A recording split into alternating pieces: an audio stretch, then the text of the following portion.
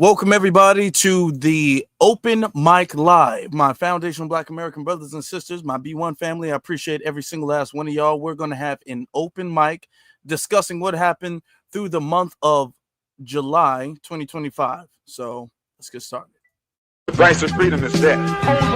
We're coming to get our check.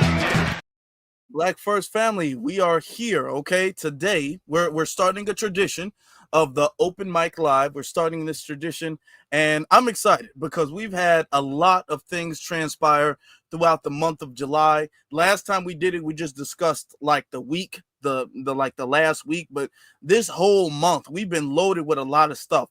And I want to get started. Let me just kind of give you guys a little bit of, a little bit of stuff that I've been noticing. Okay, so starting off, we totally do understand what happened with Essence, right? We understand the failure that was Essence. We totally understand that. We totally get that. Yeah, Essence was a complete failure. It was absolutely terrible, and it was and they tried to take the foundational Black American culture and then replace that with African themes and African cultures and African all of this stuff. All right, that's what they decided to do. That's what they did.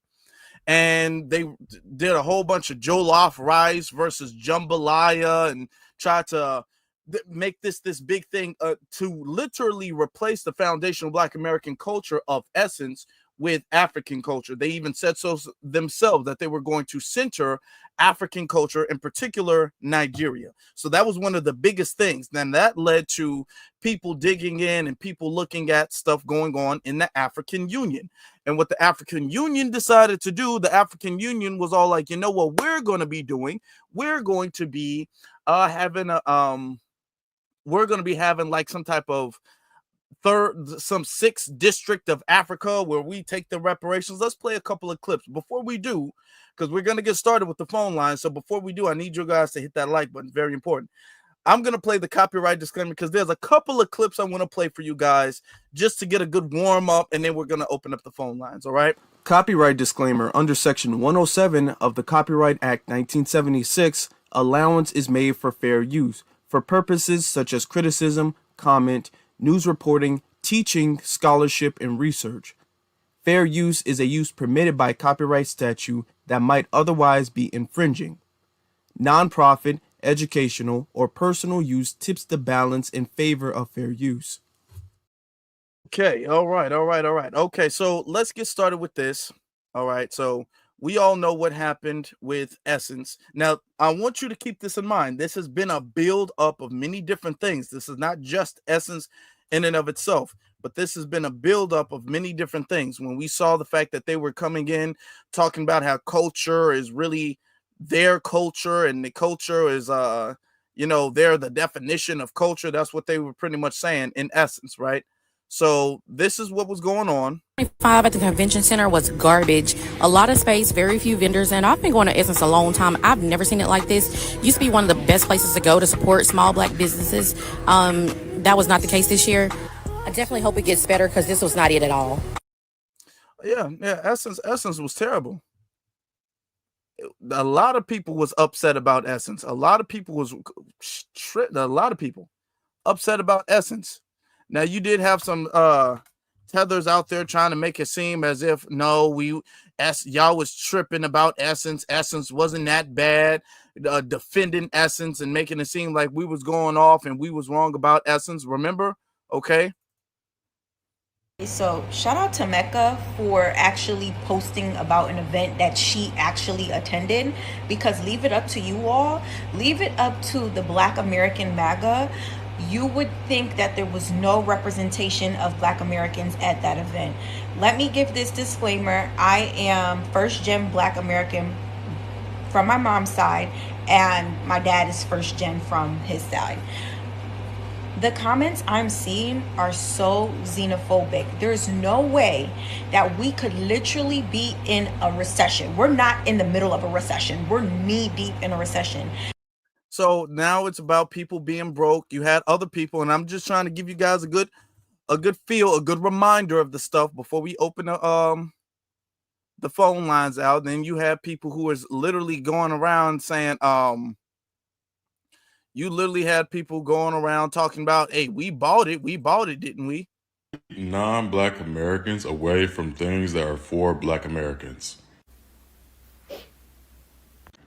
Why is there a Jollof versus jambalaya competition at Essence Fest? Because this is the owner of Essence Fest. And as you can see, he was born in Liberia. That's not Mississippi.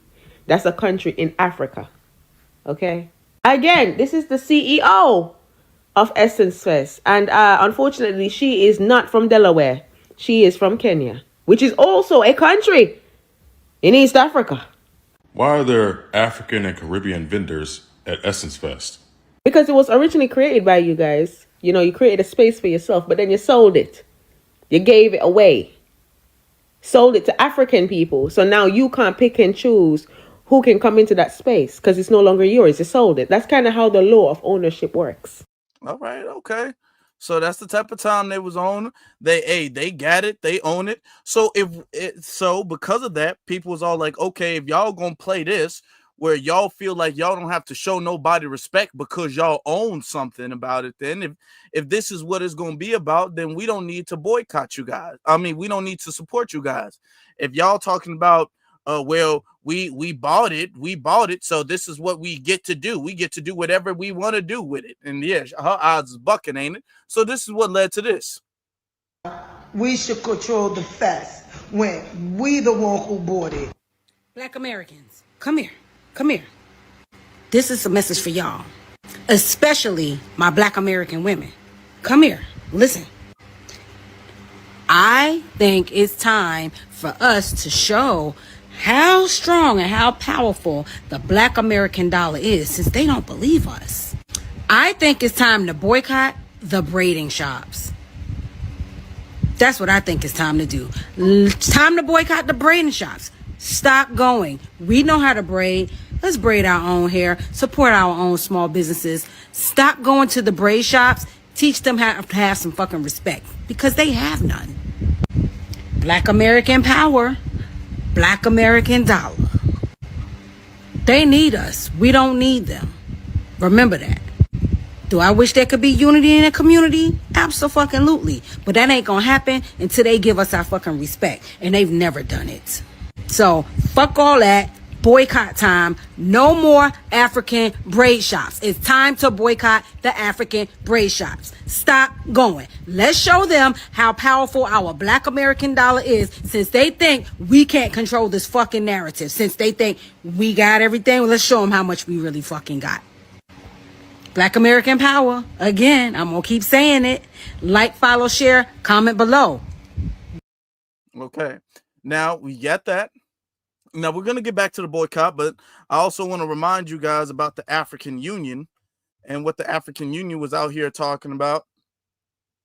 Out here trying to include America with their little cartoons and stuff like that. Remember this?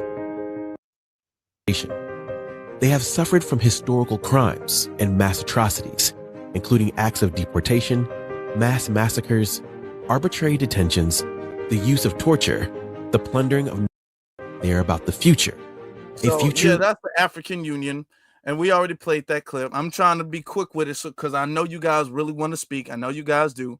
Also, some breaking news. Now, it's not really breaking news, but everybody's favorite Hindu Indian, or at least favorite Hindu Indian, Kamala Harris, has decided she is not going to be running for governor of California in 2026.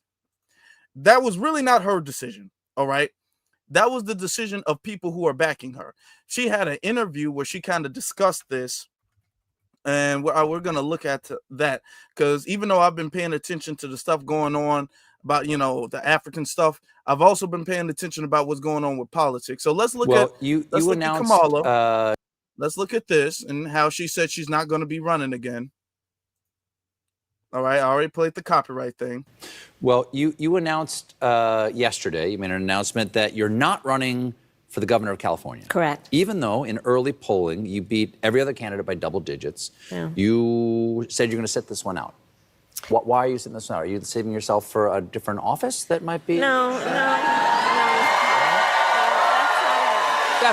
I'm gonna be honest with you. I'm gonna be straight up honest. I'm not gonna take too long, and I keep saying that she doesn't have a chance of being the governor. Her reputation is trash, is dirt. Okay, this is the mainstream media making it seem like Kamala has some much bigger, stronger audience than she really does. They did that when she ran. All right. They made it seem like everyone across America just loved her as a role model and an icon. They keep on trying to make it seem like she's more loved than she really is. So they have a cue where they tell the crowd to clap and cheer and all of this stuff. They always do that stuff. They always do that. I'm gonna be honest. She has no chance of being the governor, okay, of California. Now, the governor of California, Gavin Newsom's time is up, and nobody likes him, so we don't know what's going on there. But I'm gonna be honest. Even though she don't get a chance of being a governor, she got a better chance of being a governor of California than she does being a president. You think she's trying to save herself for 2028? Are you insane? Are you insane? She would be insane if she thought she was going to run again. The reason why she's not going to run again, brothers and sisters, is because in order for you to run into politics, for you to announce a run, what politicians do before is they make sure all their ducks are lined up. Okay, all their ducks are in a row. So they talk to the donors, they talk to certain venues, they make sure they have support of different people before they even announce their run. They already make sure their ducks are lined up. So before she runs anything, she has to make phone calls to make sure she has at least a baseline of guaranteed support. So as she's making these phone calls, they're saying there is no way we are going to donate to you. There is no way we're going to support you. We threw money down the drain supporting you with your presidential run. You're done as far as we're concerned. A lot of the donors are pulling back from everybody in the Democratic Party. So she doesn't have the backing to support her run. She's making it seem like, oh, I'm tired and I just don't want to do it no more. She don't have a choice. That's the reason. That's the real reason. What everybody obviously. I know, but honestly, obviously people project onto their I hopes and understand. dreams. And honestly, that it's more perhaps basic than that. Listen, I am a devout public servant. I have spent my entire career in service of the people. And I thought a lot about running for governor. I love my state. I love California. I've served as just elected district attorney, attorney general, and senator. But to be very candid with you, when I was young in my career, I had to defend my decision to become a prosecutor with my family. And one of the points that I made is, why is it then when we think we want to improve a system or change it, that we're always on the outside on bended knee or trying to break down the door? Shouldn't we also be inside the system? And that has been my career. And recently I made the decision that for now, I don't want to go back in the system. I think it's broken. I think there's so much, there are so many good people who are public servants, who do such good work, teachers and firefighters and police officers and nurses and scientists.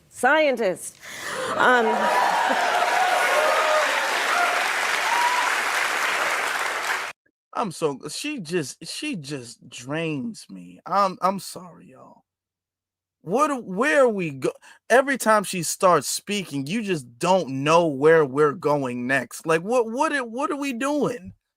Where you just get to rambling. Oh my God. And so it's not about them, but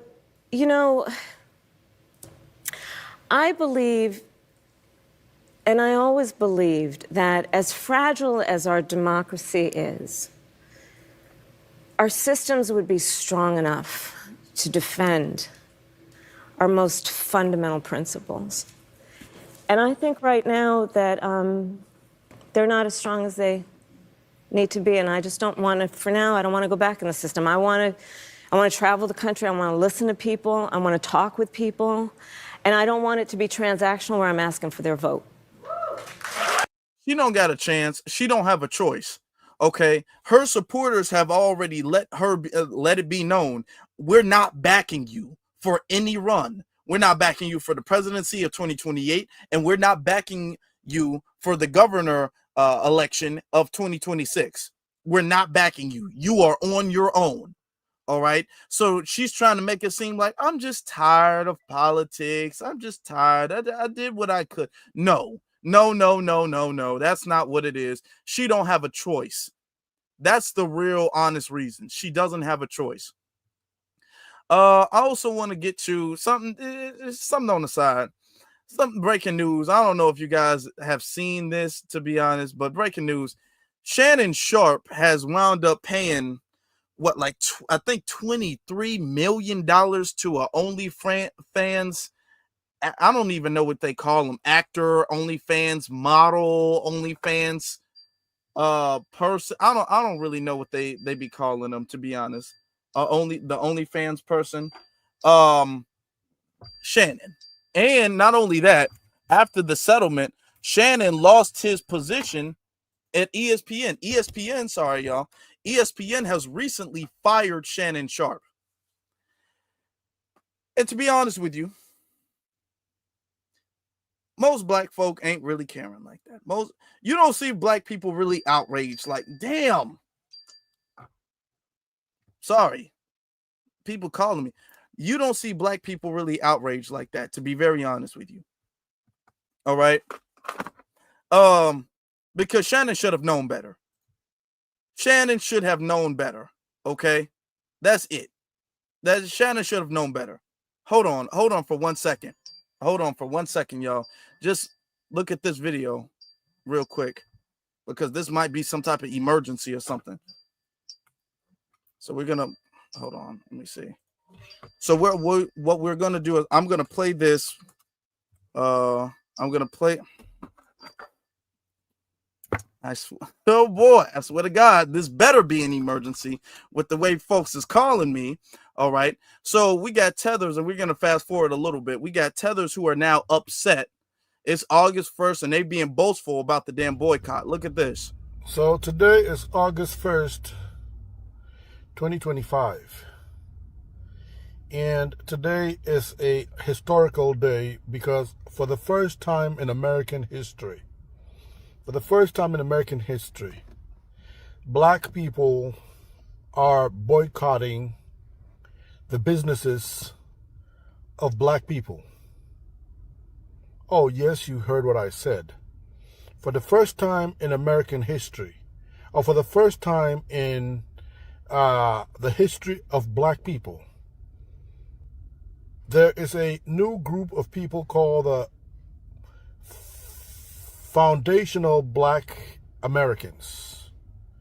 These are black people who claim they are the Native Americans, or they are the Indians, because the Native Americans we know are the Indians, and they are the Indians now.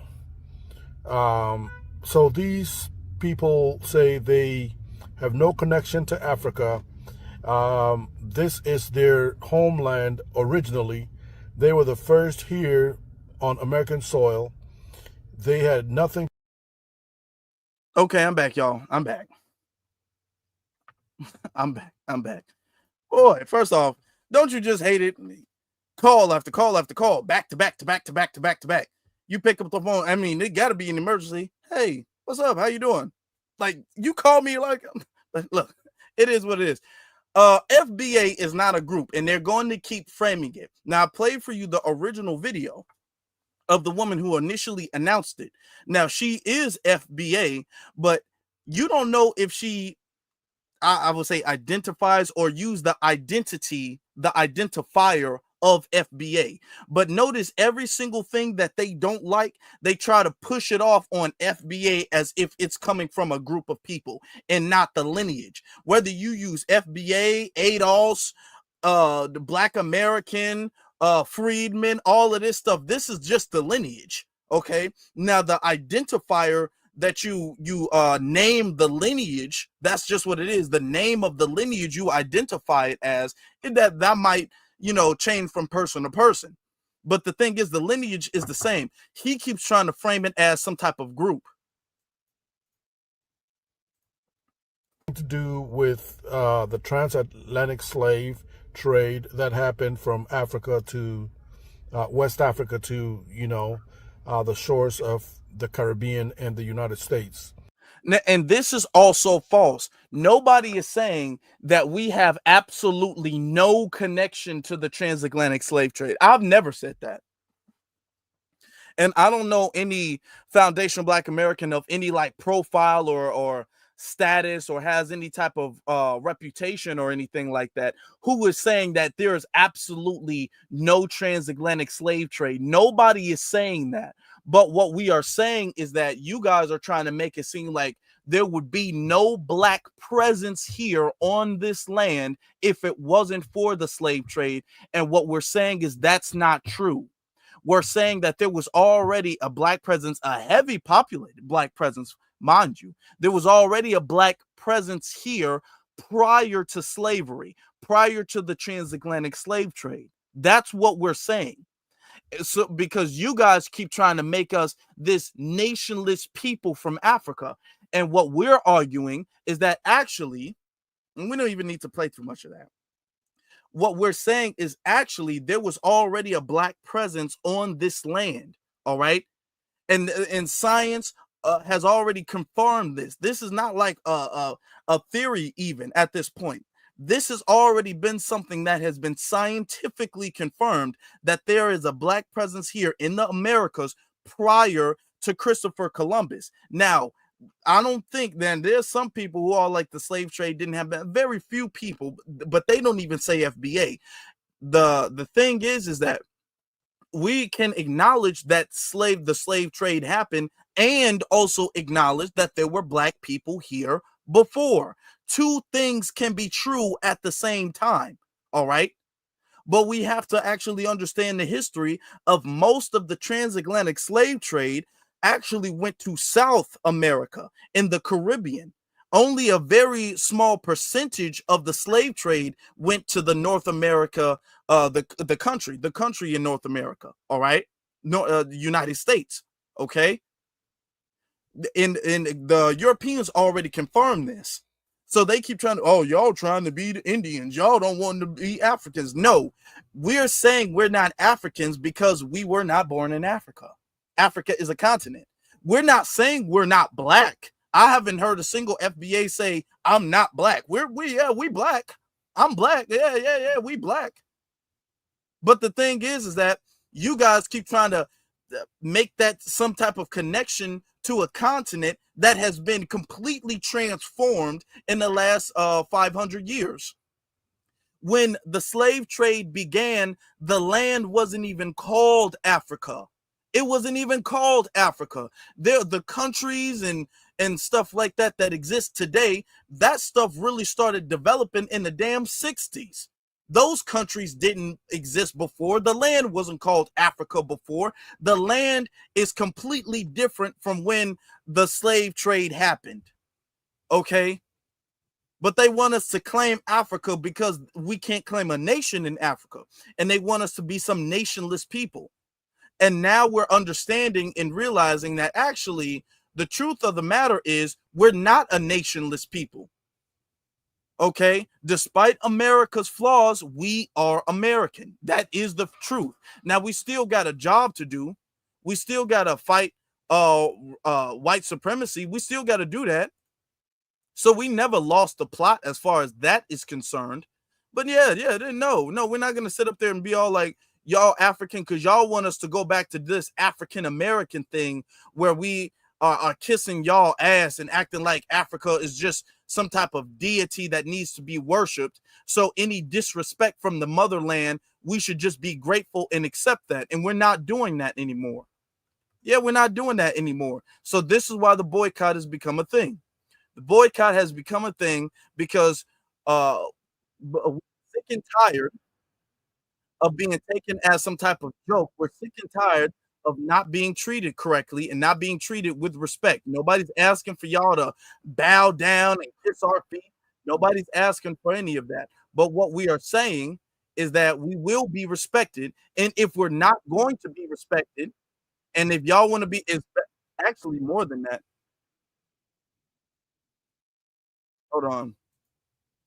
If hold on. I'm opening up the phone lines right now. Okay, hold on. Okay, hold on. Okay, there we go. There we go. Hold on. So yeah, if you guys think that the if sorry, the point and the number is up here. Okay, the point is we're not a nationless people. And we're not a people who's going to accept disrespect. This is about y'all not being on code because it's more than just disrespect. I want y'all to understand this. This is more than just disrespect. Largely speaking, they're not on code. And by them not being on code is damaging us.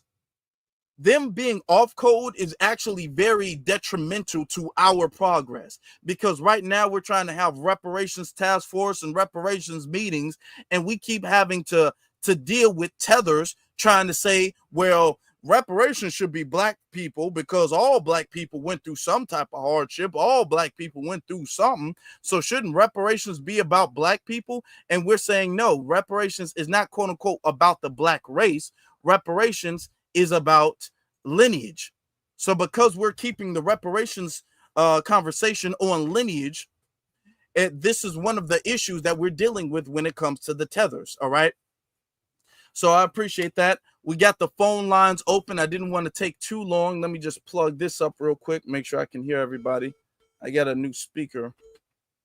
I hope this is pretty cool.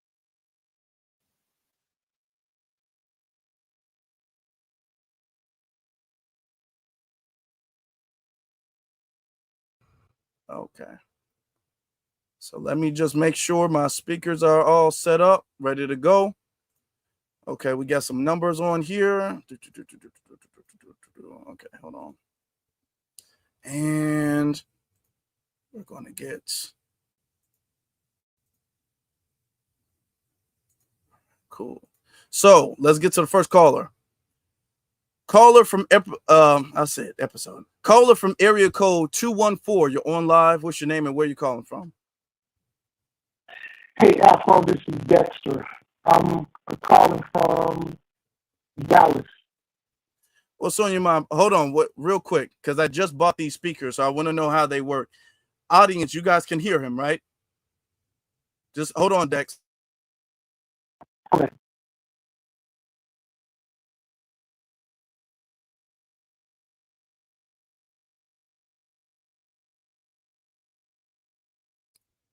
Well, I think they can hear. You said no. Hold on, you guys saying you can't hear him? He's calling from a dead zone. Glad. Hold on, King. You guys, I just want to make sure you guys can hear him. Okay, he sounds choppy. Can you hear me now? Sounds choppy. Is janky. It's choppy. Okay, okay then. Hold on. Can you hear me now? Hold on. Let me see something. I guess we're gonna have to move that. Okay. Dex, can you say something now? Can you guys hear him better now? Yeah. Okay, hold on. Don't say anything. Dex, can you guys hear him better now? If you guys can hear him good, put a thumbs up because this is a little delay. Okay. Put a thumbs up in the chat room, okay?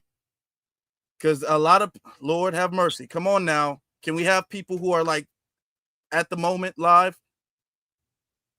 Okay, everybody, there's a lot of thumbs up in the chat room. All right, then. Here we go. Go ahead. What's on your mind? Hey. I want to make this brief, really, really brief.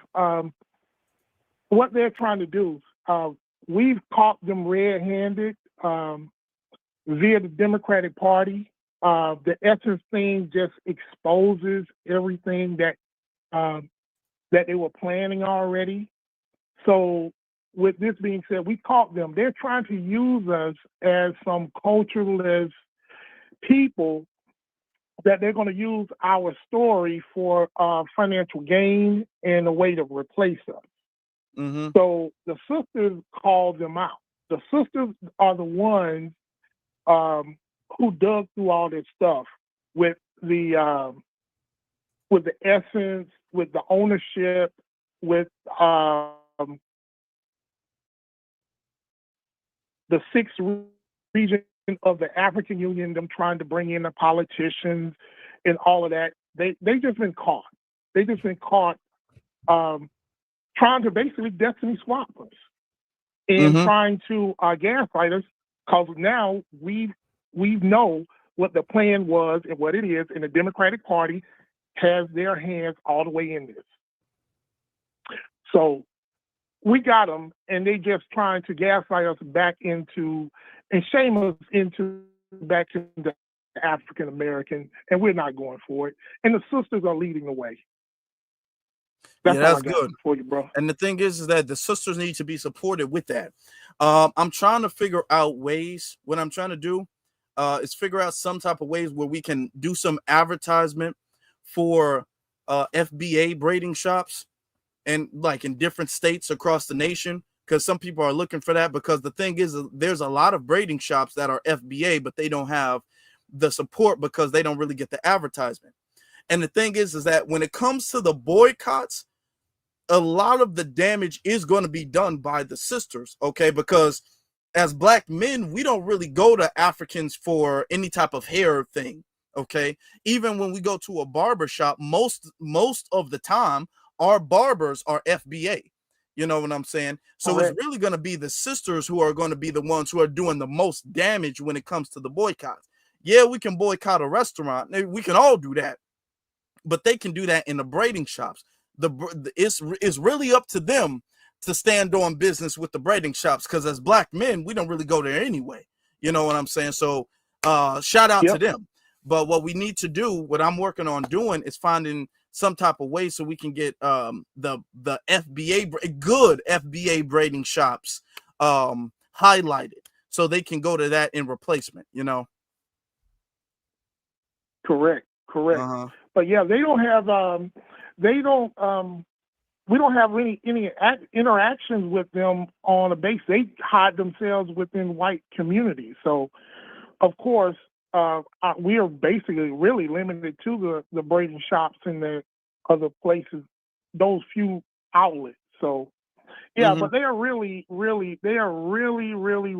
trying to use our story, because that's how they're getting funded. That's how they're getting these political offices through the politicians. And they want to, which is more critical, is they want to have a say-so in our reparations, which is the most dangerous part. They want to have this. That's why the 6th region thing is a problem. Even though they don't have power, they want to do like that Coleman Cruz, Candace Owens panel, is to downplay our reparations. Yeah.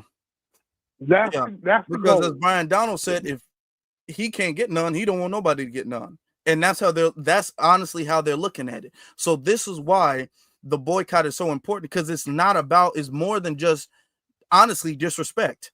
It's about you guys being a damn liability to progress, and you guys being a collaborator against us. All right.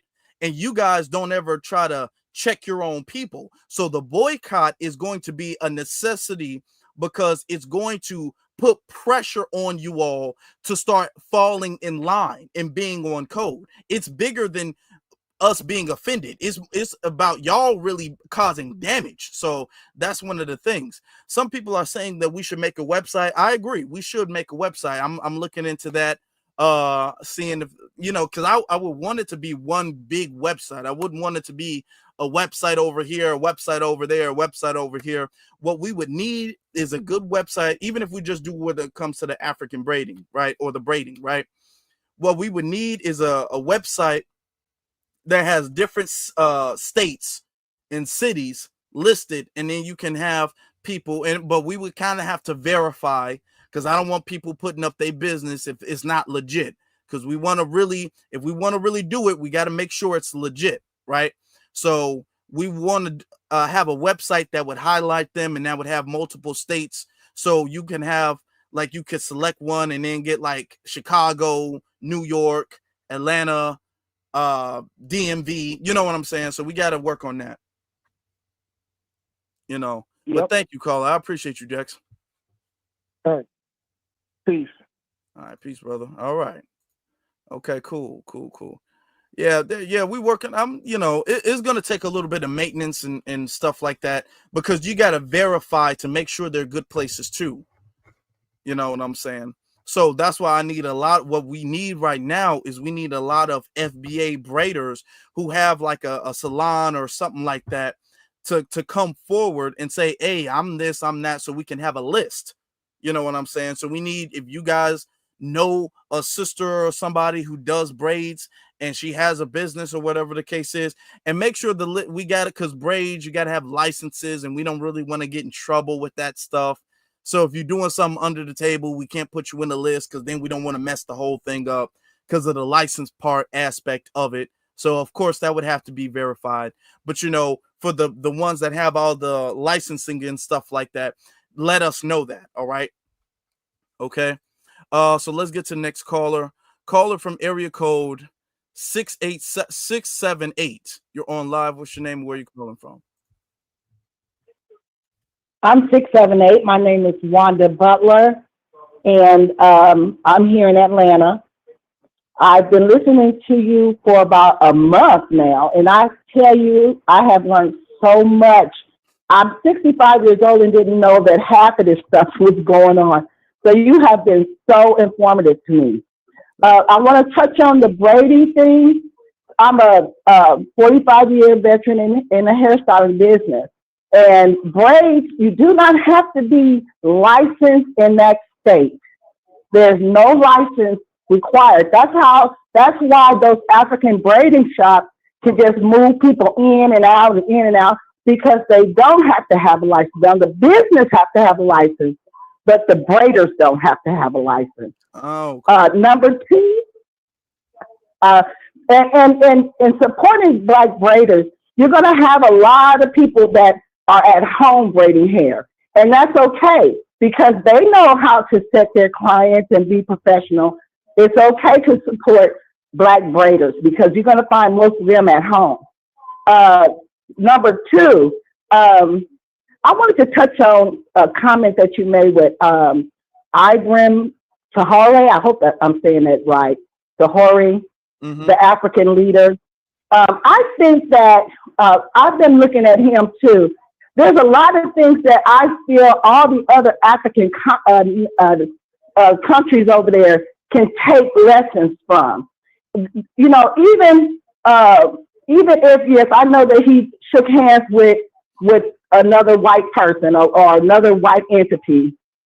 He was there to help teach his country. His people needed to be taught how to use these equipment and how to build themselves up. So yes, he did that, but he did not take no money. You see what I'm saying? He just wanted to help his people. And if they get more leaders that way, I think Africa could become a great nation. And I love Africa, I do, but I love my people here. And I understand where I came from, and my grandparents came from, and my great-great-grandparents came from. They came from America, and we're proud of that. I have pictures of my father being beat up, behind, just being Black. So I understand that. And we're not going to allow somebody to come in here and step on our toes and talk to us like we have no kind of sense and like we're just nothing. So you guys, especially you, Alpha Elite, you keep your head up, brother, and don't you let nobody, and I don't think you will anyway, not when you get upset, you get upset. I don't think you're going to let anybody step on your toes. But you go ahead on and keep doing what you do, and FBA forever. Yes, and ma'am. I'm done. Thank you, and I appreciate your support. Thank you. All right. So, okay, that can be that's also that can be a thing too, because I do know as far as breakdown. Now, I didn't mean about the business. You don't really have to be licensed. That is true. You don't. Let me correct myself. Okay, I'm talking about like as far as business is concerned with the taxes and stuff like that. You don't have to be licensed to do braids. That's our culture. We do braids at the crib anyway. As far as the business side, like going into a salon and a hair salon, right? That's that in order to like have a actual business and stuff like that and dye hair and all this and that. Okay, but we can actually have a thing where people can. That's another good idea. I'm glad she called, because we can have a thing where people can like come in and they can like advertise if they do something in their house, in their basement, in their bedroom, even whatever the case is. We can do something there where we can actually kind of help those sisters out. You know what I'm saying? And I mean by that is like get them a nice professional chair, get them some like really like make the, even if they do it in their bedroom or in their basement, like make it like really something straight, like get the lighting, get the mirrors, get all of this stuff, and whatever the case may be, whatever you, I mean, I don't be going to Braden's shops, but whatever y'all sisters, y'all know what y'all need. So there could be a thing where it could be like a thing where the community puts their money together and then helps out somebody so they can kind of deck their, I guess, house out so they can bring in clients and stuff like that. You know what I'm saying? Have everything, have the equipment necessary or whatever the case may be, you know? So that can be something we can look into too. That's definitely something we should be able to look into. All right, caller from area code 912. And before 912, before you go, I'm just trying to come up with ideas as a male who doesn't go to braiding shops at all. So you all know more about that than me. I'm just trying to really come up with some good ideas. All right. Caller from area code 912. You're on live. Hey, what's going on, Afro Elite? What's going on, brother? How you doing? Doing pretty good, man. My name is Tyrone Polk. I go by Tyrone Polk Freeman on social media. Yeah, man, I've been watching you for a while. You know, I've been plugged into the Black grassroots, you know, watching everyone, you know, the usual names, you know. And I like what you all do, especially you in particular. See you holding down a lot of those spaces, man. I'll be catching the playback as well. But to get to the point, it's been very interesting, man. It's been unfolding with a lot of this stuff, you know, with African and Caribbean immigrants and us, man. This stuff is definitely deeply rooted. I want to touch on two things. So one, I used to be a Pan-Africanist. Went to Ghana twice, everything, you know. And it is true, man. When you go over there, man, it's a huge finesse, man. From Cape Coast to Elmina, everything is one big hustle. Now, to be fair, the Ghanaian people were very nice, very friendly, but it's just like they just view you as an American. They just see you as like a dollar sign. So it's kind of like off-putting, you know. It's like as soon as you get off the airport and you kind of, you know, go to the cabs, it's just like it's bum rushing you, calling you a Bruni, which basically means like white man / foreigner. So it's kind of like you know, you in this Pan-Africanist vibe, you're like motherland, I'm home, and it's just like this is very off-putting, you know what I'm saying? So that's just like, you know, I want to tell you my experience with that. The other thing I want to talk about is what all these groups are doing, man. I seen this when I used to live up in New York City. I lived there for about 10 years. I'm originally from the West Coast.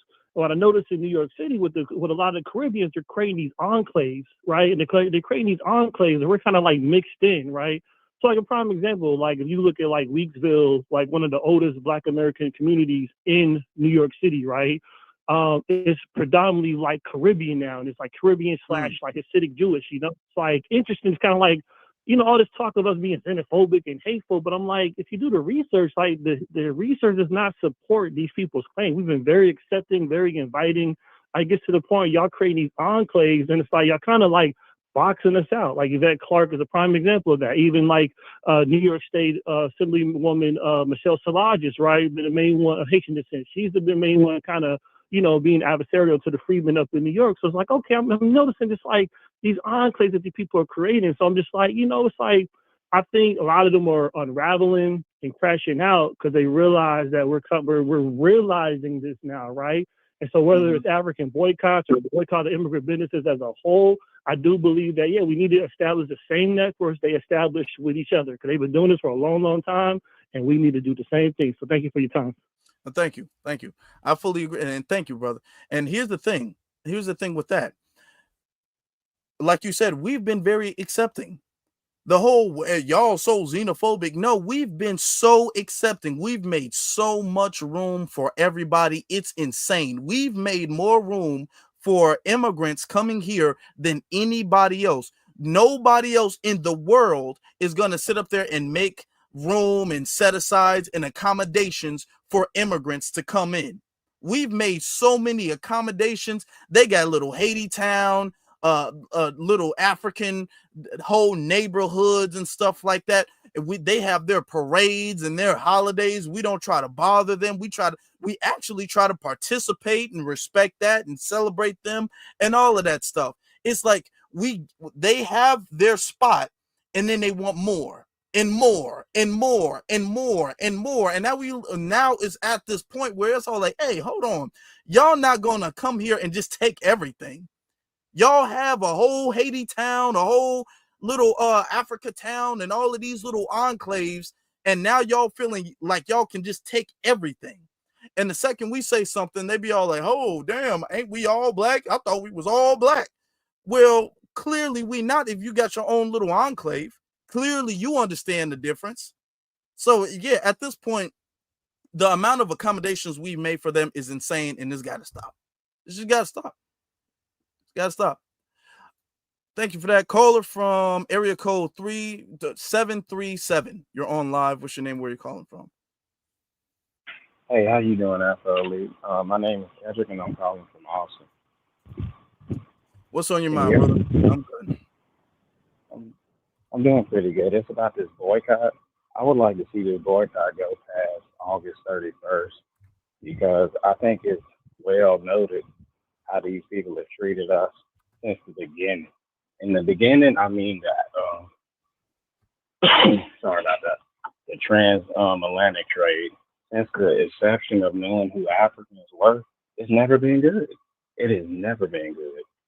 So I don't see why, for the longest, we thought these were our friends or allies or, anything. Because the history shows no, they aren't.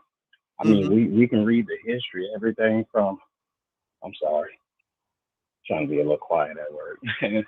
But everything from the forgetful tree, from selling us to the that little castle that they sold us from. You know what I'm saying? There's never been a history of, hey, love or acceptance or, hey, these are our people. So, to be honest with you, I think as Black Americans, I think we need to look a little deeper. Why are we trying to look for an ally when history shows we've never had one? So I would definitely like to see us dig deeper into this boycott and like look at actual American history and show we've always been all we've had. Just us. Just us. Every time I look at these civil rights movement pictures or anything, where the Africans or Jamaicans or anybody at? No, but that was us. And again, when Malcolm X, he went to Africa, correct? Martin Luther King went to Africa, correct? They asked for help, correct? What did they say? So they it told just them it gets wasn't down their to a problem. point. Yep. Yep. So it just gets to a point. And again, I think we really need to study because I haven't been to Africa, but I've been to Pakistan, right? And when you go to Pakistan, I mean, there's the way. At first, when the Pakistanis were talking about, particularly the Nigerians, I was like, oh my goodness, these people are racist. But they're over there too, right? And dude, they're like in these enclaves, and all they do is try to copy our culture all day and try to it just seems like it's con time all the time with them. You see what I'm saying? I think it's like a group of people that we just don't know. But since they look like us, we've always tried to be with them. But all the history shows that they've never liked that. I mean, you know what I'm saying? I mean, to the point, how different is it from white supremacy? Well, I think I would love, for example, my little girl, she's 4 years old, right? I'm putting her in braiding classes. That's how serious I am. She needs to learn to do her own hair. So we can learn to do our own hair, and who knows, when she's a teenager in my area, hopefully she could be the main braider or whatever. We need to get back to that because, for example, even as Black men, we used to build our own houses, do our own landscape, and all that, right? Papa used to do all that. And then, that's, brick masonry, all that. And I think we need to realize how great we are as a people and what we can do. Our sisters, who do hair better than Black American women? I mean, seriously, Black American women do the hair the best out of anybody. And we've allowed, and then another thing about our culture, when we allow Caribbean Africans to get into it, is watering it down. We have to understand that. You're watering the culture down with them being in it. And that's not me being xenophobic Or that's not me trying to say, hey, they're not people or nothing like that. But can we be honest? Since 1965, has the culture got better or worse? Hasn't gone We better. just have to be honest about that. And it's not because, hey, and it's not because, hey, black people just don't get it anymore. We've been invaded. And we have to be honest about that. And the Asian shops, right? From all the from all the Mexican restaurants that are there now, and to all the Caribbean and black people that are outright trying to replace you. So yeah, we have to look. It doesn't matter if you're from Chicago. It doesn't matter like I'm from Austin, Houston, Los Angeles. Dude, we're all we got, and we better understand that. Okay, so not loving us and trying to love us, because again, the protest started today, but I'm still seeing too many black Americans. Well, if they're nice to us, we ain't got to boycott no more. Why not? No, don't go back. Don't go back. This is something we can do. Like, do not go back over there. These people do not like you. We got what 500 years worth of mistreatment from them, right? So what more examples do you need that these people for you, and that we need to look deep inside and get going? Because to be honest with you, Afro Elite, I really appreciate people like you, because this is final countdown. If we don't get it right this time, we're done. So I would love to see the people get it together and never go back to those shops again, to be quite honest with you, because we don't need them. And to be honest with you, they're the watered down version of us when they come over here, or really over there. If you can't do it on the continent, how are you going to come over here and teach us anything? And we need to develop that attitude. Again, I'm a Pan-Africanist. I was a Pan-Africanist. Right? I think most of us were. You know, I love you about Malcolm X. Come on, we all grow up under that. Khalid Muhammad, all that, and they all have said Africa. Now, now that we know this new information and stuff, I think it's really time to bring it in and go ahead and just do. I think it's really getting time for a culture war altogether. But leaving them alone is key. I would like to see us boycott them past August 31st. Afro Elite, keep up the good work. I'm gonna go ahead and make room for other callers. Thank you. Thank you. Because we got a lot of other callers. I appreciate you, brother. But yeah. And see, the thing is, like he said, a culture war, because this is what we've needed to happen for a long time. We've needed this for a long time, and we're starting to develop this. We used to have this thing where all black people, we all got to stick together because we understand what it is. But now we're seeing that, hold on, like I keep saying, where is your loyalty? Where is your allegiance? What does your allegiance mean to you? Because now we're starting to understand some people, despite them being black, their allegiance is to their own little immigrant ethnicity. Okay, you got some people, despite them being black, their allegiance is to some political party, whether that's the Democrat Party or the Republican Party. All right, some people, despite them being black, their allegiance is to what's best for their bank account. All right, so we got people whose allegiances is to different things, and we just assume that because you're black, or yeah, some people's allegiance is to their sexuality, some people's allegiance is to their gender, some people's allegiance is to something else. And we have had this thing for too long where we just assume that because you're black, you get it. And because you're black, your allegiance is to black people. All right. It's to black empowerment. And now we're realizing, hey, everybody ain't on that page. So now what we got to do is thin the herd. That's what we've been doing for the last few years. This is why the Democrats are falling off, because they are used to just putting a black figurehead on an election board and us saying, well, I mean, they're black, so they need to be supported. And now we're starting to realize, hold on, wait, where let's do the paperwork check. Where's your allegiance? Okay. Let's see where your allegiance is. If you say your allegiance is to the Democratic Party, the Republican Party, to your gender, to your sexuality, to your bank account, to your immigrant community, you can't come in the juke joint. Remember the movie Sinners? The problem started when you started letting folk up in the juke joint who had no business being in there. That's how the problem started. Now we're starting to learn that. Ryan Coogler he knows about FBA. He made that movie for a reason. All right. Let's get to the next caller. Caller from area code 7718. Yes, my name is Deborah Johnson, and I'm 80 years old.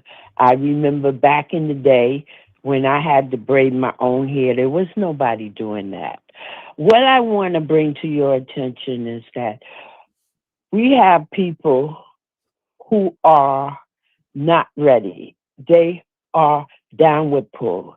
We have to ask ourselves, is this their culture that we're dealing with? We are dealing with negative energy. And this negative energy has affected us like a virus. And what I'm trying to say is that there is no commitment, no concern, and you have to ask yourself, is this why Africa is the way it is? Because when they get together, they go against each other, and then they come here and they do the same thing with us. They don't see anything positive. They don't know anything positive. They just grabbing stuff and running. And that's what they do. And people want them to go wherever they want to go. No matter how much we love, we show them it is not going to work. Now, what I would suggest for the sisters that have issues that can't find a braider or anything as an emergency, do you know for $100, you could buy a braided wig? You know, if you have hair problems, whatever your issue is, if you could buy it for $100 on Amazon anywhere, and nobody would know. It's all parted and everything, and you look at it and say, what the hell? A matter of fact, a lot of people are walking around with them now. Now, what happens? You don't have to spend your time with the braider.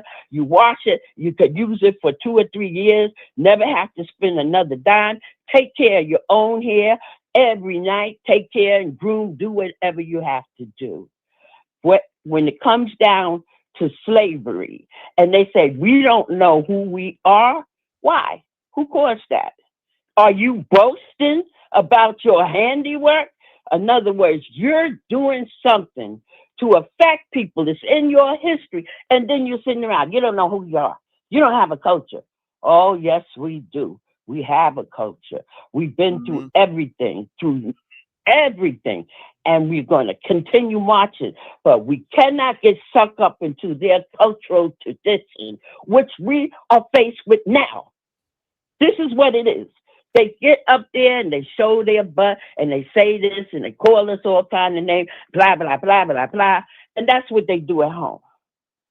And then when the economics and everything and everybody's coming over in their country taking over, then they run everywhere else. And they still practice that. So we got to ask ourselves, do we want to be consumed with this culture that they have going back? We got to prove every point, prove everything. We have proven it. That's why they're here. We have done it. That's why they're here. And we're a mighty people, a loving people. And they just keep looking at us because they can't look at the man in the mirror. Thank you. Oh, one more thing. I want to also bring to your attention that there was a documentary that was done, and you need to know about this documentary. It's called Black Hair, the Black Hair Industry Documentary by Barbie Patterson. It shows how the Asians came in and they opened up they found out what we were doing, and they copied our stuff and said nobody could have shops anywhere near us.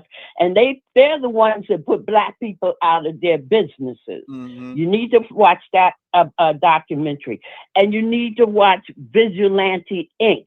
because it shows how the election was won, how people took down 35,000. One person stopped 35,000 people from voting. So this is what you need to be aware of.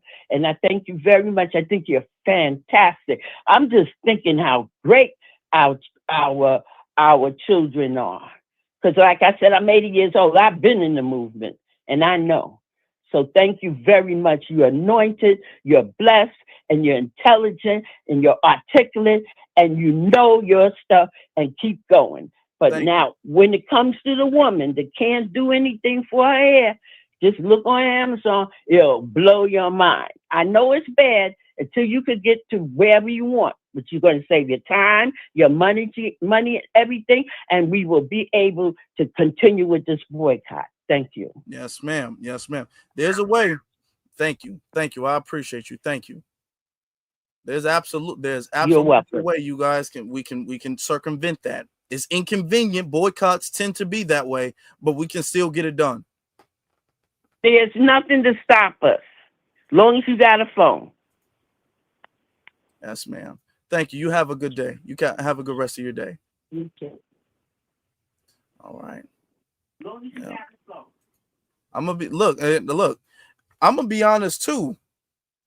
What we also need to do, if we really want to be as powerful as we could be, what we honestly need to do, we need to start stripping away the power a lot of these Asian businesses have when it comes to our hair, when it comes to Black people's hair, because Black people's hair is so unique and different from other people's hair. You know, our hair needs different moisturizers.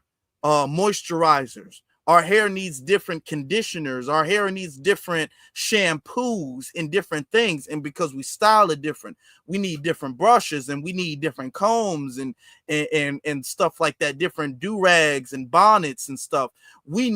Our hair is very different from a lot of these places. So this is what's keeping the Asians really in power, because they got a monopoly on a lot of the hair care products that Black people need to maintain our hair. All right. So what we need to be focusing on, since we're in the conversation, I'm not talking, this is besides the boycott of the Africans, but what we also need to be focusing on is we need to be focusing on stripping that monopoly that the Asian community has on Black hair care products, as far as I'm talking about the weave, the wigs, the shampoos, the conditioners, all of that stuff. All right. Because the only reason they stay in power is because they are able to buy it wholesale, because they shop with each other. All right. So, but maybe that's a conversation for another time, but we need to be working on that as well too. All right. But let's get to caller from area code 929. You're on live. What's your name? Where you calling from? BX from the BX. It's BX for B next. What up, Afro Elite? Hey, BX, how you Your doing? mod. I'm fine. I had to call in for this African business boycott. Oh my God. So I just want to tell everybody thank you for your support. Thank you for getting the word out, especially you, Afro Elite. And I want to tell everybody, you know how our men, especially FBA women, our men say, stop supporting the Asians. Well, here's the play. When I first decided that I was going to boycott the Asians in 2016 because they nationally protested to keep Peter Ling out of jail after he unalived a Kai girlie, right? Mm-hmm. I started going to the African hair braiding shops in Harlem, and I was feeling good because I was still on my Pan-African tip. And I'm like, oh, all Black people. So you had your Afro-Latinos, your Black Americans, your Africans. And so as I'm sitting there, a bunch of Asians came in with a duffel bag, and they go over to the African braiders. And that's where they exchange money for hair. And I said, Dad, this defeats my purpose, right? Oh, wow. It did take me yes, they're supplying the Africans. So if we properly, boycott the Africans, we will impact the Asians. Hear me out, because it's going on in Harlem. That's who's supplying. You know, when you come up onto, for my New Yorkers in the chat, you go to 125th Street, you walk down the block for a little while, you see the Africans outside saying, come, come, come. They walk you upstairs. It's a big open floor, and maybe 8 braiders. It's pretty large. And the bathroom's always a mess. You know, the hair shops in the beauty salons, their hair shop bathrooms don't look too good. So you got to have an idea of what I'm telling you. Pay attention to who comes in when they run out of hair. It's the Asians. So if we properly Right. If we properly adhere to boycott guidelines, we could affect two demographics that desperately need to be boycotted because they're disrespectful to our community. I do understand that Californians are telling me the agents are helping them out with reparations. Shout out to them. But as a collective, in New York, they're really not our friends, right? But they get everything they ask for. A hot tip line for Asian hate, like they tried to say that we were the face of harming the Asians. So we impact two industries, not to take up a lot of time. I just wanted to tell the people that boycott the Africans, you hit the hair vendors, which will probably more than likely be the Asians, as I saw in Harlem. Also, we're being railroaded at every reparations committee meeting. I ask y'all to stay checking your state website to see if your reparations hearings are coming up and stay involved. Even if you don't rally for legislation, stay involved. They take written feedback. Now is the time for us to band together. We cannot coddle people anymore because they're not coddling us. And as long as we're silent, we are silent victims. Don't feed into that victim mentality mess they try to tell us, right? Because they try to tell us that we want handouts for everybody showing up to our reparations meetings with their handouts. And it's getting on my nerves. Everybody's trying to tether on any way they can. But the sad part is the same people we voted into office, they're really securing wins for their people. And FDA is basically facing benign neglect. And y'all can start with researching all the congressional caucuses that's out there. Take it the Caribbean, the Haitians, the Africans. Then ours, the CDC. They got the Cultural Caucus, all this stuff. And Yvette Clarke is the name to look out for because she's a chair of some. And Maxine Waters is on the Caribbean Immigrant Caucus too. Why? Is she Caribbean? So these people are monopolizing the government caucuses and we're not receiving advocacy properly. Everybody wants a piece of our reparations, but they're speaking against it and nobody's whispering against Tara Cohen. You get it? Not even us. We want them to just save money, but they don't want us to have nothing without them. And that's wrong. And so I'm frustrated. I had to call in just to say those things to your YouTube family because on TikTok everybody knows what I speak about. But I wanted to put this on the forefront to your YouTube followers. Yeah. And thank you. I'm definitely keeping track of all of the stuff going on in New York as far as that the reparations thing. And this is another problem. This is why delineation is so important, because what a lot of these people do, they'll get to double dip. So they're in our reparations, like on the boards or the task force meetings or whatever the case is. And then they also have another interest, which really should be considered a conflict of interest. If you're on a advocacy board for immigrants, but you're also on an advocacy board for Black Americans, okay, that should be considered a conflict of interest if we're going to be honest, because we got a lot of the same people on the boards of quote unquote what they call new Americans, and then they got them on the boards of Black people. So what they tend to do is they use their leverage, their political leverage, to give all of the resources towards immigrants. And now we're starting to peep game on how these immigrants seem to be really getting everything. And it's something that, here's the truth, it's something we always kind of knew, but we didn't have proof of. But now we really got proof of it. Because we always like, how did you get that store? How did you get that? And they didn't say anything, all right, because it was supposed to be silent. But we always kind of knew that they was getting helped out. We always really knew that. But now we got proof of that, and that is not because they work so hard and they're so smart. That is because the government is helping them out, all right, and they're playing in our face. So this is why, and I'm so glad we stopped with the Black and brown and minority and people of color. Because that's the beginning of it. That's the beginning of it. So I'm glad we stopped that. Now we need to go a little bit further. We need to do a little bit more. All right.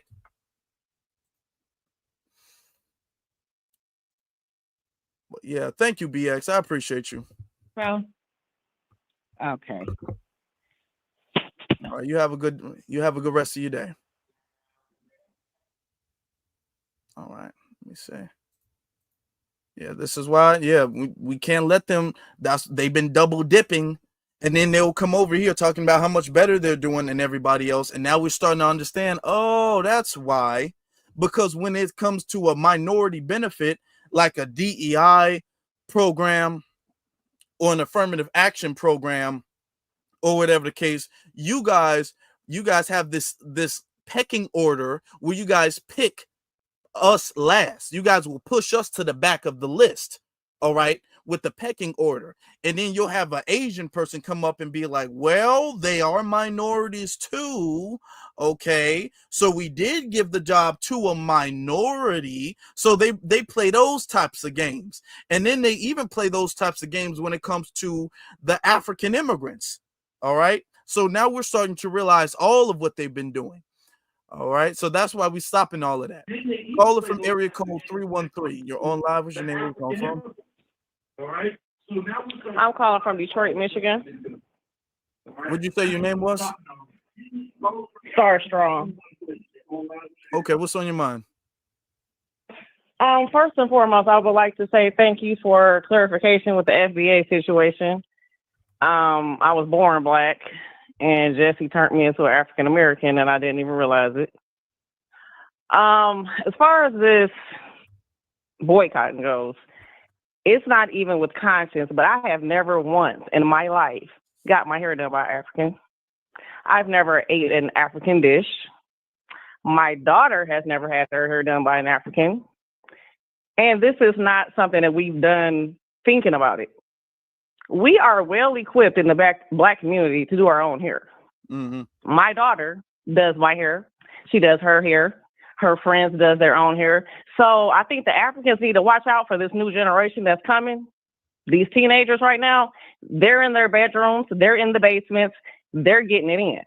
I really have no malice in my heart. I don't. I hate that I see what I see. I've been doing a lot of researching on YouTube, TikTok, just watching relationships between the diaspora and Black American. And it's like there's a big green monster, envy and greed. That's what I'm getting. You hate us, but you love us.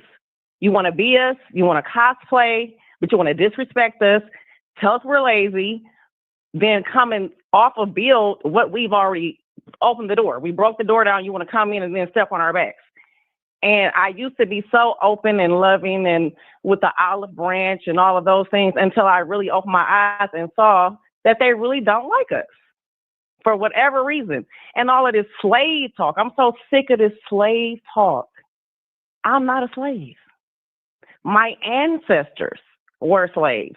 But before they were slaves, they were their countrymen. They were tribal. And from what I'm hearing and knowing that I'm further educating myself, they were part of us coming here. They helped to sell us. I did not know that. This whole time, I've just had a cover over my eyes, just thinking, oh, black, black, black, until I've gotten out in hospitality. Look just as black as me until he opened his mouth. He was Dominican Republic. I'm no black, me no black. And I'm like, oh, okay, my bad. I didn't know I was disrespecting people by telling them they were black. Okay, I just assumed we were all black. That's what a lot of us black people thought until the internet came and a lot of information started coming to the forefront because a lot of things was not told to us. I have no malice for anybody African. I know that when I look at my skin, my origin is African. I don't need to be told that I'm an African American. They don't need to be told that they're an African Caribbean, an African Jamaican, an African, none of that. So I don't need to be told that either. So I am full-fledged with FBA. I'm very proud to consider myself an FBA. I come not only from slavery, but I am also Eastern Pequot Native. So not only did my people build this, but this is my land and my people built this. So I feel very passionate about when somebody come for us. I love what you're doing. Thank you. I'm inspired. I plan to do some commentary of my own. I have a lot to say. I'm not going to eat up your time. You know, I know you got a lot of people waiting, but I appreciate you getting me in here. And I'm here for it. I'm here for it. And then thank you. And I'm going to let somebody else take the mic. Oh, thank you. I appreciate that. Thank you, sister. Getting me in here. Appreciate it. I'm gonna say this real quick. Something that's in our culture is we don't really, and now as a black man, I go to barber shops or whatever, so I get my hair cut. I don't really get it braided. I have before. My mother's braided my hair a couple times before.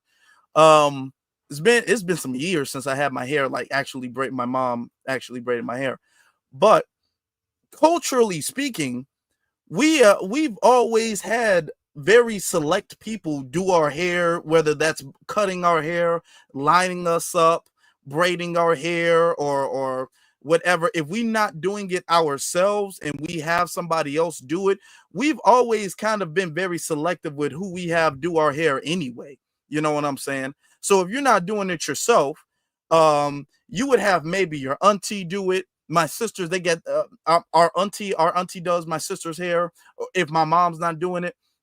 You know what I'm saying? So your mama might do it, your auntie might do it. Even for black men, you might know somebody who's a barber, but and when it comes to black men, your barber is like your bar. We make jokes about it. Your barber is your barber. You know what I'm saying? So that's, if you need your haircut, you need to go to that specific barber. You don't have a whole plethora of barbers. Okay, you go to one person. Maybe if that person's booked, you might have an extra barber, a backup barber, but you got your main barber. All right. You know, and black women, they kind of operate the same way. So they have maybe one person. That's why when they go to a salon, they ask for a specific person. You know, now it's only been recently where the Africans have learned if they have 4 people on one head, they're going to cut the time down. So it's become a big convenience because the Africans have realized, okay, instead of doing one person at a time, we'll have 4 people braiding at one single time. So of course that cuts down a lot of time, and that's a big convenience. Okay. So it's been a big convenience. But the thing is that the boycott is really not going to be that difficult for us to do because culturally, we're already used to being selective with who gets to do our hair anyway. So that's not going to be a big thing anyway. So it's like going back to normal, honestly. We're just going to kind of go back to normal, go back to how we used to be doing it. All right. Caller from area code 469. You're on live. What's your name? Where you calling from? Hi, can you hear me? Yeah, I can hear you. I am calling from Dallas, Texas. I was on the phone and I just picked up my daughter, so please give me one moment. And a couple points that I wanted to make. One of the reasons why this big movement of the Africans being able to come in to our communities and open up shops is because of Mother Isis in Dallas, Texas, who got the Crown Act passed, right? When they locked her up for doing hair and the Crown Act was passed, she had to go to the Supreme Court, which allowed us to be able to honor braiding our hair because of our ancestry. It didn't say African braiding, it said ancestral braiding. So that's one that I wanted to make. When I spoke to her this week, of course, we've been talking about what's been going on, and she's our pioneer, FYI. She said to me that she has been trying to reach across the board to any of those people that will come work with her, come sit on panels, do any of those things, and they have been brushing her off all these years. So for me, I think that, in the spirit of all the things that we have done to clear the way, open up the road for others to come in, we got to come back home to our pioneers. And then the other thing that I wanted to mention, because we were all kind of in the spirit of Pan-Africanism, right? They failed us. I just have to say it. And I also brought that point up because right now we're embattled with a doctrine that was pushed by our leaders, and they're all silent. Okay? I don't agree with that. I don't like it. And last night, when I was looking at the panel with Vicky and all of them on there, you can clearly tell who is boots on the ground, who truly really know what's going on, as opposed to people who's pandering. And when I say pandering, I'm not saying that those aren't their points, but there's something that's in it for them. Meaning, I need to be able to travel. I need to go to Africa. I need these to be my friends. I need, I got a boyfriend or a woman or, all of these particular things at the expense of overlooking the pain and the suffering of your own people, the cries that your people are literally saying this is what's being done. And so if anyone comes and talks and they haven't seen the thing, understand truly what's been going on, I just decide that I won't even be speaking with them. Okay. So in my household, it is, and probably a lot of Black households right now, we are all going through a shifting. Me and my man, we've been kind of, back and forth because this is a disruption in what we thought. Okay. And one last point. Everyone's like, why you targeting Africans? Why, those are your brothers, da-da-da-da. Let me tell y'all something. I already knew that all them other people didn't mess with me. Okay. I've been rolling with y'all. I done let you in. I've opened up my home. I slept on the couch. I fed, all of these particular things. So the level of betrayal is not the same as other people. And the cut is not as deep as other people. And I don't think that people understand that. And that's just what I wanted to add to this conversation on today. Yeah. Well, thank you for that. A lot of people talking about that. That I know. Phil Scott had a big live stream where Vicky Dillard and Dimitri K was on. I gotta see that because a lot of people keep referencing that. I do gotta watch that to see exactly what people are talking about. But I'm gonna say change is uncomfortable. Most of the time, change is uncomfortable. No matter what you're doing, if you gotta change, if you gotta adapt, it's uncomfortable. All right. As I've been doing YouTube and everything like that, I used to know a lot of people, African, Caribbean, Haitian, even though Haitian is Caribbean, cool people. And then I got on YouTube and I was saying stuff. I was calling people out. I lost friends doing this. I got kicked out of group chats. There's people who don't talk to me no more. There's some people who get it. Some people, it was uncomfortable when they saw it. And then they started to learn, like, actually, you do make sense. And not even on the African point, on when I talk about the Democrats, a lot of people in my family were upset with me. Like, dude, are you a Trump supporter? Change is uncomfortable. But you know what I'm saying? But we need people, and I want to thank you, because we need people who are consistent enough to bring about the change that's necessary.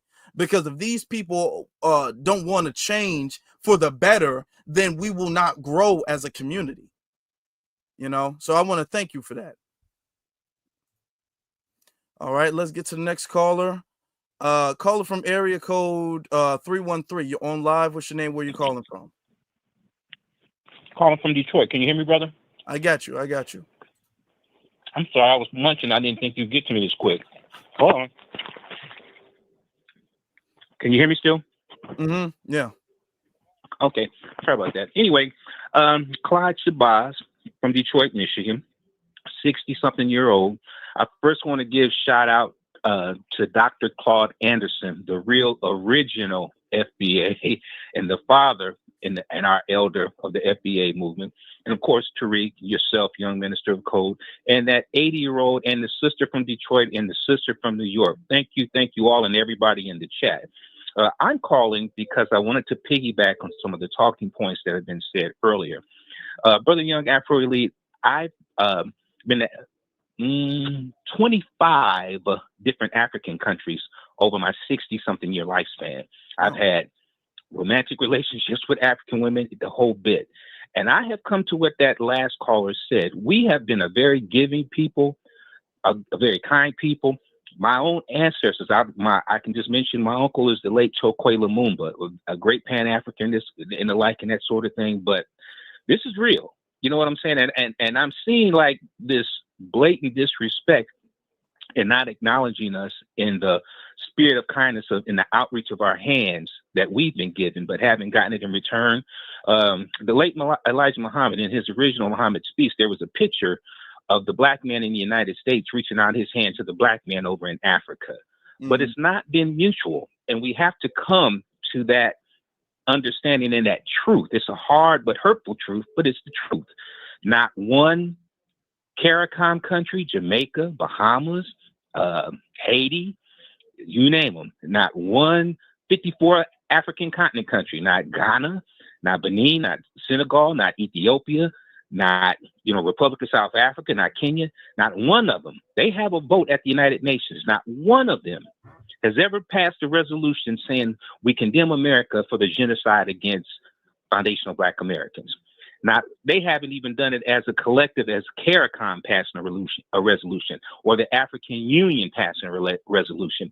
Yet they're on these internet spaces and other places blatantly disrespecting us after we made it possible for them to come over here in the last 60 years, in the 60s when our ancestors were marching for immigration reform and the civil rights reforms. And it's a very hurtful thing. And I'm seeing it in these media spaces all the time. Just to close, because I don't want to take up much time, I'm also a member of the Green Party, but I just recently wrote my own personal protest on change.org against the African Union arbitrarily trying to make themselves the arbiters of our claim to reparations. And if anybody wants to go there, I spoke with Ant CEO, I'm sure you're familiar with him, let him know he endorsed it as well, to where just sign a petition. And I want these people to know that they don't represent us.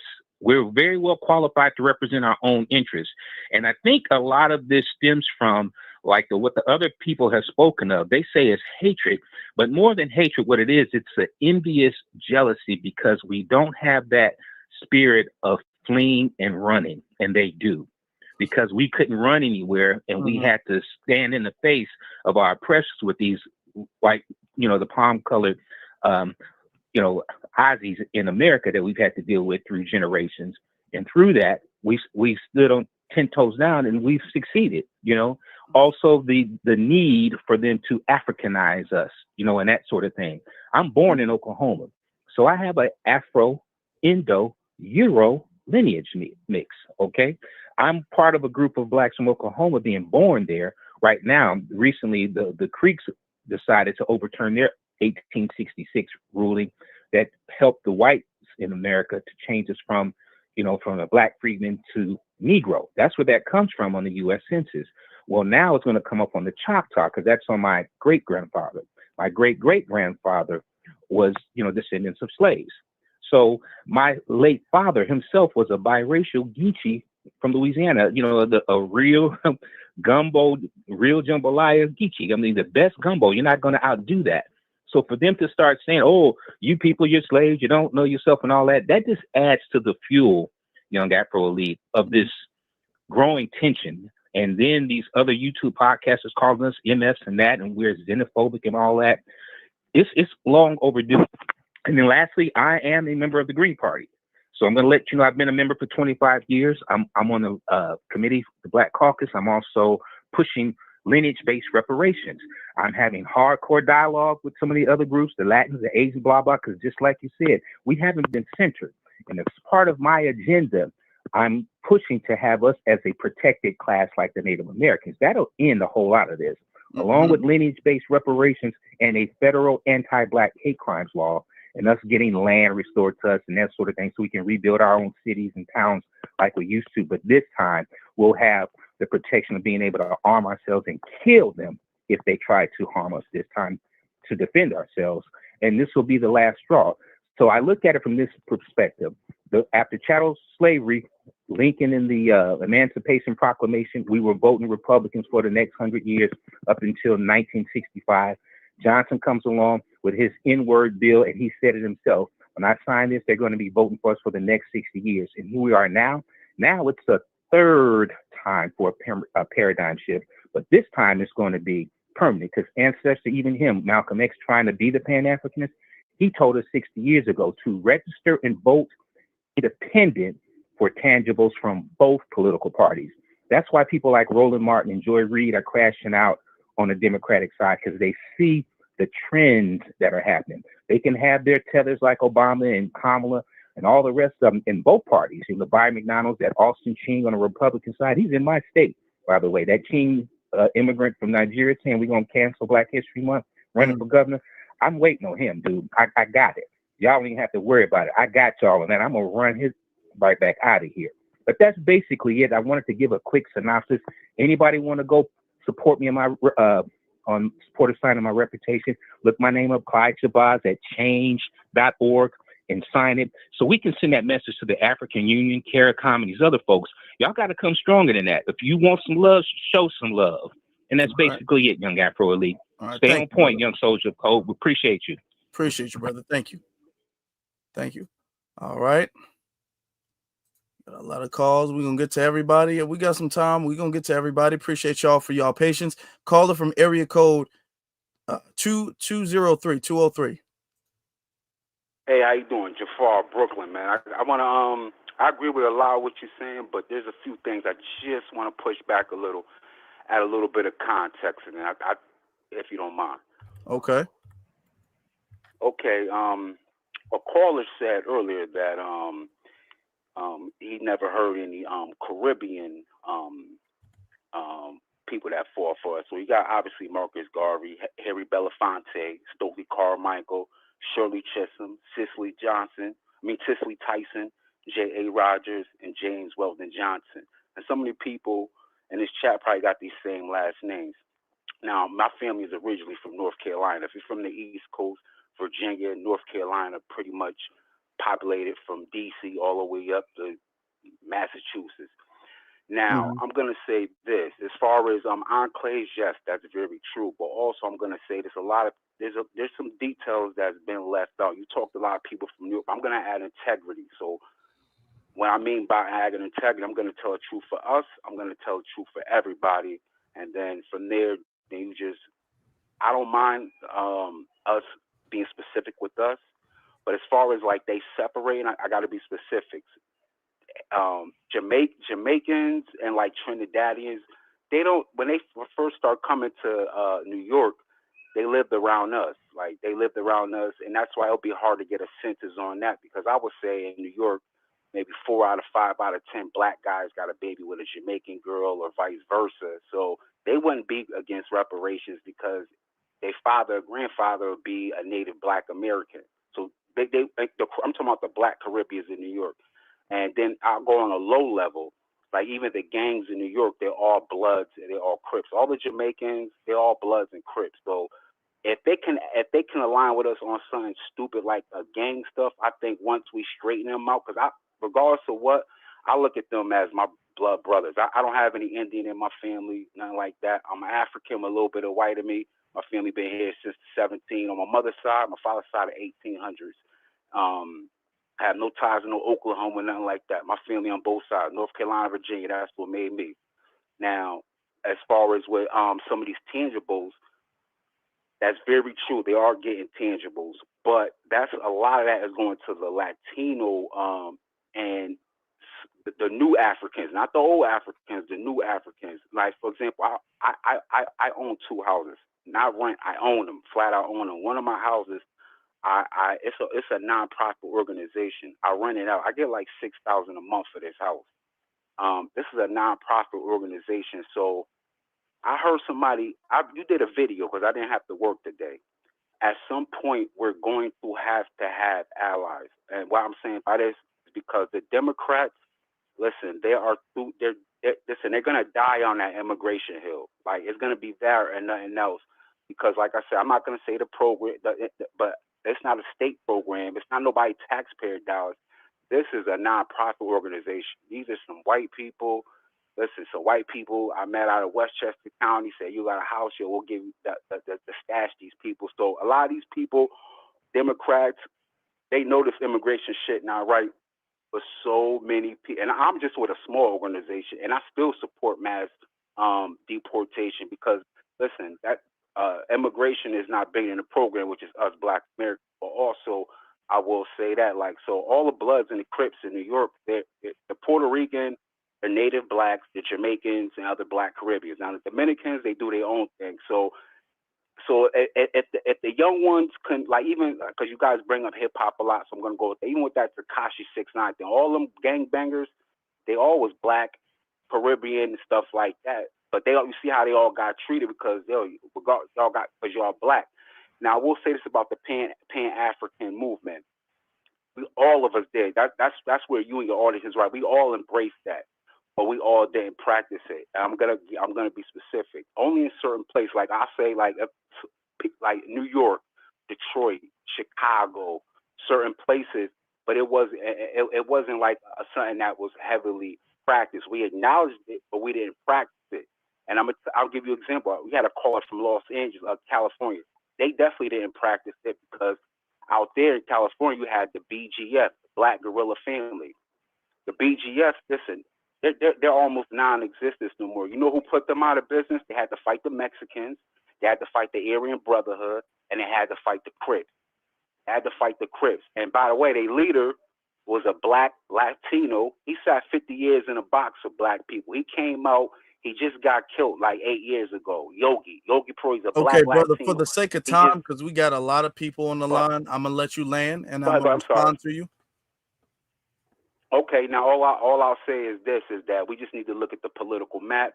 Each state has a certain amount of points. We need to look at the demographics in them states, and then from there, focus on something tangible for us specifically. But at the same time, we're smart enough and crafty enough a way to where we still can get, because I see it like, but a lot of them been getting online, apologizing, stuff like that. And if you don't look at them as a brother, don't accept the apology. Me, I'm of the ilk. I look at them as my brothers. Apology accepted. Y'all gotta get deported, but after we make it through this, hey, y'all get under the wing. That's it. I'll go, brother. Okay. Thank well, you. let's put it this way. Because there is a difference. Now, tethers are people who are immigrants, right? Let's put it like that. There is a difference, honestly, from what I've seen between a tether from the Caribbean and a tether from Africa. I'm not going to lie to you guys.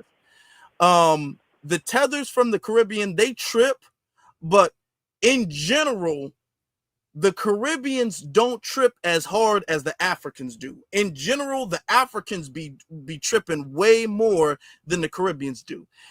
We should reframe how. Hold on, listen.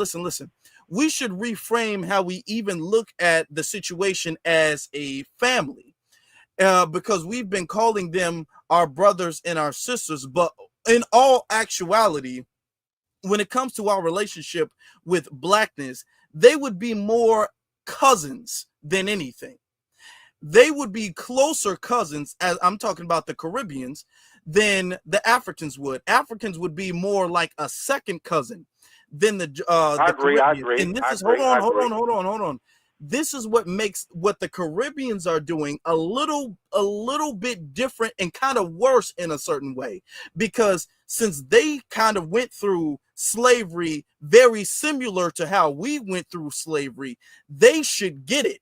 Now the Africans, even though this is brother, hold on, even though this is they're the quote unquote motherland, the Africans should be the base of African unity and stuff like that.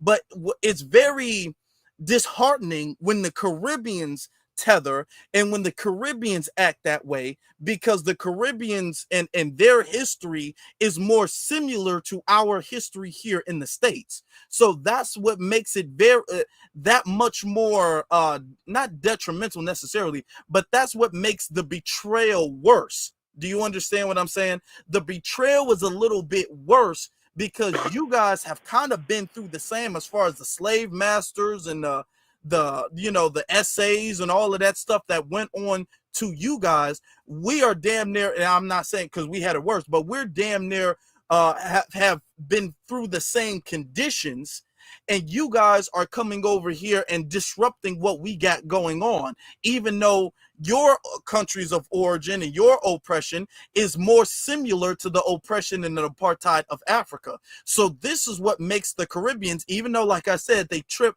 less often. Okay, they do trip, but they trip less often. This is what makes them their betrayal and their tethering so much more vile.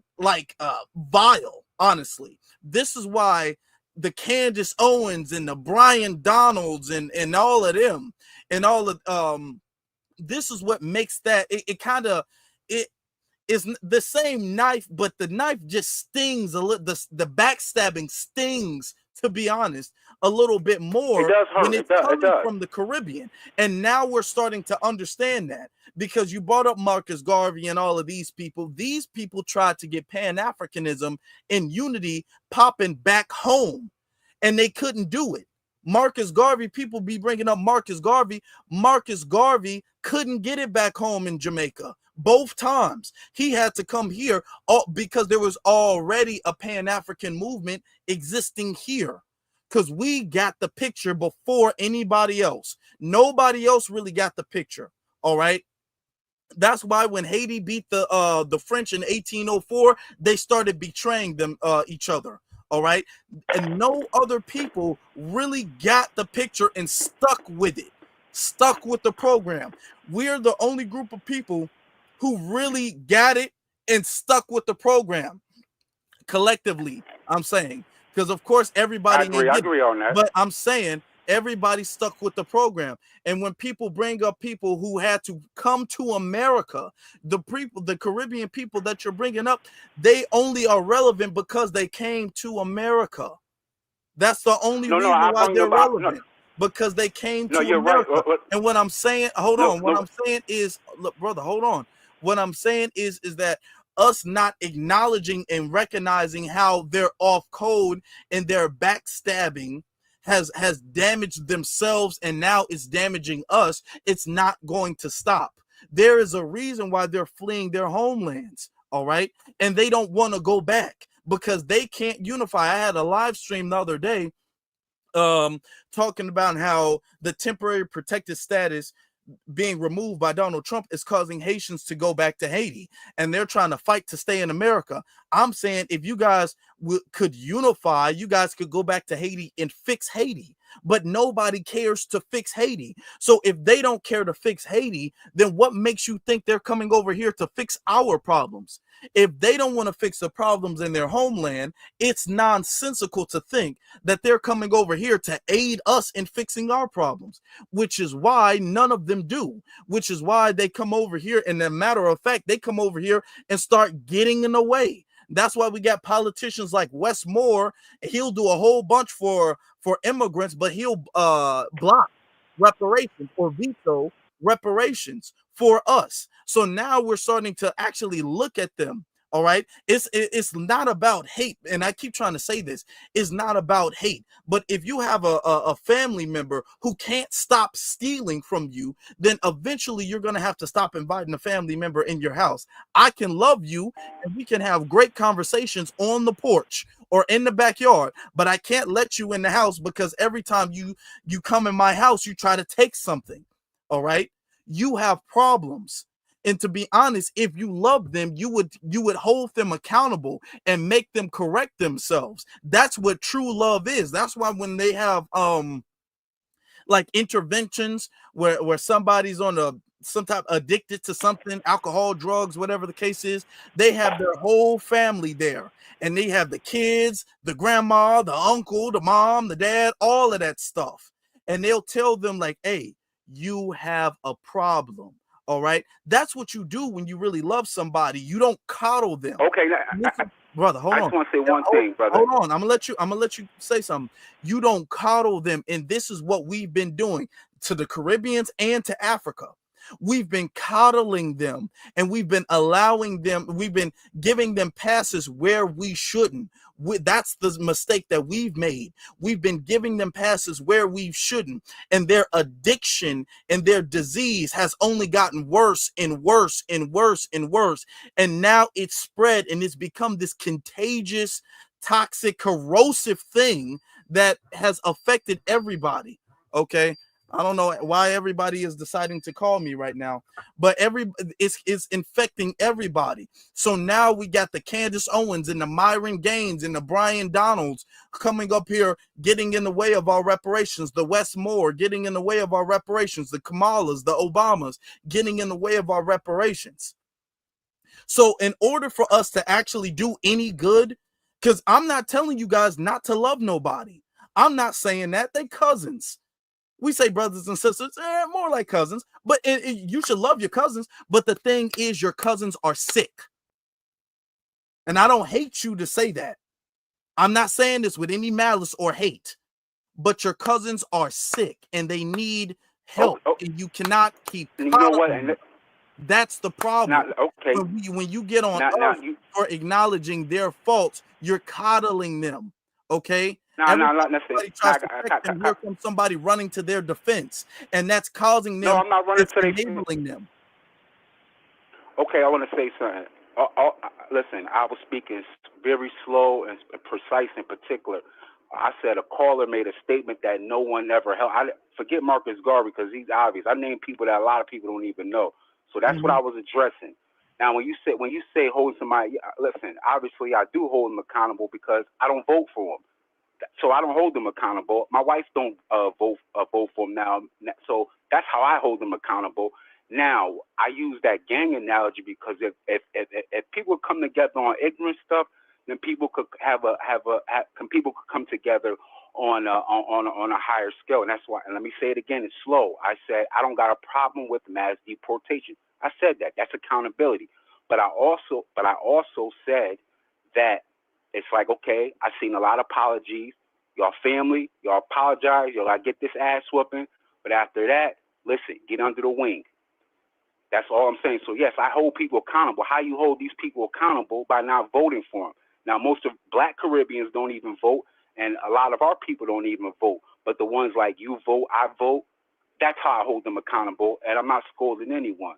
So I just wanted to make that point when I brung up the ones that helped us. I only brung that up because a particular caller said no one else, and I just wanted to say that's not true. So now, but I appreciate your content, stuff like that. All I'm saying is that it could be worked out. I grew up in a house with a lot of brothers. We got in the fights, cousins. Listen, after a while, y'all get over it.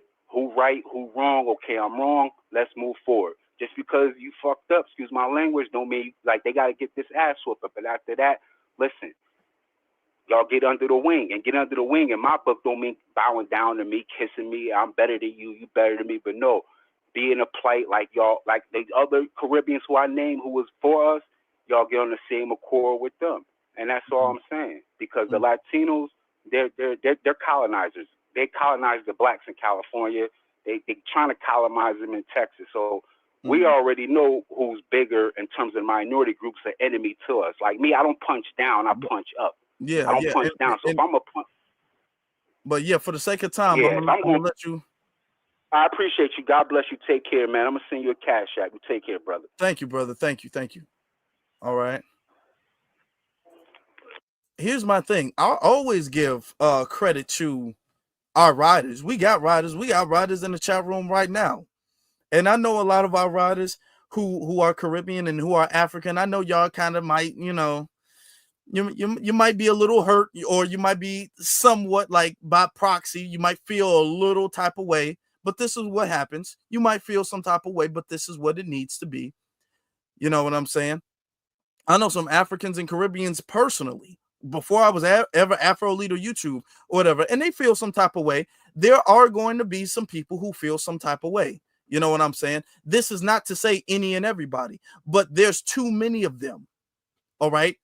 There's too many of them. So this is what we need to do. We can give respect to our riders, but let me let you know something. If you're a real rider, you won't even have to say anything. If you're a real rider, whether you FBA or non-FBA, your actions will speak for yourself, okay? You don't have to say nothing, okay? Your actions will speak for yourself. And then that way, when we check your paperwork and we see, okay, well, you might be from Jamaica, you might be from Nigeria, but your paperwork come back, you look good. Okay. We had non-FBAs help us at the rally for reparations, even though they not gonna get no reparations, but they were still contributing and helping. Okay. You got non-FBAs who subscribe to this channel. The riders, y'all don't have to say anything. So when people come up there like, what about the good ones? What about the good ones? They not worried because they going to be straight. Yeah, you might be a little offended because of the transition, but they always going to be okay.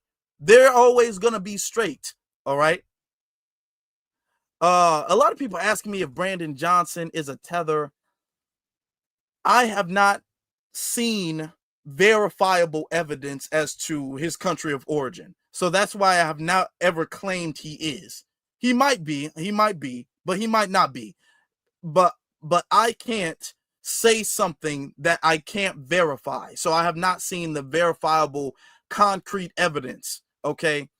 A lot of people suspecting he's Haitian, but I have not seen any evidence that really leads to that. So I can't say that. I don't know for a fact. So that's why. Okay, with Brandon Johnson, mayor of Chicago. Okay. Caller from area code 9906. You're on live. What's your name? Where you calling from? My name is Kwali from Brooklyn. You hear me? Yeah, I hear you. I hear you.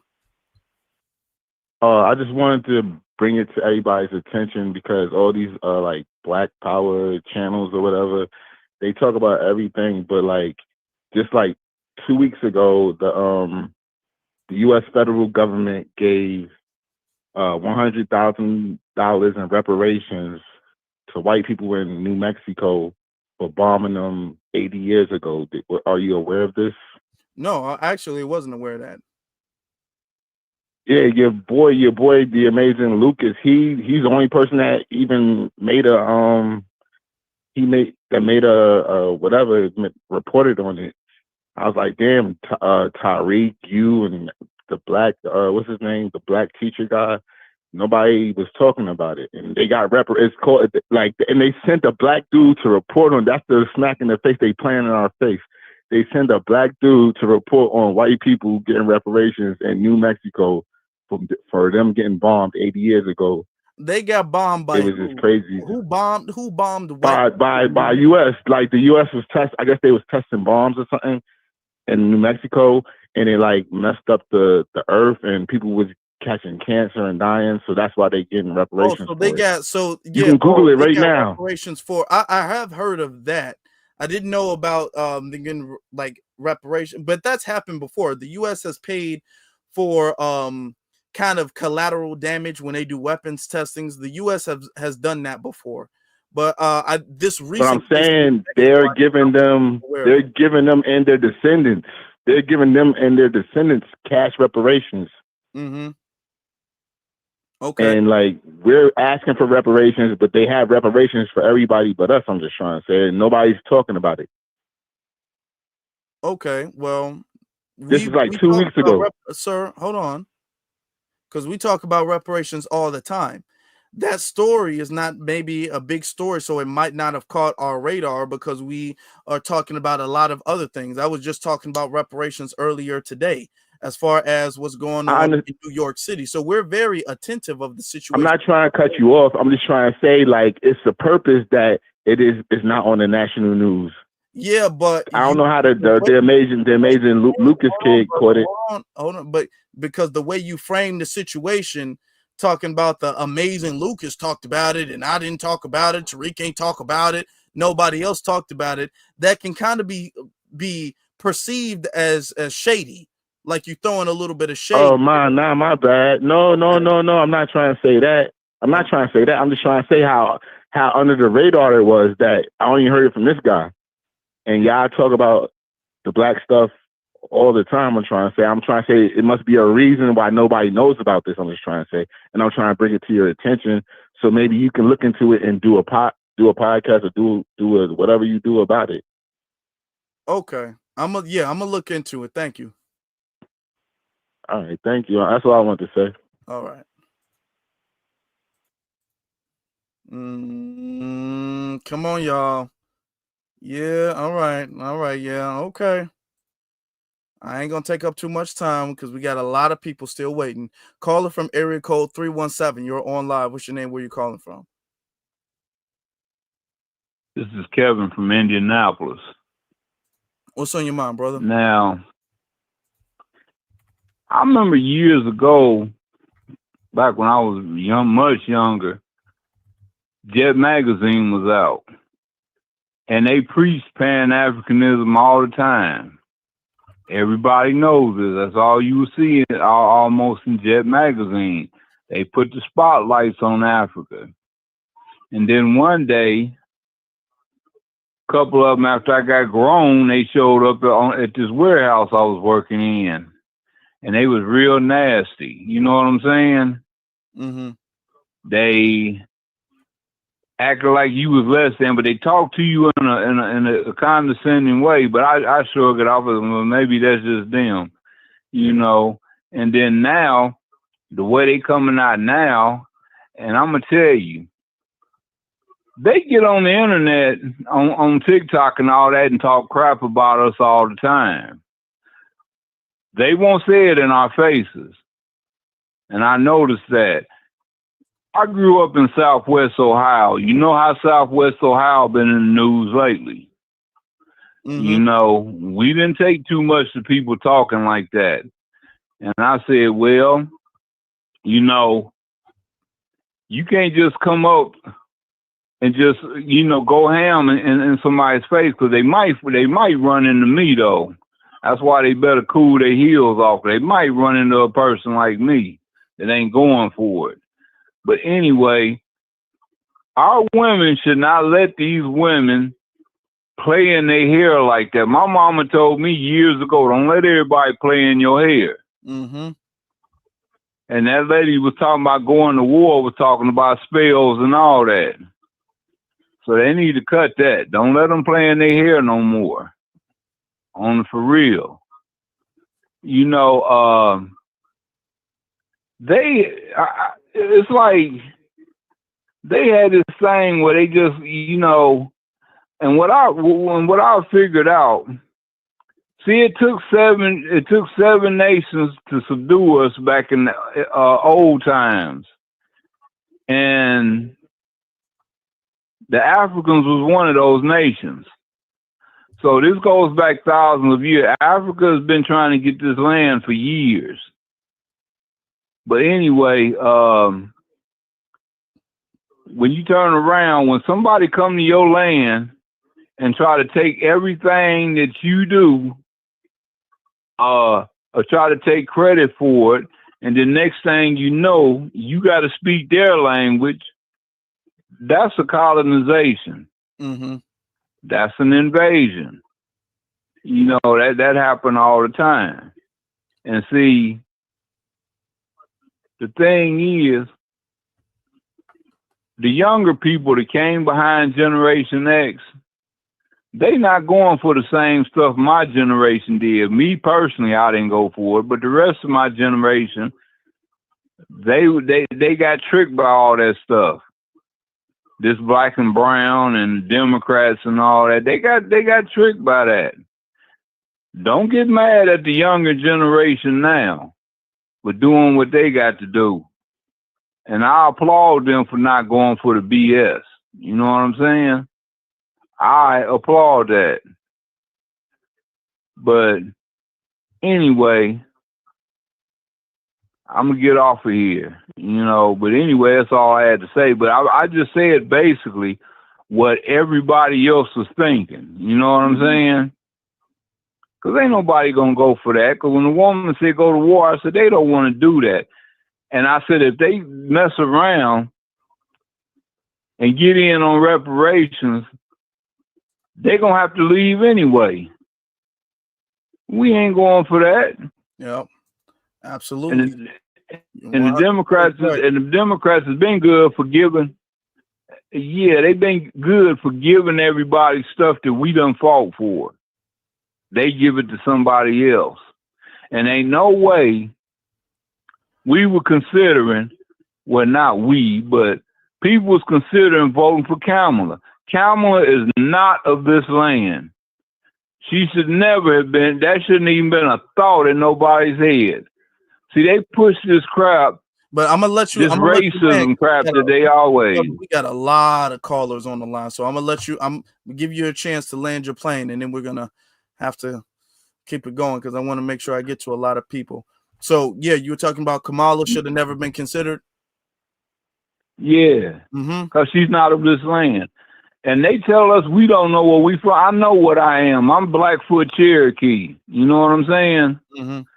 So they don't know what they're talking about. I had to break one of them down on that one day. Where's the black Indians? And I told him, you're looking at one. So, yeah, I'm going to get off of here and let you get on. Appreciate you. Thank you, brother. Thank you very much. All right. All right. All right. All right. Then next caller from area code 804. You're on live. What's your name? Where you're calling from? Hi, my name is Faith Tinsley, and I am calling from Richmond, Virginia. Okay, what's on your mind, sister? Oh, okay. I'm speaking from an educated standpoint. I have never seen so many people crash out when African Americans or Black Americans decide to delineate from others.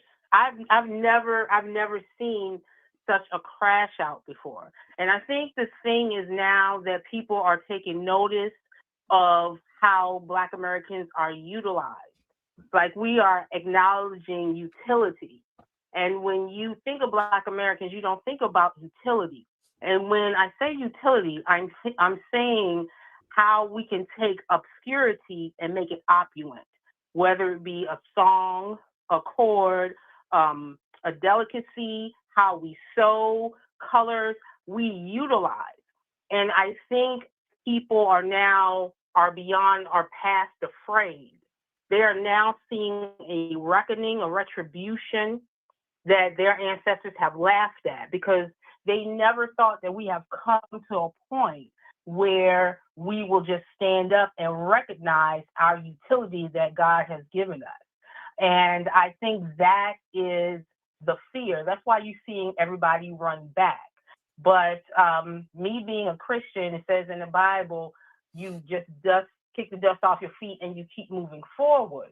And I think that's what Black Americans are now doing. I would recommend young Black men to mentor their nephews and start reading Eldridge Cleaver's Soul on Ice.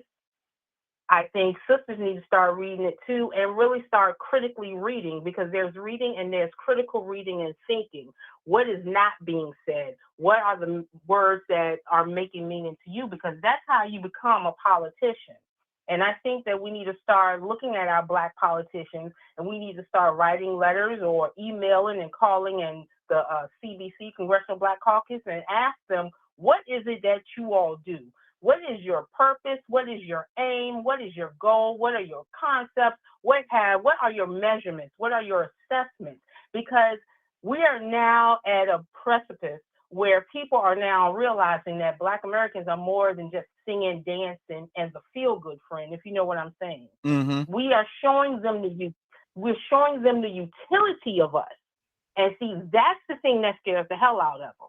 Because when you show people your utility, for the young people that's listening, that's your purpose.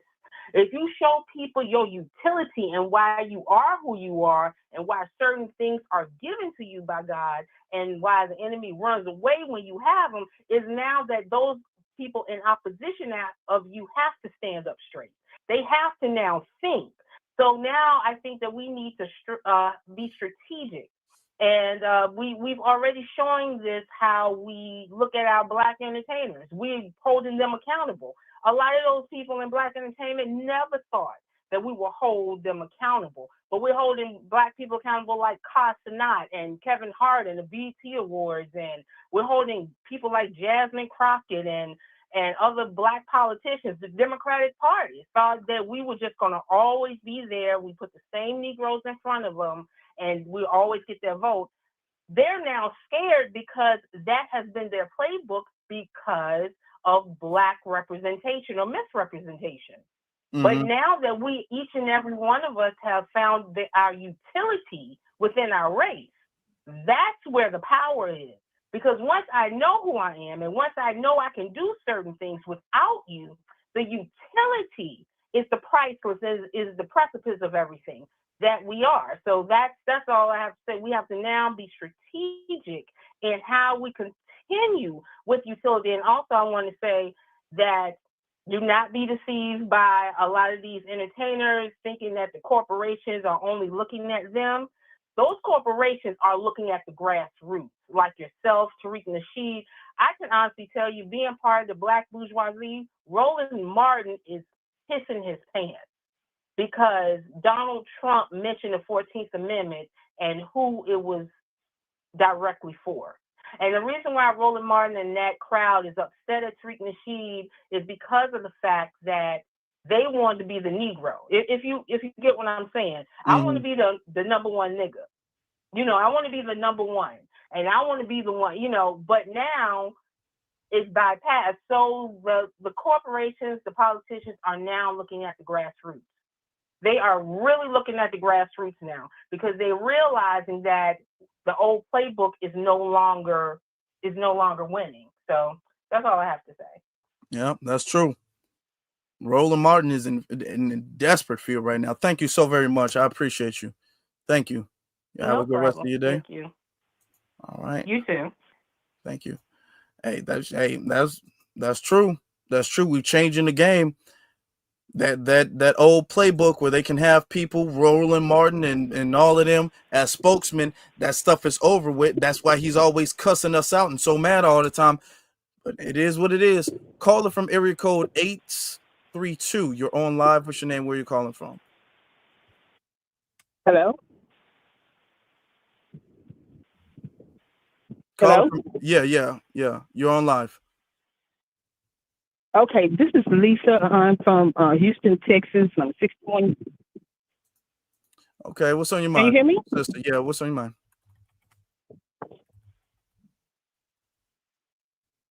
I think we have a double. Okay, the reason I was calling is because I'm let black women know that at this point we are being called to arms.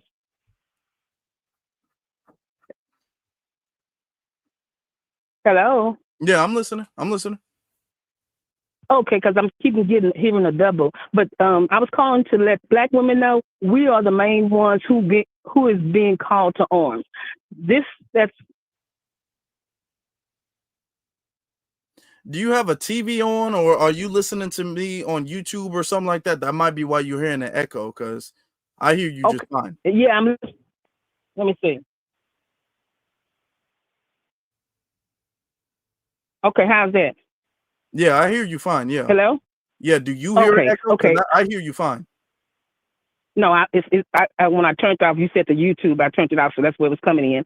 But okay. I'm calling to let black women that we are being called to arms because this boycott that's started today, it's not for the black man, it's for the black women. You haven't got to the point where you let these people cripple you. Like they said back in the day, because I'm 61 years old, we usually did our own hair. Before, for the longest, I wouldn't let too many people in my head. My daughter, she's 32. I wouldn't let too many people in her head. She would be upset because she liked the micro braids from the African braid shops. I say, no, ma'am. We're not going to do that because from what I see, all they doing is balling people. And if that's the case, then I can ball you for free. So black women, you come on, stand up. Bite the bullet, do whatever you need to do, go back to the old ways the way we have always did it. Mm-hmm. Because this is, it's not going to hurt you if you can't wear braids. And like the lady earlier was saying, they're braid wigs and all this stuff. A lot of the ones that's getting in their hair, they didn't ate their hairline up. Now they working on yours. No, ma'am. That's why a lot of black women don't have any hairlines now. No, ma'am. And here lately, I've been looking at a lot of stuff on YouTube, and the reason that they come here with that attitude is because they bring in the attitude from where they're coming from. In Africa, every time you look around, you have different, what might be the Ghanaians against the Nigerians, or within that same country, you got tribal wars going on. That's their makeup. So it's nothing to do that. It's nothing for them to do that. Just like the black lady who got on there. I think she's Nigerian. And about it's war. We didn't say nothing about war. We said boycotting. See, that's the difference. Mm-hmm. You don't know anything about that. Your intellect is that we got to go to war. We got to be killing each other and this, that, and the other. That's like they said. They've never had an incident in the United States where black folks was, oh, you from Texas and I'm from Louisiana, and now we're going to go to war against each other. We're going to be killing. No, we don't do that. That's what's inbred into you. That's what you do. Because like the Nigerians, Ghana is telling Nigerians to go back to Nigeria because all the different things they come over there and do as far as breaking laws and stuff.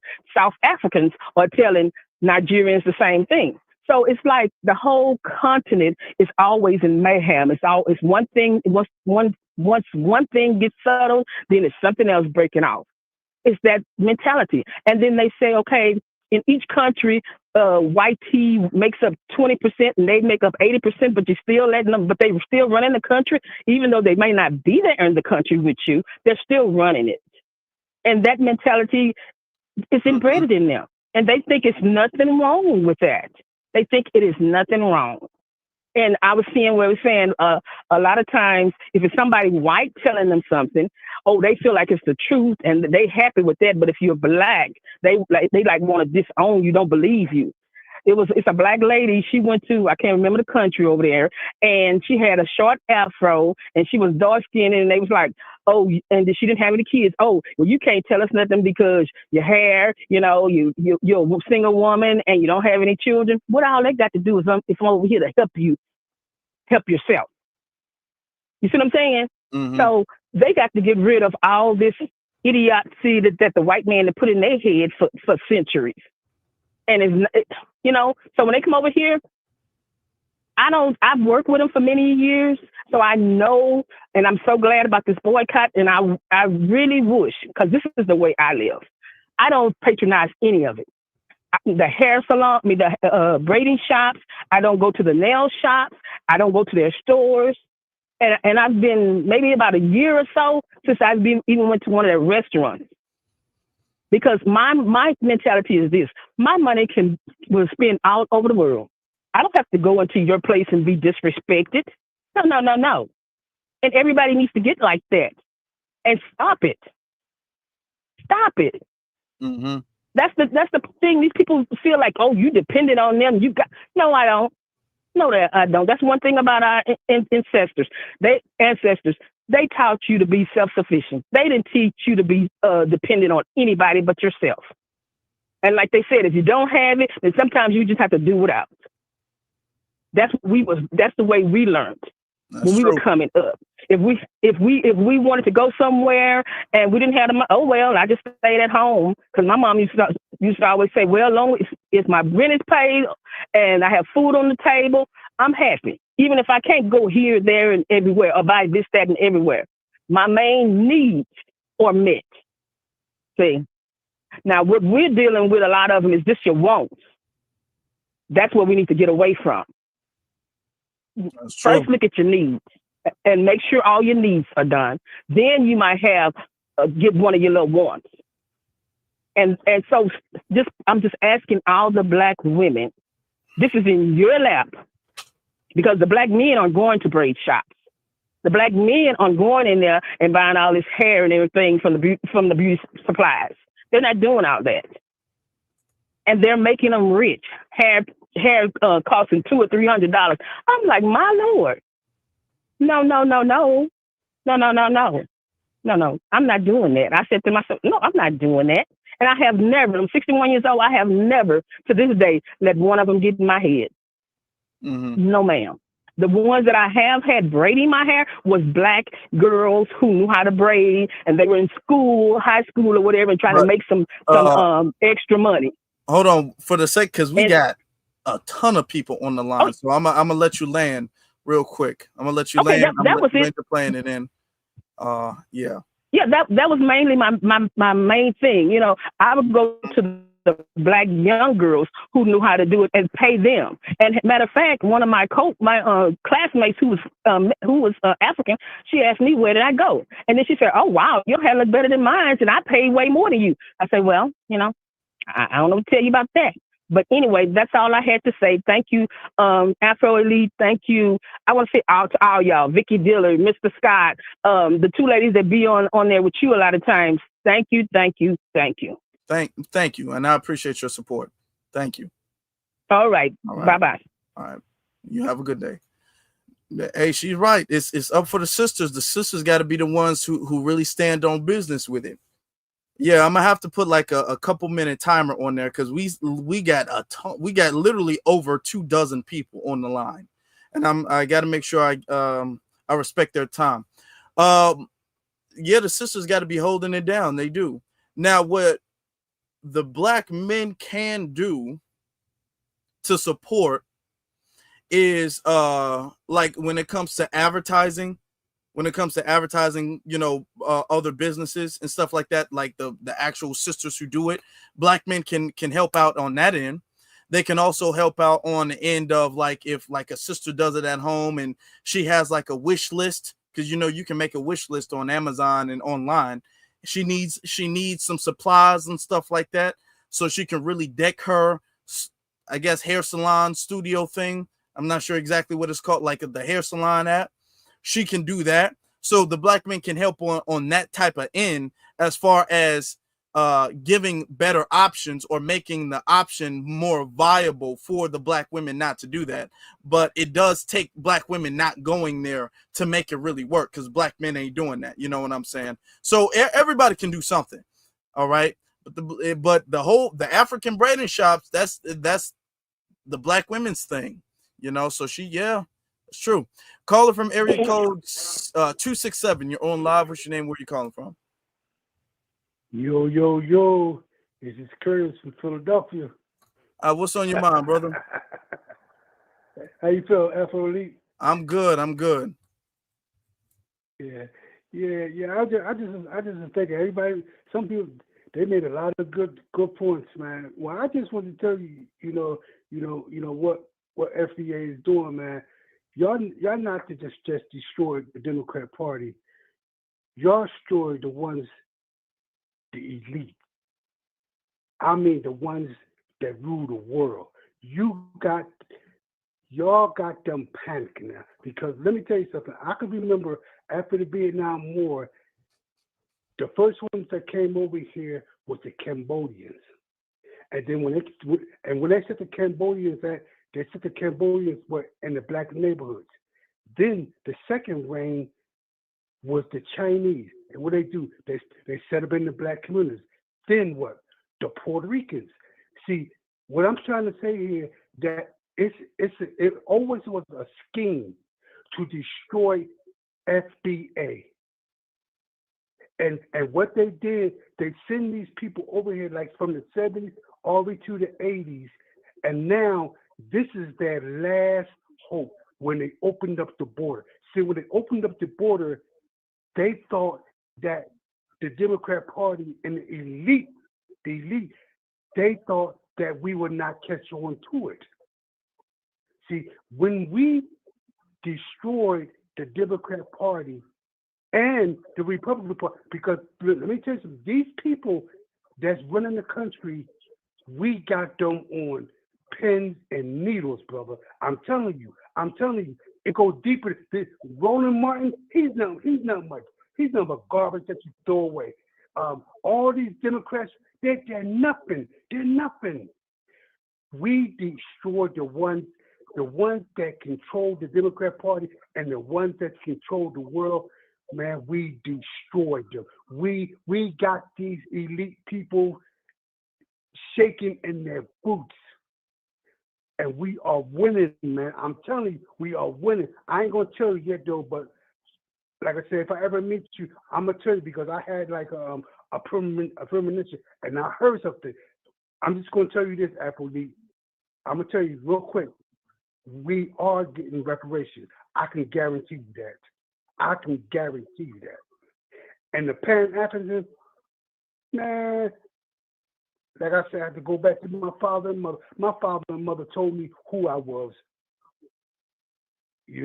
So like I said, man, what FBA did, the Democrat Party ain't nothing. I'm telling you, they're done. That's why they keep saying the same. That's why they keep sending the same people, because you destroyed the elite, the people that own the world. You destroyed them.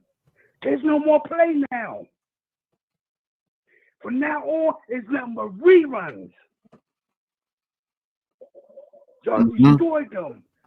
not just the Democrat Party, but the elite, the 13 families.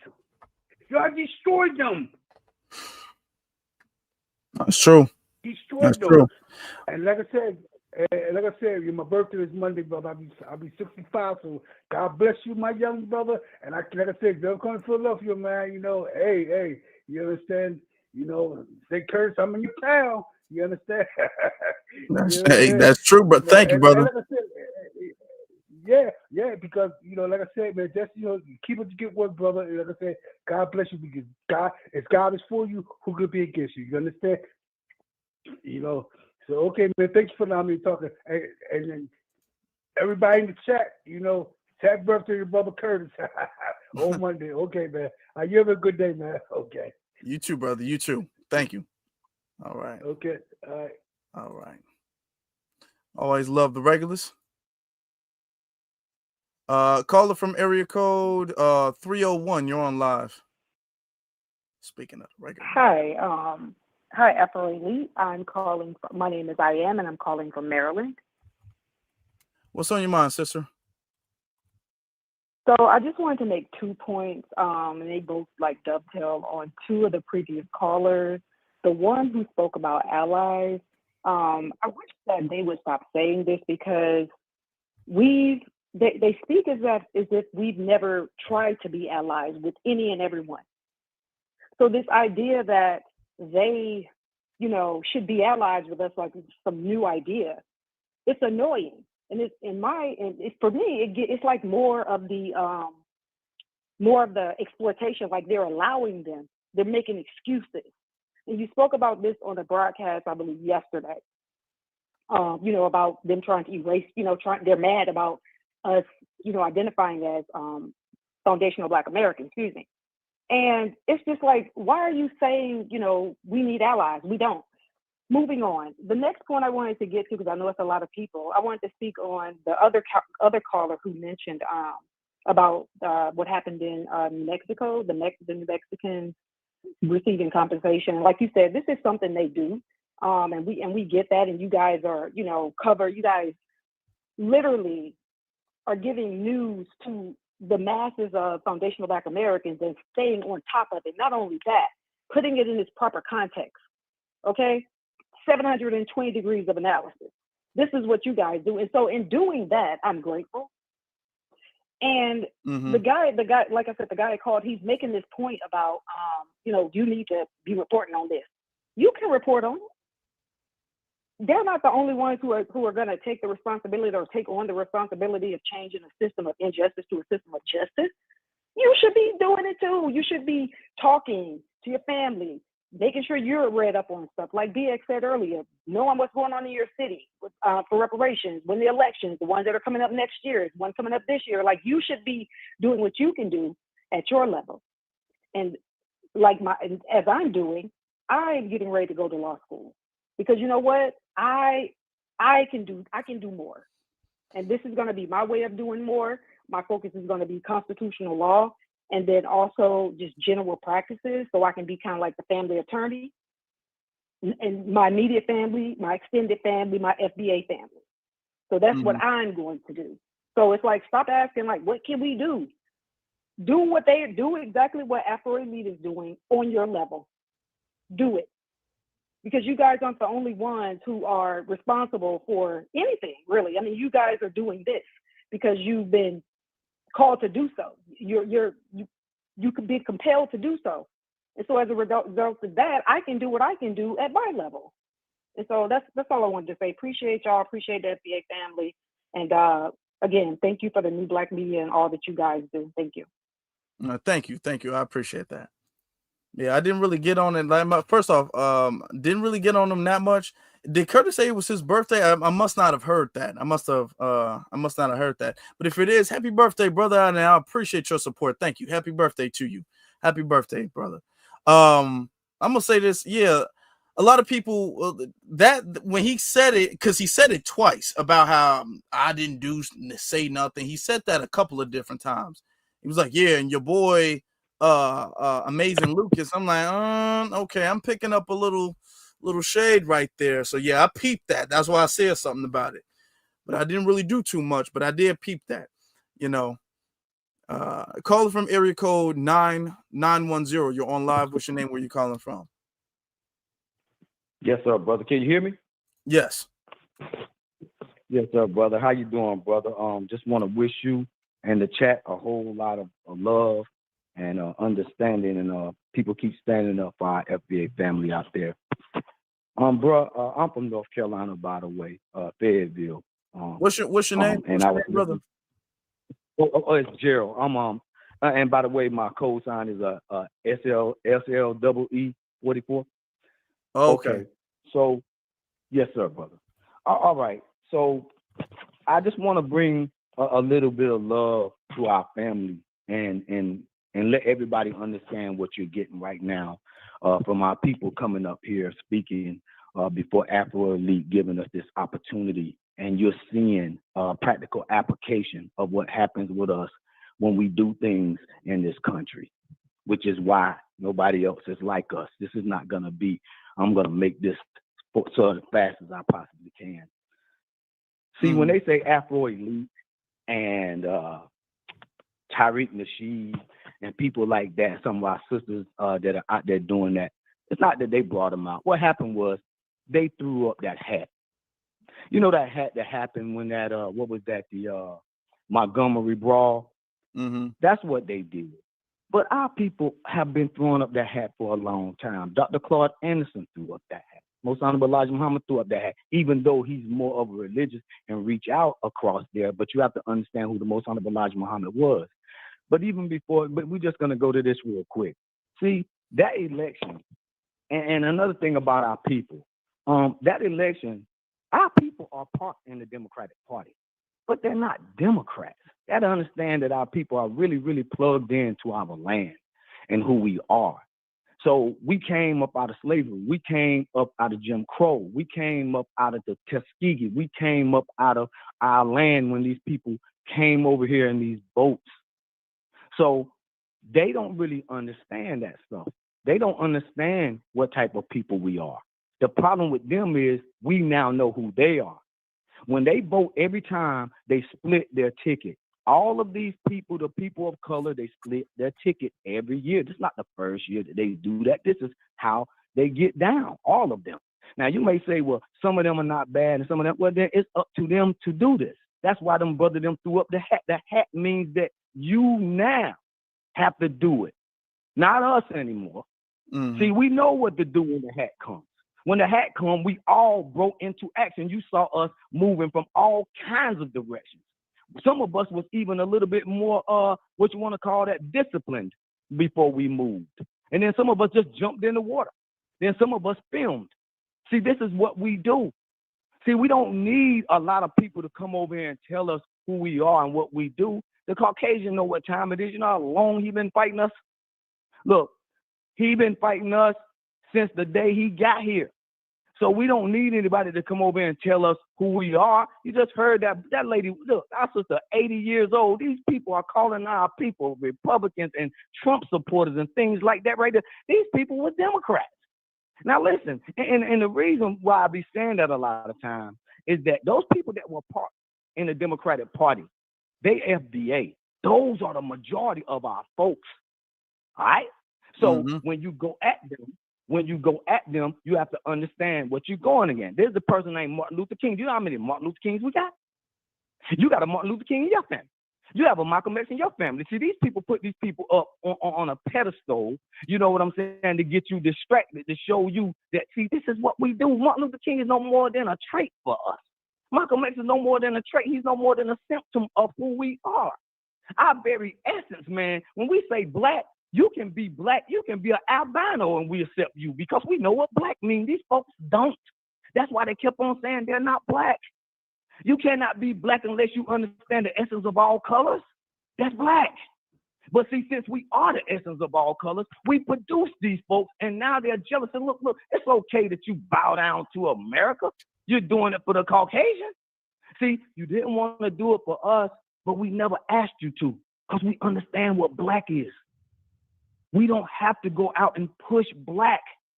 Y'all try to run away from black, but we love it. And we trying to give y'all a little history lesson here. A little history lesson that, and when my family, look, most of us, our family tell us that we got Indian in our family. This is not a freaking, look, this is not by mistake. This is not a mistake. So when they come, they want to be able to latch on to something because they're dealing with the elite, not Afro elite. I'm talking about these elite people that think they go to these schools. These people going to schools. You just heard a freaking master class. This man put on a master class of an open mic. How many times he done this? You have listened to the greatest people in the world. No schooling. They don't need it. The most honorable Elijah Muhammad went to the 3rd grade. How many people you ever seen did that? You can't find another Elijah, man, ever. And the reason that we do these things is because we always reaching out. We reaching out to folks. But we got to let this Pan-Africanism understand that when we call it scam Africanism, we call it a scam because y'all know that it is a scam, else it would be working in Africa. You cannot be trying to do something that don't work where it starts. If it's Africanism or Pan-Africanism, where is the African part working? We are over here in America, and our people are running around attacking some of our people, talking about, oh, well, y'all xenophobic. How are we going to be xenophobic? How can a black man or a black woman be xenophobic in his own country? This is absolutely insane. But they play that. They call that stuff tricknology. They think that they can't do it, but see, the dark-skinned people is the ones that be doing that stuff because they dark and brown and light and all this stuff. So they want to be able to try to classify themselves a little bit closer to white tea. We know that now. We know it. It's okay that you continue to do it, but when the hat went up, that goes to the people that was like 80 years old, 90 years old, 97 years old, 102 years old. They're on here listening right now. So what this brother is doing is showing these people a practical application of what we do coming up out of sleep, coming up out of but yeah, brother, when they I'm gonna let you land. I'm gonna let you land. Yes, sir, bro. Good, but you've been cooking. You've been cooking for real. But I gotta make sure I get to everybody.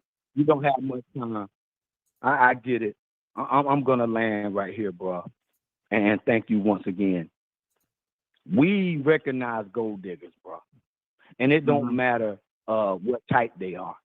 And what these people have to understand from us is that our heart has been full. We've been here. We care for you people, but this is what we don't play. You see our family coming on here. They 80 and 90 years old. Don't disrespect us like that. Them very books that you're reading and you're trying to get these degrees when you run over here, that's us, people. Stop playing. We are the masters of this. We've been dealing with these folks for a long time. You people need to stand down now. Thank you. Thank you, brother. Thank you. That was deep. Sir. Appreciate you. Thank you. All right, let's get to the next caller. Caller from area code 337. You're on live. What's your name? Where you calling from? Where are you calling? Ken, calling from Lafayette, Louisiana. Can you hear me? What's on your mind? Yeah, I just want to say, if you notice, the people of other races that's coming out and defending these Africans are from Asia. That's because they're the plug, man. This was designed to cut us out.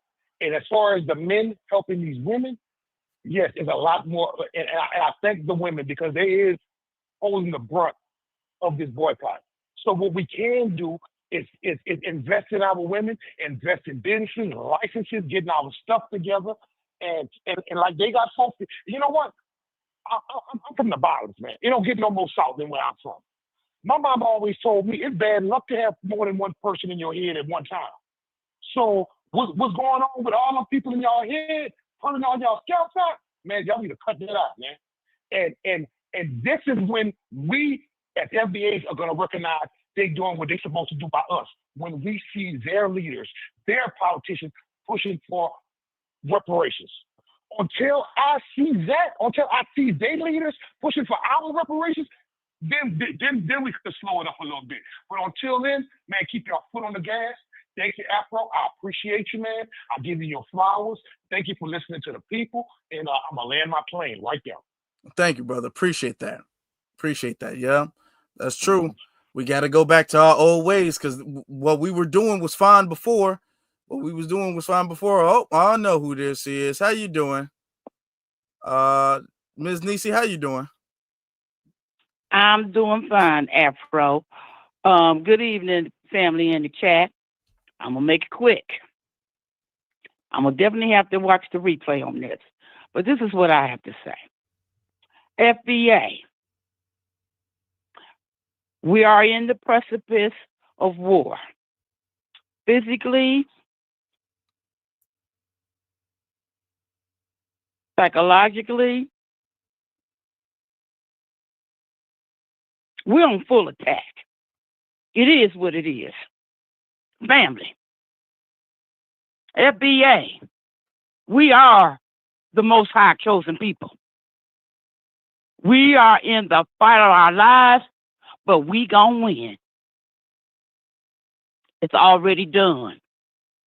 Stand 10 toes down, my FBA family. Make it do what it do. We cooking with grease. We got these motherfuckers' attention. That's true. Yeah. And the boycott, no, make it permanent. B1, I love you, Afro. God bless you. I'm landing. Love you too, Auntie. Appreciate you. Thank you. Thank you. Thank you. All right. Yeah, we're gonna win. We're gonna win. It's gonna be a hard road. It's gonna be a hard battle, but we're gonna win. It's already set in stone. Caller from area code 2257. You're on live.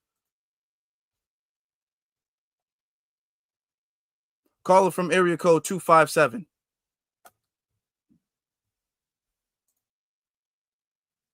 You can hear me, Afro? Yeah, I can hear you. Ooh, I was just about to click on.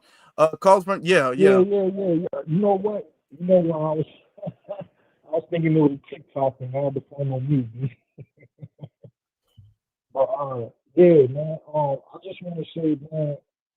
A lot of people tell brothers, I want to give you your flowers, but I want to give you a crown. Thank you. I want to give you a crown because I watched this man 10 toes down when Security Trial came at me, right? I watched you the Twitter spaces. Hey, brother, your audio is a little like muffled a little bit. I don't know if you like on speaker or Bluetooth or something like that. Your audio is a little from when I'm picking up. Can you hear me now, brother? Okay, yeah. All right, is that better? Yeah. Mm-hmm. All right, so let me start from the top. I just want to give you a crown, man. Yo, you put a lot of work in. You doing what you do, man. I see you on Twitter Spaces and TikTok, holding it down, exposing a lot of people for what they are without getting too emotional, without getting too passionate. Passion is good, but sometimes for the people who's on the fence and for the people who really don't know, like some of our family members, when they tune in for the first time, it's not that we need to convince them that the Tuggers is doing what they're doing. They will have to see for themselves, and you do a great job of exposing that. Mm-hmm. You feel me? So, with that said, man, and I wanted to bring this to your attention, man. Have you thought about getting into politics, man? I see you on the ground in Chicago. You're doing your thing, your activist thing, man. You're well known within the grassroots. Have you thought about getting into politics at all? I've considered it. I've considered it. It's a lot to consider, but I've thought about it. I've considered it. Maybe you should, man. I mean, because our plight is we're just now finding out. Well, we have confirmation on who's not for us, right? When you talk about the Urban League and the NAACP, when we talk about people like that and Brandon Johnson, like we know who's not for us. So we're at a time right now to where it's hard to trust anybody. So the only people that I would trust is anybody who has skin in the game, who's been around for a minute, in terms of putting my resources and my finances to. And I'm quite sure a lot of people in the chat will feel the same way. You know what I mean? So I don't know, man. It would be cool to see you run for some type of political position or something, man. I'll support it. Oh, thank you, brother. Thank you. And it's something that I've considered. I have considered it. I've talked to other people about it. You know what I'm saying? So it's something on the board that I look at here or there. But thank you. I appreciate you. Thank you, brother. I appreciate your No doubt, support. man. I'll land right there, man. You take it easy, bro. You too. You too, brother. Thank you. All right. Caller from area code 347. You're on live. What's your name? Where are you calling from? Hi, can you hear me? Yes, I can. Okay, great. My name is Rhonda, and I'm living in Richmond, Virginia now, but I'm from New York. And I just wanted to say I appreciate what you're doing. Love you. I've been on this type of time since day one, to be honest with you. I'm 60 now, right? I'm what you call the last of the baby boomers. Now, I remember, like my grandmother always told us, yes, you never let more than one person do your hair. You don't let your hair hit the ground so the birds can pick up your hair and fly away and wondering why you got headaches and why you acting dumb, right? Okay, so we have this, and then I used to braid hair, but when we did our hair, we didn't add anything to it. We did our own natural hair, okay? Whether it was short, long, whatever the case was, but we grew and it grew naturally. We still have our edges. I still have my edges. I went once I went to an African shop to get my hair done. And the way they handled my hair was like, it wasn't attached to a person. And I said, never, ever again. And I've never been again, okay? I've had problems taking cabs with the African men, okay, trying to rob you. Matter of fact, I think I was robbed once, okay, and the disrespect. I remember calling the cab company, and I kept telling them, do not send this driver. Driver kept coming. And then my neighbors had to come out because this man got out of this car about 6 some odd feet tall, wanted to go up against me, and it was the neighbors had to see what was going on in order to shut him down. Then he got in his cab and went on about his business. I say that we have to also take responsibility for what we've done by letting infiltrators in, okay? And yeah, because we did that, okay? I honestly, I never thought immigration was for us because I can see that once the doors open, that was to take away from us, okay? And I didn't understand how no one else can see that logic. Like, why couldn't they understand that? And then with this last influx, of course, with the Democrats and how they opened the gate wide open, okay? Then now all of a sudden, people can see the writing on the wall. But how come just now? This should have stopped. We should have held the line. We should have had a whole host of people down at the damn at the borders saying hell no, okay? Because it was a detriment to us.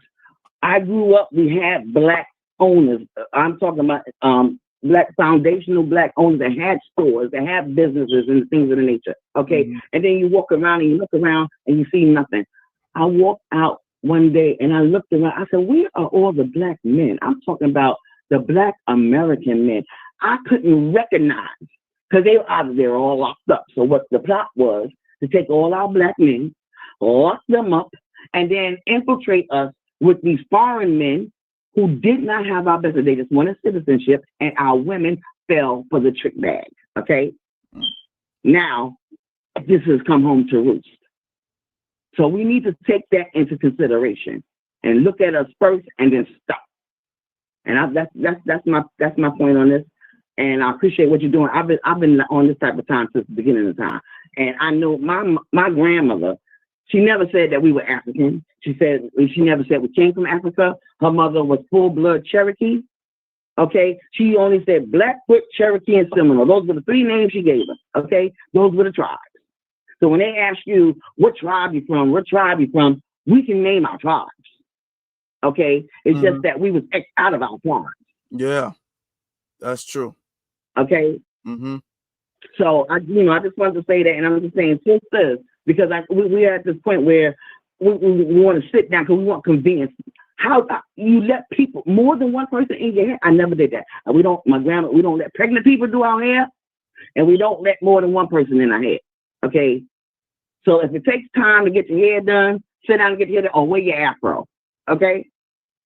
I'm just saying. And that's my point. That's where I'm at with that. All right. Thank you, sister. I appreciate you. Yeah, that's true. Got to get back to our roots. Got to get back to it. Our Absolutely. FBA roots. Thank you. You have a good rest of your day or night, rather. Thank you. Bless you for what you're doing. Thank you. Thank you. Caller from area code 4412. Caller from area code 412. Thank you. Thank you. Hi, how are you? I'm good. How you doing? Hello, can you hear me? Yeah, I can. I had you on mute. I'm so sorry. Hi, I am calling from North Carolina by way of Pittsburgh, Pennsylvania. I am enjoying everything tonight, Afro, but I want to thank you. My question is, and what we should have been doing, boycotting is great for Africans. We should have been boycotting all immigrants on this particular day because they're all disrespectful. I don't care what country, they're all disrespectful. I had just went on a trip a couple weeks ago, and a Jamaican man asked me, does any Indians and Chinese run in our black neighborhood? And I said, why you ask me that? He said, because down here they run it. I said, well, they don't run it up where we live at. I said, because we don't get disrespected. Down here they get disrespected. I told him we don't get disrespected. But far as boycotting is a great thing. I don't rock with Africans at all. I'm FBA all way. But I want to say we boycotting all of them. I don't care who the next party on, whoever, whatever immigrants on the block, we got to boycott them. Their food, their restaurants, their stores, anything. We just can't only look at one. We got to look at them all because they're all disrespectful. They all want to keep us at the bottom. I just seen a video about this Indian man questioning a brother in his own neighborhood, talk about what you doing here. So he trying to flip that whiteness on a brother. And that brother videotaping it like, what are you talking about? And the dude can't even speak English. So that's how they think about us. But we have to, I'm telling you, we just cannot let one go. All of them got to go. All of them. Yep. I'm sorry. I mean, I'm up for immigration. They all got to go. They just disrespectful to us. We cannot deal with the disrespect. We're too nice. We got to come back, like you said, to our roots and hold FBA down, you know? Yes. So God bless you. Thank you. I just wanted to have my input. You have a great day. Thank you. You too. Thank you. That's true. There's got to be a clean sweep. Thank you very much. All right. We got to do a clean sweep all the way. That's the only way we're going to make sure we get it done. Caller from area code 4424. I don't know why I like. Hey. Okay. Hey, how you doing? Hey, Afro Elite. How you doing, man? I'm good. How you doing? I'm good. I'm Dominique. I'm from I'm in Los Angeles, Inglewood, California. And I'm social media superhero in the chat. Shout out to everybody in the chat. Shout out to you, young brother. Shout out to all the people who called in. Man, they've been cooking. I've been enjoying this. And shout out to you for setting that dude straight several calls ago, talking about we need to work with these people. Well, he didn't. I think he was an op, a shield, because what he don't realize is we tried to work with these people. And yeah, there's been one-offs here and there who work with us, and those are riders. They've been from Africa, they've been from the Caribbean, and salute to them, and we appreciate them. But for the most part, these people are not for us. So so this boycott is a good thing. So what I wanted to say is that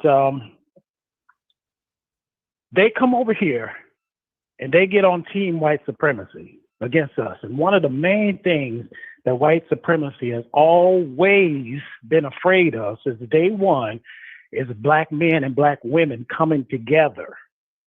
And that's what we're doing right now. And that's why we got all these other groups shook, because they know we're the most powerful force on the earth when black American men and black American women come together. And I'm so proud of our sisters for this boycott that they're doing.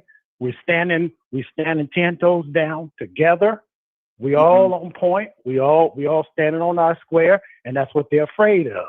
And we're gonna teach them a lesson. Don't mess with us. Okay? So the thing is, I don't know if you're okay with this, but I want to give out some information to the sisters that's in Los Angeles who want a braider, an FBA braider, because my fiance, she works at a shop. They're all licensed and everything. She does more than braids. She has a Okay, yeah, cosmetology, you can get that real quick. Yeah, cosmetology yeah. license. Okay, let me give them the information real quick. Okay, so it's the it's called the let me get it for you. Sorry about that. Okay, so it's the Tranquility Hair Studio for all the sisters that's in Los Angeles. They serve anywhere in Los Angeles. They're actually in Long Beach, but they serve all of Los Angeles, all the way to the outskirts, all the way to Riverside. And they're at 735 Pacific Coast Highway, and that's in Long Beach.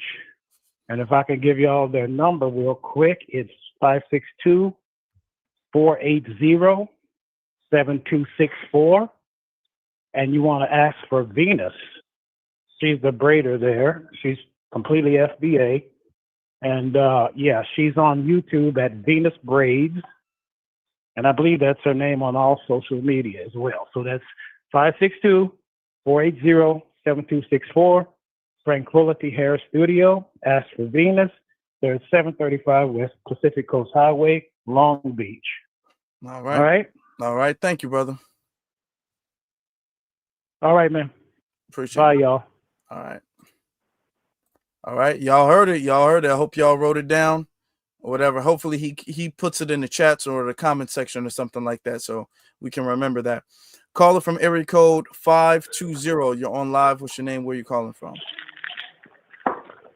It's AZ70. How you doing there? I'm good, brother. How you doing?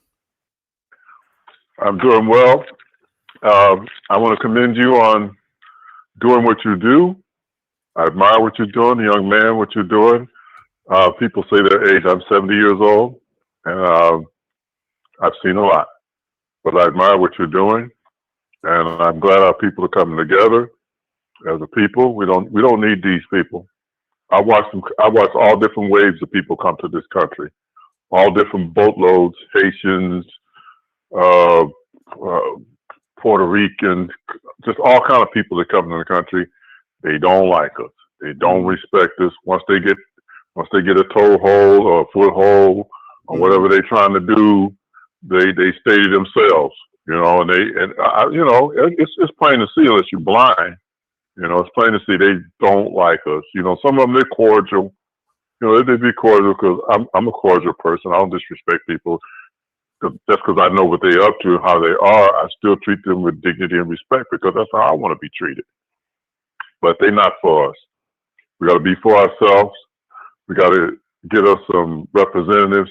I'm still trying to figure out what is the Black Caucus. What are they? What do they do for anybody? What do they do? They don't do anything for anyone. They're totally useless people. They sit on their hands. They don't do anything for us. So if you do get involved in politics, go hard. Go at it hard. Don't bite your tongue. Say how you feel.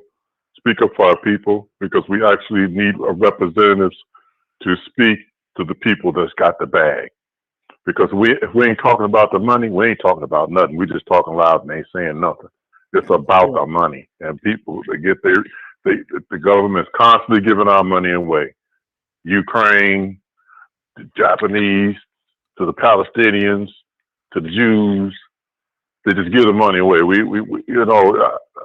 There's got to be something else that we can push where we can get these people to give it up to us. I don't recommend being violent to get it, but there's got to be some button that we can push on these people to have them hand over the bag, and it should be generational. It just shouldn't be some one-time payment, well, here and I'll get lost. No, it should be generational because what they did to our people was generational, and there's Black Native American in my family.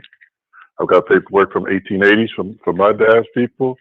Sometimes I have to educate people from other places about who we are and what that means. I really don't explain nothing to if they don't know, well, they don't need to know. You know, it's people that I think that's in our lineage that should know what's going on right now. And I want to say this to you: that keep up the good work. Um, I, I I was asked my grandmother what is a politician.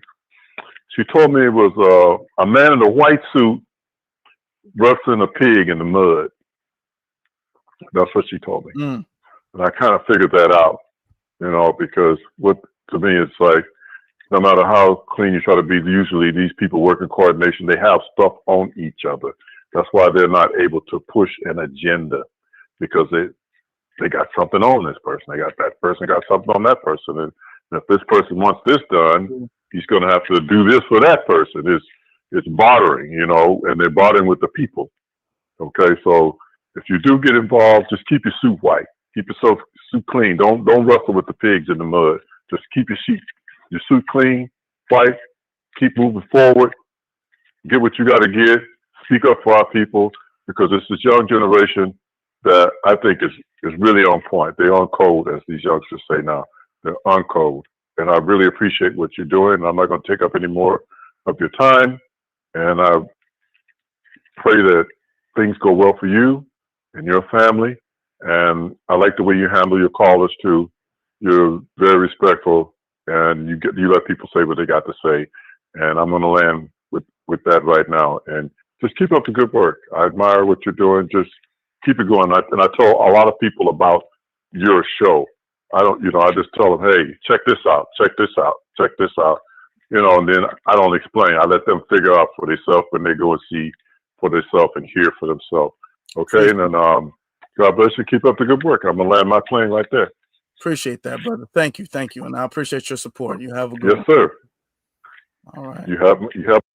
Oh man, my bad.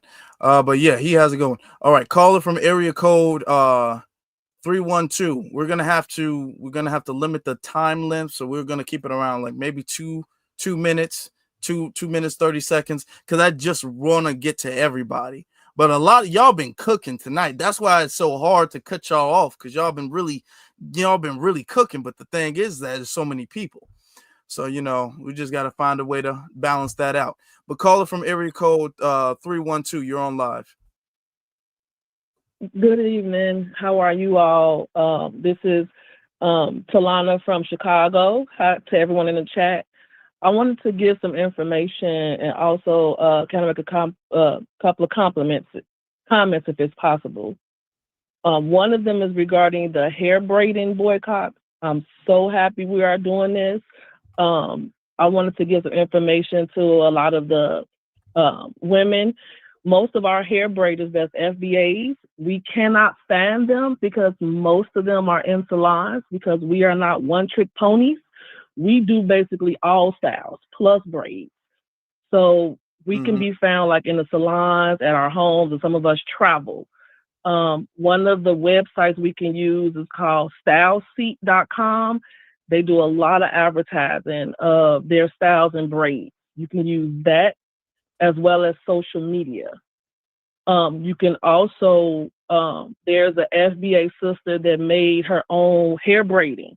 The hair is natural, it's made out of banana fiber. That's called Rebundle. She's a young FBA sister. She made that as well. So that's something that we can also utilize as well as to promote the boycott and support us as well. I also wanted to touch on the reparations. I think we need to also kind of disassociate ourselves from a lot of the different groups and people that claim they're fighting for us, but they're really not. And I think we need to say that probably like publicly, like we disassociate us, FBA, disassociate ourselves from NAACP. They don't support us. We disassociate ourselves from the Black Caucus. They don't support us. And just like start publicly announcing it so they'll know that we're not playing with them no more. And to the FBAs that's out there bootlicking and shilling, put them on blast too. Since y'all want to support it and y'all don't want to support reparations, we got y'all name down. So when it comes through, you have already forfeited publicly your share, and that goes to your descendants. And then that will kind of either slow them down or stop them indefinitely, because even though they saying it, when that check comes, they're going to be the first ones in line. Mm-hmm. So I think that's what we should do, just collectively and publicly. Like we 10 toes down, be 10 toes down on that ass too. Yeah. And one of the callers mentioned the 14th Amendment. I think that got so many people shook because Donald Trump is so unpredictable. They don't know what he gonna do. So when he nationally announced it, that it was for enslaved people, that knocked a lot of immigrants out because they used us as their economic cushion. Our culture, our creativity, everything that we have done or got stolen from us, they profit off of it, and we never got recognition from it. So now that we are delineating, and the 14th Amendment has been announced that it's for us, now they don't know what Donald Trump is going to do. They don't know how far he's going to go back. And is he going to reclassify everybody as, no, these are Black Americans. This is for Black Americans. You are Jamaican American. Even though you're a naturalized citizen, your origin goes back to your country. You're not from here. So I think that's why they over there, like Roland Martin and all of them are going crazy, because they're not from here. Their origins are not from here. So a lot of things that they're profited from, that they got from us or stole from us, they won't be able to do it without giving us profit as well. You can't use us and not give us nothing too. It's not going to work like that no more. So I'm going to land there because I know you got a lot of callers calling. So salute to all my FBAs out there. Keep staying 10 toes down. I'm rocking with you from Chicago. Yes, ma'am. Appreciate you. That's that Chicago energy. Appreciate you. Thank you. You have a good rest of your night. Same to you all. Thank you. All right. Yeah, that's true. That's everything she said. Second that. From area code caller from area code 929. You're on live. What's your name? Where you calling from? That's me. What's up, brother? What's going on, brother? How you doing, brother? I'm good. I'm good. This is they call me Brother Tornado. Dirty up Bronx, New York. I represent all the boroughs. Newark, New Jersey, Stanton, Virginia. I'm talking about Charlottesville, Virginia, and all of the places. I'm insulted. You got all these women getting on the phone talking all this rubbish, but ain't nobody in court. I'm in federal court. I'm an active individual. Listen to me real good. Everybody is talking all this talk, but they don't even know what a writ is. They don't know what shepherdizing a case is. They don't know what citing a case is. And they all talk about what they should do, but they're not doing. They're getting on the phone, talking all big, talking all bold. But when it comes to go to court, you got one brother going to court. Back in the day, I'm from the 60s. Okay, I'm a 60 man. When we went to court, it was 100 of us. We went to court. And we walked out of the courtroom and we had victory. These individuals that's getting on this telephone, you need to get rid of these telephone thugs, because that's what they are. They're telephone fools. They talking about a bunch of nonsense. They don't know how to fill out a petition. They don't know how to read a writ. They don't know what a petition or a suit. They don't know how to file a petition of a notice of claim. Okay? And what I'm sick of, and I'm watching you, brother. I'm a real FBA. I'm beyond the FBA. And I'm with y'all. I'm going to say this one more time. Listen to me real good. These individuals that's getting on the phone talking about they African and they from here and they from there and we African, they so proud. But I'm going to call them, you know what they are? They're cowards. Because let me say something to you. When I was in Virginia, and when you go into Virginia, everybody was saying, oh, I want to go to New York. When I was in Louisiana, I want to go to New York. They leave their families alone to come to New York. Everybody is coming to New York because they're getting a free ride, because everything is laid out. Everything is free. Everything is laid out, because you can't go into Louisiana or Kentucky. You can't go into Atlanta, Georgia, and just get that. You can't go into Pennsylvania and just real get quick. that Let me bag. ask you. They come to New York Hold on. to get the bag. Let me ask you, because I'm Yo, not go ahead. sure exactly who you're referring to. When you said the callers, are you talking about the women who called in on this live stream, or who are you referring Yes, I'm talking about the women, and I'm gonna say yes. Yes, I'm gonna respond to you. I just And I'm want to be clear. and I want to attack. I want to attack the women that called in tonight. They're the ones you're saying don't know what they're talking about. No, they don't. Okay.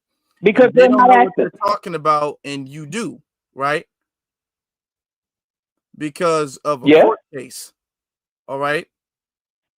Now, for the sake of time, normally I would let them talk. But we got so many other people. Brother, let me ask you this question. I want you to think before you ask it. Before you answer this. What are you talking about? What am I talking about? How long have you been listening? Because you're coming over here talking about a subject that we have not discussed in this. We've been on here for over 3 hours, and we have not discussed this at all. You came here talking about some court case, and they don't know how to. First off, you don't know these callers, and you're talking about some court case. And are you? What are you talking about? No, I'm glad you asked me. You came in I jumped very ahead. I hostile. jumped Why are ahead. you so upset, I sir? jumped over the road. You're right. Let me break it down. I've been listening to you for the past 3 hours. Yes, I've been on there for 3 hours. They're talking about the No. Can I finish? What I'm saying is I understand that there's an issue with the so-called people from Africa, the Africa issue, and people coming over here from over the border, and they're trashing the people that are here. They're coming here, getting all of the goods that was already laid out for the people that are already here in the States. And what they're doing is, I'm going to bring it to you the way it was done 100 to 200 years ago. It's called divide and conquer. What happened with those so-called that we call, I'm not going to say the word, I'm going to say Edomites. When you go into the Bible, they're called Edomites. We can call them, and you go into the Moorish or the Muslim world, it's called Abians.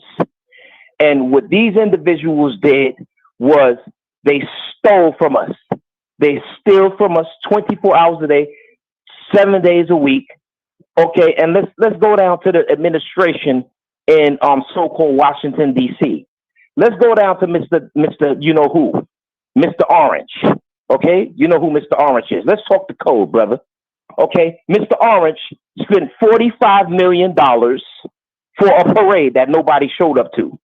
Okay, and then he's over there, and then Mr. Orange went over to Scotland to his golf course and spent another $10 million. And people sleeping and living in the streets. And everybody's arguing and attacking FBA. I am FBA, brother. I know about all of the boroughs and all of the towns from here to Louisiana and Texas. I love you, brother. You doing what you're doing. You need to get my number. We need to talk in politics. So every time you get on air, you call me, and I'm going to help you check these people, because they didn't put the dues in. They didn't pay the dues. They don't know about going to Louisville, Mississippi, when it said 1974, 1975, it said colored on the water fountain, and on the other fountain it said white. It didn't say I'm from Nigeria. It didn't say I'm from the Congo. It said colored, and it said white.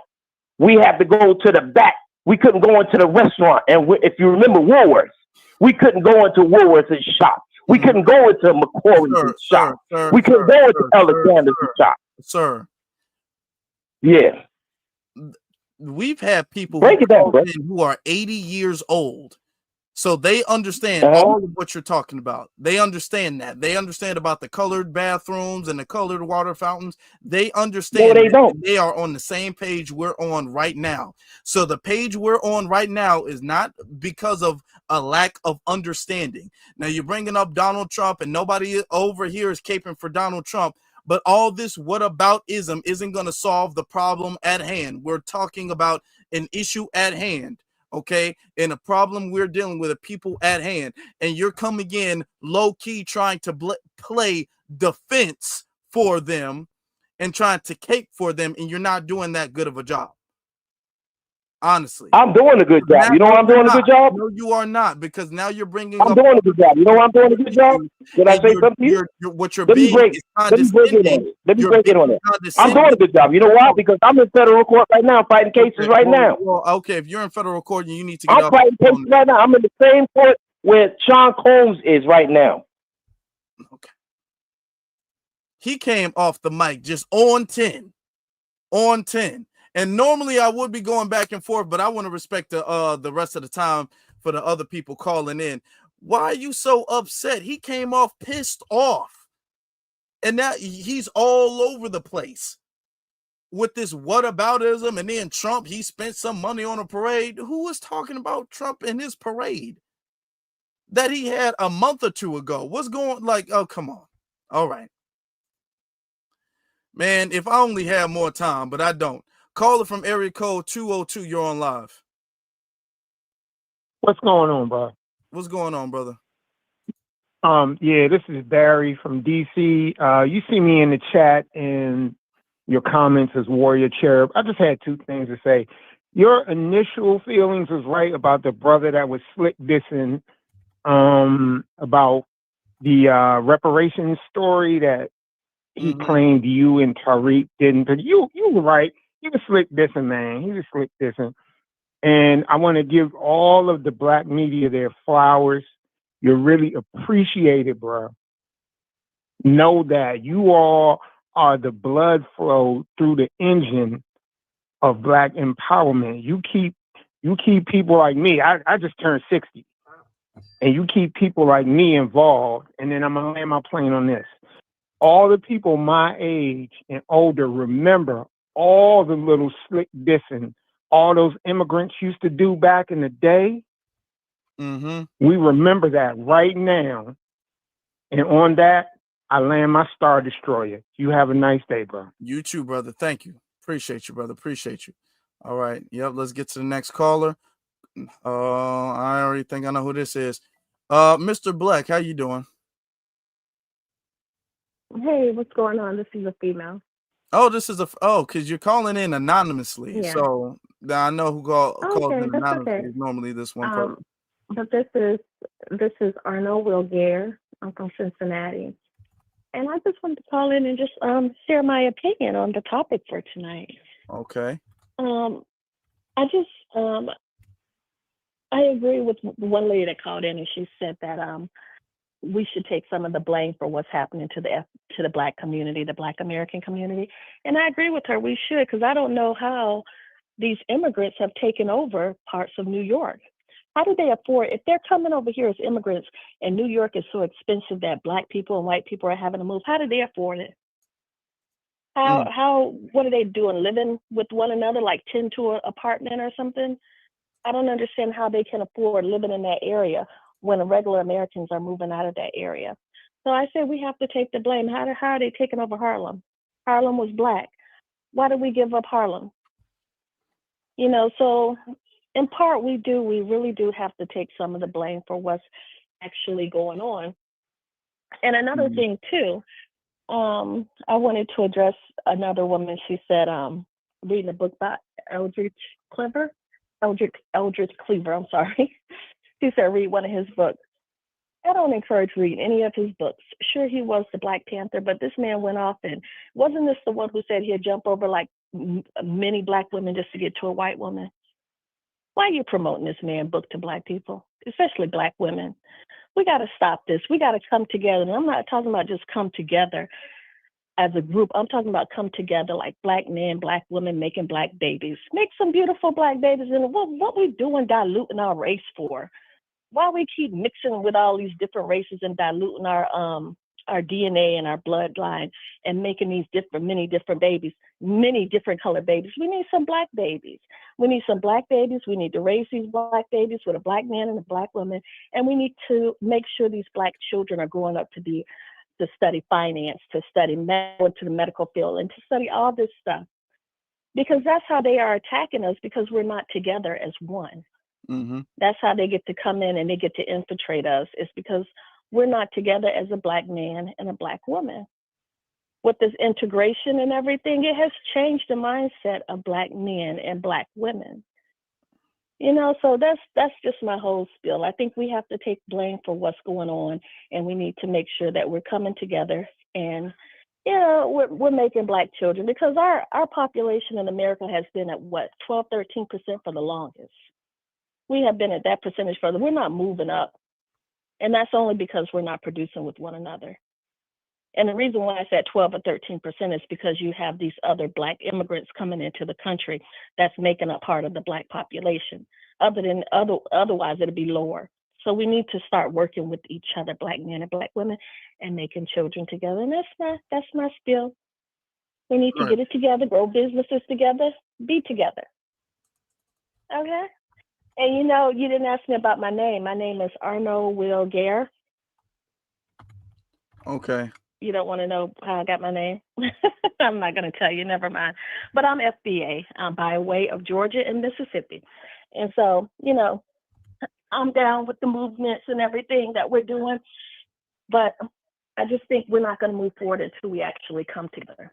And that's how they keep infiltrating us. That's why they don't respect us.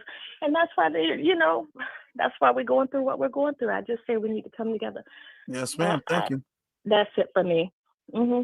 All right. Yeah. We gotta come together, make Black babies. All right. I'm not sure that Elridge Cleaver ever said that, but all right. I guess, you know, for the sake of time, I can't spend too much time really asking too many questions. I'm just trying to let people make their quick comments. So, you know, because some people have been on the line for over an hour waiting to speak. So I'll definitely want to make sure I get to them, be fair. Caller from area code 615. You're on live. What's your name? Where are you calling from? Hi, this is Angelica Lena calling from Nashville, Tennessee. How are you? I'm good. Angelica Lena is in the chat room or is on the phone line. How you doing? Yes, sir. I'm both. I'm both right now. You can hear me okay? Yeah, I can. I hear you loud and clear. Yep. Okay, great. I just wanted to go back, I don't know, maybe about 10 callers, several. It probably wasn't even that many callers because there was a lot of filibustering going on with the phone calls. The one gentleman who was talking about, you know, I have to give my rebuttal sometimes on other callers. So the gentleman who said something about we need allies. So I mean, I don't want him calling back in. He probably will anyway. But doesn't he know we tried that before already? And me personally, I'm questioning his wife's ethnicity. I'm questioning it. I don't mean any disrespect to anyone, but when I hear men talk like that, and this is just me, and I mean no disrespect. When I hear men talk like that, I feel like it's about some non-FBA Hello Kitty. There's just a feeling that I get. And he tried to push this thing where he's saying that, you know, these immigrants come in. Oh no, we've had people that's helped us. No, we help them. The immigrants who have been on code, they come over here and get on code with us, not the other way around. So I just want to leave it there. Yeah, that's true. When they come over and be on code, like I say, they have to come to America, and they come to America getting on our program. That's the thing. And we're not dismissing them. That's the thing that gets me, is that every time we talk, when they want to bring up the people, our riders who are from the diaspora, nobody is dismissing them. Nobody is saying that their contributions don't count. Nobody is discounting that. All right. But what you're not going to do or what we shouldn't allow is to say, well, let's look at Stokely Carmichael, and because he's from Trinidad, we should treat all Trinidadians like Stokely Carmichael. That or we should treat all Jamaicans like Farrakhan, or you know what I'm saying? Now we can't keep that going. That's the problem. These people are not Right, exactly. representatives of where they're from. They're just from there. Right, exactly. And can I say this one last thing, Afro? Mm-hmm. One thing I did, and I put this in my notes too, but one last thing, when he started talking about the new black media, he started talking about you, and he said that one teacher, and you know who he was talking about when he said that. Mm-hmm. And I'm like, how dare you sit there and talk about our new black media, especially the big three and our other new black media like yourself. And first of all, if you wanted, first of all, you all can't be everywhere at all times, all the times, and talk about everything. You all aren't God. If he wants to talk about commentary, I didn't like his tone. I did not like his tone. It was disrespectful. If you want to talk about that, then you have your own commentary on your own YouTube channel, and you do that. I don't like these people who come in and talk about what you all should be doing. They're doing enough. You all are doing enough. If something else needs to be done, you do it. You do it. You get calls like that. Tariq Nasheed gets calls like that. The Black Authority, you name it. You all get, and you know this, I'm preaching to the choir. You all do so much for us all the time. You all do so much for us. You all can't do everything all the time. So I'm like, if something needs to be done or talked about, you do it. You start your own YouTube channel. I doubt anybody will listen to it, but you start your own YouTube channel. So I'll leave it there. Thank you for taking my call. Oh, thank you. Thank you.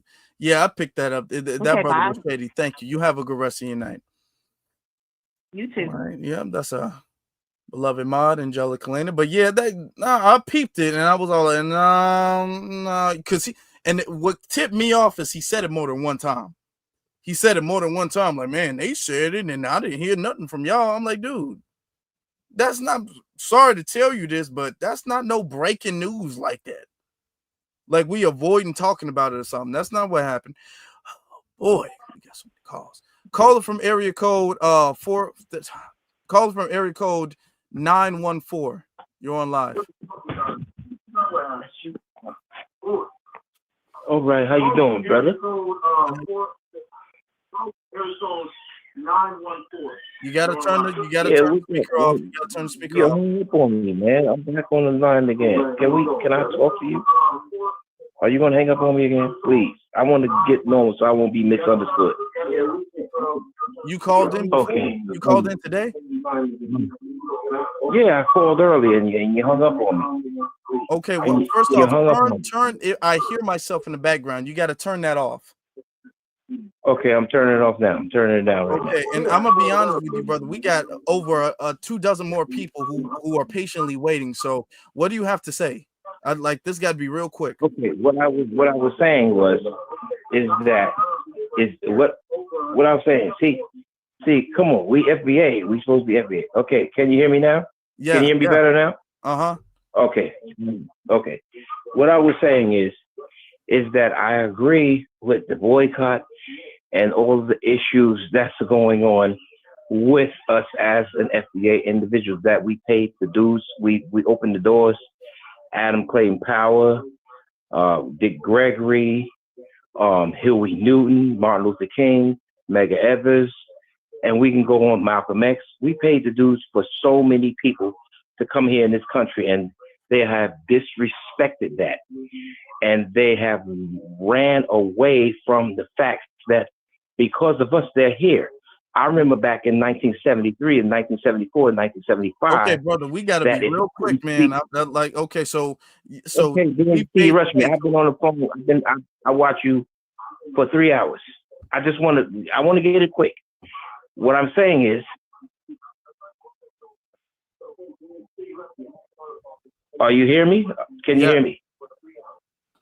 What I'm saying is that when they couldn't speak English, there was no applications. And Mr. Adam Clayton Power is one who said, change the application so everybody can speak different languages so they can come in this country. So now they're disrespecting brother Adam Clayton Power. Okay? So that's what I'm saying. So in other words than that, it's okay, they got their money, they made all their money, they got their investments, so why don't they take themselves back to their country and open up their business over there and leave us alone so we can continue to drive on our businesses over here, so we don't have to worry about them and they don't have to worry about us. That's the point I'm making. Yep, just go back home and fix your homeland. Thank you. All right. That's right. Go back over there and stop being a coward about over here.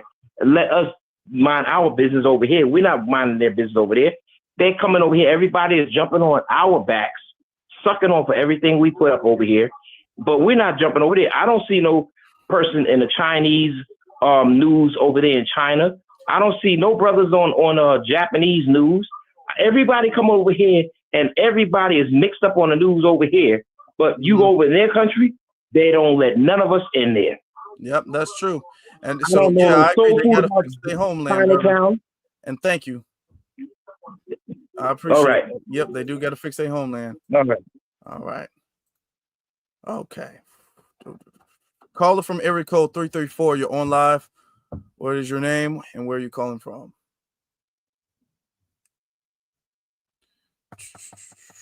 Caller from area code. This call is no longer being recorded. Huh? Are you recording? Who is this?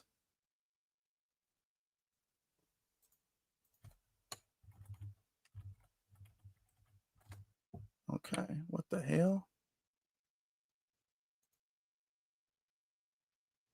We got ops on the line. What the hell is going on? Caller from area code 347. Are you recording, or are you a real person? Are you a robot? AI? What's going on? Caller from area code 347. You're on live. What's your name? Where you calling from? Hello? Yes. How you doing? Hello, you can hear me? Yeah, I can hear you. All right, this is Monique. I'm calling from New York City in the Bronx. What's on your mind, sister? And I just wanted to bring up, because I've been listening to the broadcast.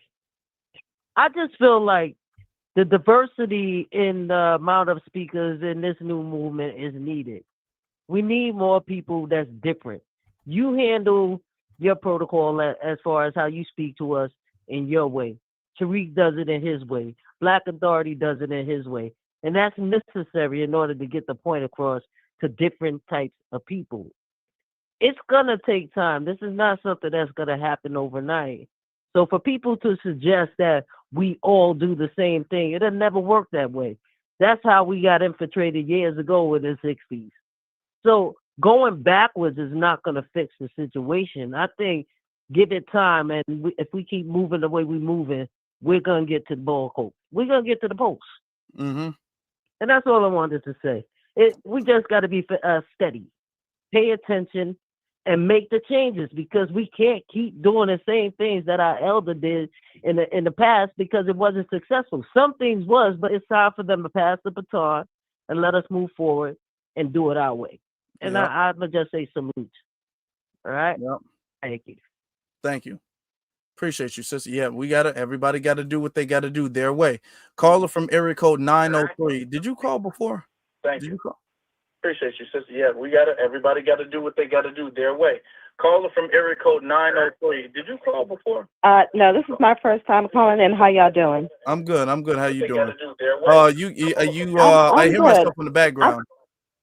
No, this is okay, let me turn it down. I'm good. How you doing? So I'm originally from Louisiana.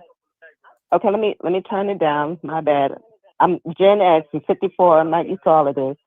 I'm originally from Louisiana, and I live in Georgia right now. But what did it for me was the Essence Fest. Okay, we're not trying to show anybody else disrespect, but we're not going to go for the destiny swap. Mm-hmm. I feel like this has been a destiny swap ever since the Civil Rights Act of 1965. They just came in here and they took advantage of everything that the government had to offer, right? Mm-hmm. While we were being redlined out, denied loans and everything else. And I agree, we need to pass the baton. We cannot do it the way they did it in the 60s, because in the 60s, they were trying to fight for inclusion. And I'm not saying that we got to cut ourselves off from everybody, but we have to protect our history. We have to protect our ancestral memory. Yep. We have to protect our families and our Black businesses. And we have to educate ourselves. I know before the whole thing with Essence Fest and the African braiding boycott, we got too many other people on here trying to divide the FBA, man and woman. We got to stop with the gender wars. I have a Black son. I have a Black daughter. I have a Black husband. I have a Black brother. I have a Black father. Okay. Mm-hmm. Our families, before the civil rights movement, we did stick together. And I think that we went for the shiny object, trying to assimilate ourselves into white society, because we were owed a lot of things, and a lot of things were stolen from us, and a lot of things were taken from us. All of our Black historic towns, Black Wall Street, yes, those people, YT people, they came in and destroyed everything. And I think because that kept happening to us, we kind of just gave up. I think we need to go back to community, church, and I don't agree with all of, some of the stuff that goes on in church, but we can build community with each other once again, because our history and our lineage is precious. My family is from Natchez, Mississippi, and various parts of Louisiana. Plaquemines, Louisiana, St. Martinsville, Louisiana, LaPlace, Louisiana. And my grandmother told me she worked on a plantation. It's called Godcho Plantation. Mm-hmm. Okay. But for the she sake of had time, to bring water to her family. But because we still got a lot of callers, so.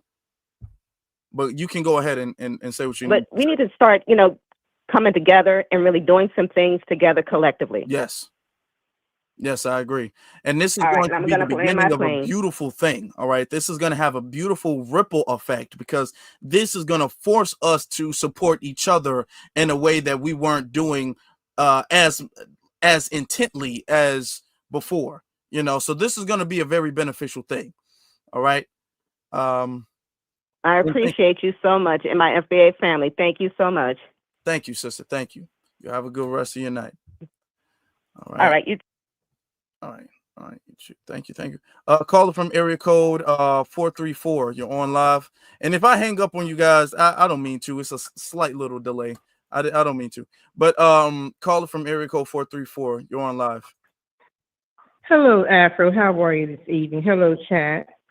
One thing that's very important that we keep missing out on, and I've paid attention to my grandchildren's history book.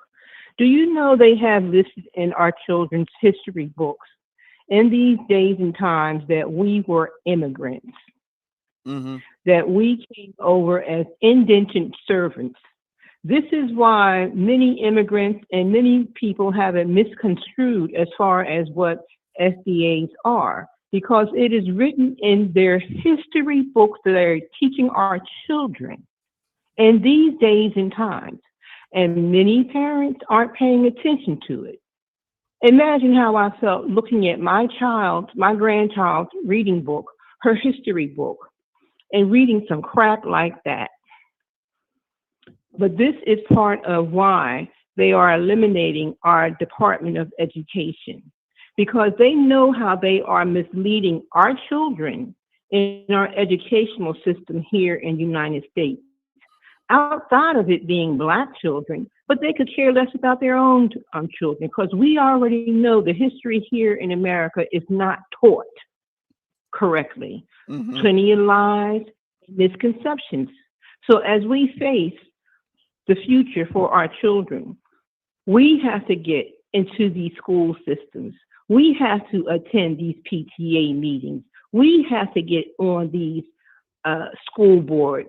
The same way all these folks are infiltrating all these different school boards and putting up what they want in their school systems, why are we sitting back and allow them doing it to us? Yeah.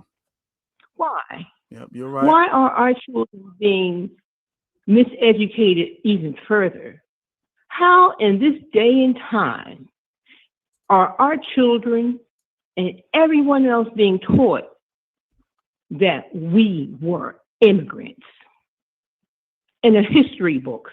How many have looked at the children's history books? This is 2025. This was last year.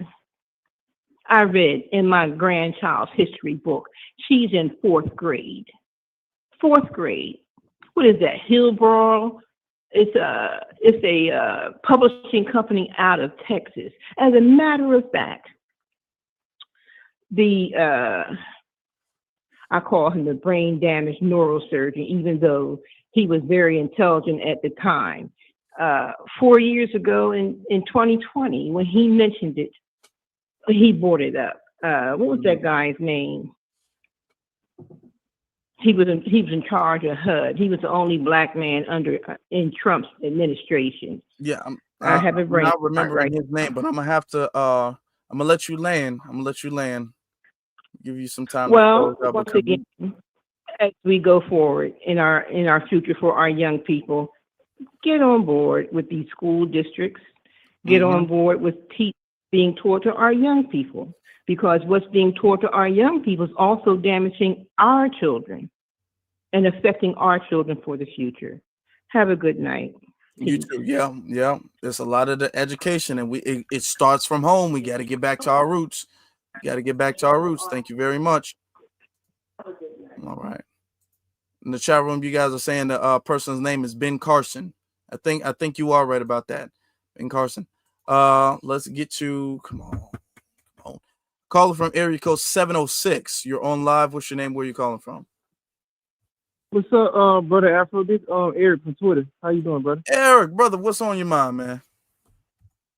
What's up, man? Long time no see, man. We miss you on Twitter, man. I was hoping that we can do a Twitter space, me, you, Black Afro, because we be slicing them up over there on Twitter. I'm gonna just say this, then I'm gonna leave, because a lot of these Negroes are very long-winded and very disingenuous in their conversations. And that Feds Wayne dude, I don't know what the hell he was on. He probably was a public attorney or something, because I can't really imagine him being somebody's lawyer. You'll definitely get a life sentence the way he was babbling.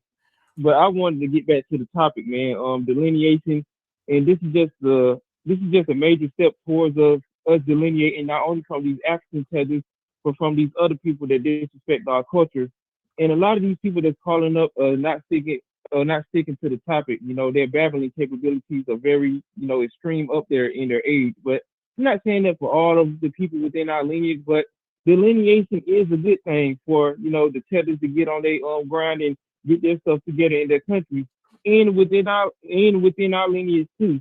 We're gonna have to delineate from some of these old people too, because they've been lost and turned out for the longest. They've been brought and butt broken by the Democratic Party, and they've been stuck in their own ways. And I got family members like that in my family who love them to death, but they don't want to reach out to hear what some of the younger people are trying to say and trying to do in today's time. Because I'm a millennial. I was born in '94, and I know what certain stuff that is said out here.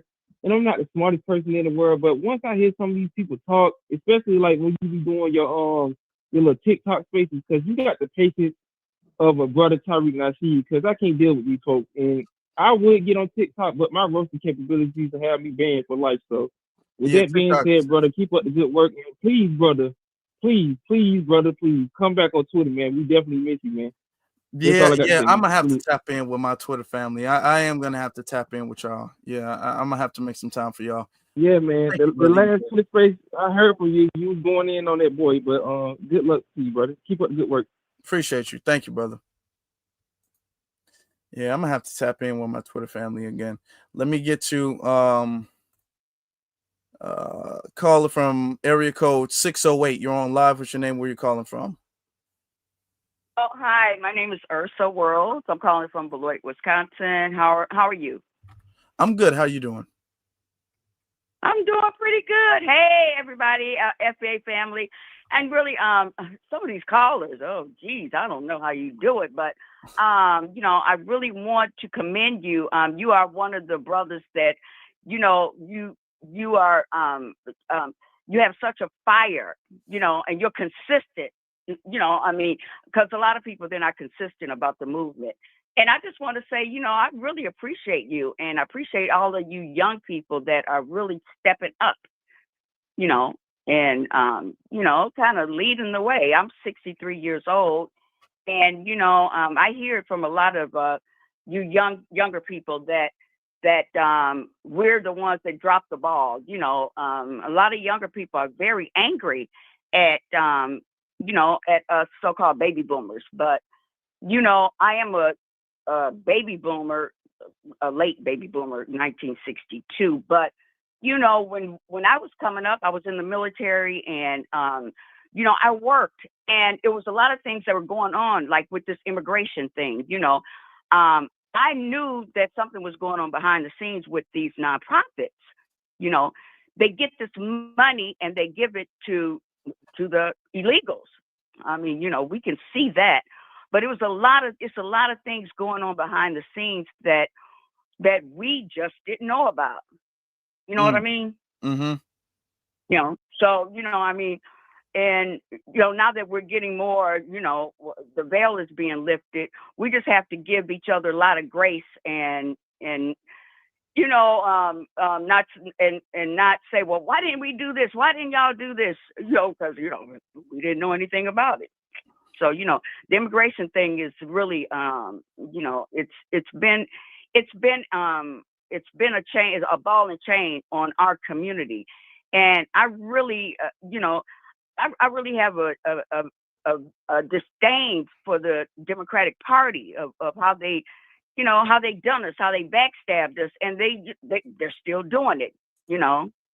So I was looking at this one sister. She is a representative in North Carolina. Her last name is Cunningham, and she done a speech, and she brought up FBA and ADOS, and she voted for a bill that would have sheriffs being able to arrest illegals. She's a Democrat, and she's getting a lot of flack from the Democratic Party. So her last name is Cunningham. So anybody that wants to look her up. Okay, and thank you so much. Thank you. Much love. Bye-bye. Much love. Thank you, sister. You have a good rest of your night. All right. Okay, you too. All right, thank you. All right then.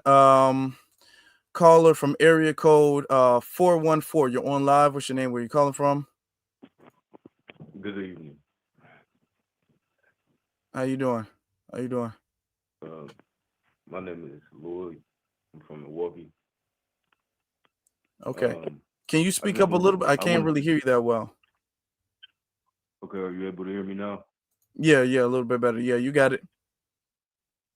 Okay, so I just want to touch up on a few topics. It's like a little timestamp kind of. First, I'm gonna go with the boycott. Then we're gonna get immigration, and then reparations. So with the boycott thing, with the braiding and these women, I just want to take it back a couple months ago, where on social media it was a huge outrage where a Caucasian woman had wore braids, and then it was a beautiful thing because she had said the history came from Caucasian lineage. And you've seen Black women in America go after her. You've seen women and men in America, Black women and men, women and men that are Ghanaian from Ghana, women and men that are from Nigeria, women. You saw everyone come together and agree on that certain thing and go against the people who they are supposed to be going for. And now we have another yet distraction where they've done the opposite thing again. They done to show that they can turn these Black women, these Black men in America against the same people that they previously shown signs of respect for. And now people are getting on your call log and saying, or your caller and saying, oh, well, those people should stay and those people shouldn't be over here. And now we're doing the same exact thing that was done to us, to them, that was done to us by the Caucasian people. Now we're discriminating them. Now we're saying they shouldn't be part of this land. That is God's land. That is God's land. The British and French came over and conquered this land and turned it to America, which is still British and French land till this day. So this is God's land, and they are immigrants. We are immigrants. That if you want to have that be the case, that's with that logic, is the earth not God's land? Is everywhere in the world not God's land? Is space and all of existence not of God? With that logic, then. So nobody is an immigrant. So nobody is a native. Nobody belongs anywhere at that point. Nobody can tell any. Like, are we going to do that? Is that where we're going? Yeah, no, that's where I don't want to go. That's what my exact point is. So no one should be telling anyone of any race or any lineage or any heritage what place on God's land that they may not be. If they are Okay, well, God's let me ask you a people, question. Let me now, ask you a question. Let me for the people who make the argument nobody is illegal, this is the earth and all that. Let me ask you a question. If somebody went into your house, your house, and then went into your bedroom, and you told them to leave your bedroom, would they be able to say, well, technically, your bedroom is on earth, and this is everybody's earth, so this is my space too? Or would you be able to remove them from your space or your house in your room? Would you be able to do that? and that is why we live in today's modern time society. In today's modern society, you are able to do that. You are able to say, Okay, get but let out. me And I first off, you've completely been agree able with to do that. that. It's not And just sir, modern society, brother. It's not modern society. You've been able to do that for several millennia now. Okay, where you can't yes, just yes, run up in in modern somebody's days, in house, in modern day somebody's time. domain. Okay, that's not no Yes, sir. new I, thing. I That's been agree. a thing. I agree And with. I'm I agree asking you with because you. I want to know. I want to know where you stand on this issue. Because if you stand on Yes, the sir. issue that we shouldn't be opposed to people from another nation immigrating to this nation, would you also keep that same energy if I or some stranger just walked into your house and said, well, technically, you can't claim your house or kick me out? I have just as much claim to your house as immigrants have to this country. Are you going to keep that same consistent energy? Sir, I answered your question, and No, you trying to, diverted from sir, the question. That's what you did. sir. I'm trying to inform you that I am on your side, and Okay. I agree with you. I agree with you. I'm trying to inform you. We're not going back and forth. I'm on your side. I'm agreeing with you. Okay. And that brings me to my point of where I said I was going to wrap it up with reparations, because if us having this problem, right, with immigrants and saying who sold lands and who's this land and that is, and we're on a land that we don't own, and I believe that everyone could agree that we do not own America, right? The British and French own America. We do not own America. So we have to look past of everything that I just previously talked about, with us looking at each other different, us going back and forth. We have to literally find a way to get our own land. And we have a lot of great people that we in a Black history that we can look up to and say that have done great things. But we do not have one person in Black history that we can say they went and got our own land. They went and made those people give us 40 acres and a mule. That means the land and the resources, which should be reparations for our people. That is what our cause is. That is what our goal is. And in Black history, we do not have that. And the only person that came close to that in any form of history is people dislike when I say this, it's Hitler. But he had a blueprint and he tried to execute it, but he did it improperly. But the goal that he was trying to get to is the same thing that would have prevent the continuation of what everyone in on earth, on God's land, has been going through for generations now. So I'm not disagreeing with you. All right. Well, thank you. Thank you, sir. Appreciate the call. All right. This man listened to the latest Kanye West album and decided to call up. Caller from area code 701-770. You're on live. What's your name? Where you calling from? Hey, what's up, Afro Elite? This is Big Chris out of McDonough, Georgia, the Metro Atlanta area. What's on your mind? Yeah, I was just saying, just shouting out you and the whole FBA family. I really agree with this boycott, and I believe that we definitely need to stand on lineage business and stand strong on on our two of gatekeeping the culture, gatekeeping our cultural identity and our accomplishments. And so, that's what I agree with that sentiment. Mm-hmm. Yeah, we got to keep that. We got to keep up the pressure, man. We got to keep the pressure on them. Absolutely. But it doesn't just need to end with just a boycott, but it needs to keep going further with some other stuff as well. So what Yeah, do you that's think? true. What else needs to happen from this? And then after that, I'll be done. Yep, that's true. You're 100% correct. Yep, and this is going to create a ripple effect that we need. So thank you, brother. I appreciate you. Thank you.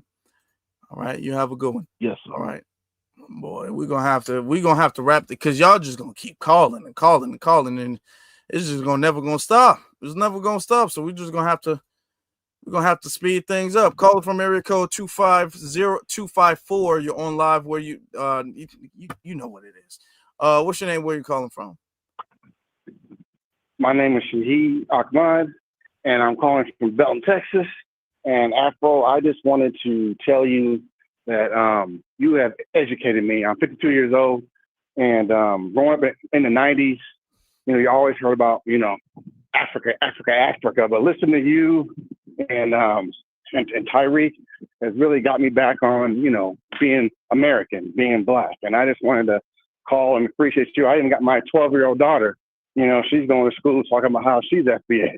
And so, I just wanted to call in and tell you thank you. And I'm always going to be listening to you. And I'm always going to be, telling I got 30-year-olds too that I'm telling, about you, listening to you on YouTube and all that. So I just want to tell you thank you very much, sir. Oh, thank you. Thank you. I appreciate it. And I'm glad that the youth is listening, man. She's proud to be FBA at the young age of 12. That's a beautiful thing to hear. Thank you, brother. Appreciate you. Yes, sir. And you have a good evening. You too. Thank you. All right. Isn't that a warm feeling? Beautiful thing to hear. All right. Caller from area code 412. You're on live. What's your name? Where you calling from? It's Bob J. How you doing, bro? I'm good. How you doing? I'm doing awesome. I had some things I wanted to say. I think it'll be a great thing if Tariq did another one of those FBA thing he did in Texas a while back. Mm-hmm. If he did one of those things in New Orleans, I'm sorry? The expo? The FBA expo? Yeah, if he did another one of those in New Orleans, I think he could get a lot of the essence, where they kind of messed up at. That's not a bad idea. And I want to say a couple other things. I do want to say I do agree with you. Pan-Africanism is a religion. I don't know what it was, but when I was like Pan-African, I'm telling you, I was going to Africa, and then it's like after going to Africa, and actually sitting down and thinking about when I was there, how I was treated, I knew like that's not really my people. So I kind of backed off of the Pan-Africanism, and once I backed off of it, it's like I don't hate the people still. It's just like I got more focused in my culture, where my great grandfather is from, and things of that nature, his lineage. And I did notice, the last thing I wanted to say before I left, I did notice that there are no Africans calling up or any Cheddars calling up. I got on late, so I don't know, but I'm just saying it's funny that they don't call in to these type of shows when you can't get like your name out there. Like on TikTok, their tagline is when they pop on the live. Everybody know who they are now. So unless they can get clout, they don't really. So they just use us for everything, literally. Yeah. And that's all, brother. Yeah. Because, when you debating them, I got to say their name and their profiles up there. You know what I'm saying? So they get a little bit of clout, So over here, exactly. If I just say your area code, I'm not even saying your full number. You don't really get no clout like that. So it's just intellectual commentary here. And notice that they don't even come up to troll. They're not even really trolling like that. So that's a good point. That's a good point. And thank you, brother. I appreciate your call. Yes, sir. All right. Yeah, that's true. And the thing is, when it comes to Pan-Africanism, I'm going to say this.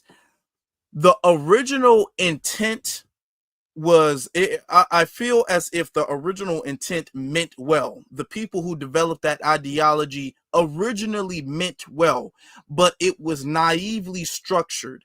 And because it was structured flawed, because of the flawed structure of it, it devolved into some type of cultish like religion, which is what it is today.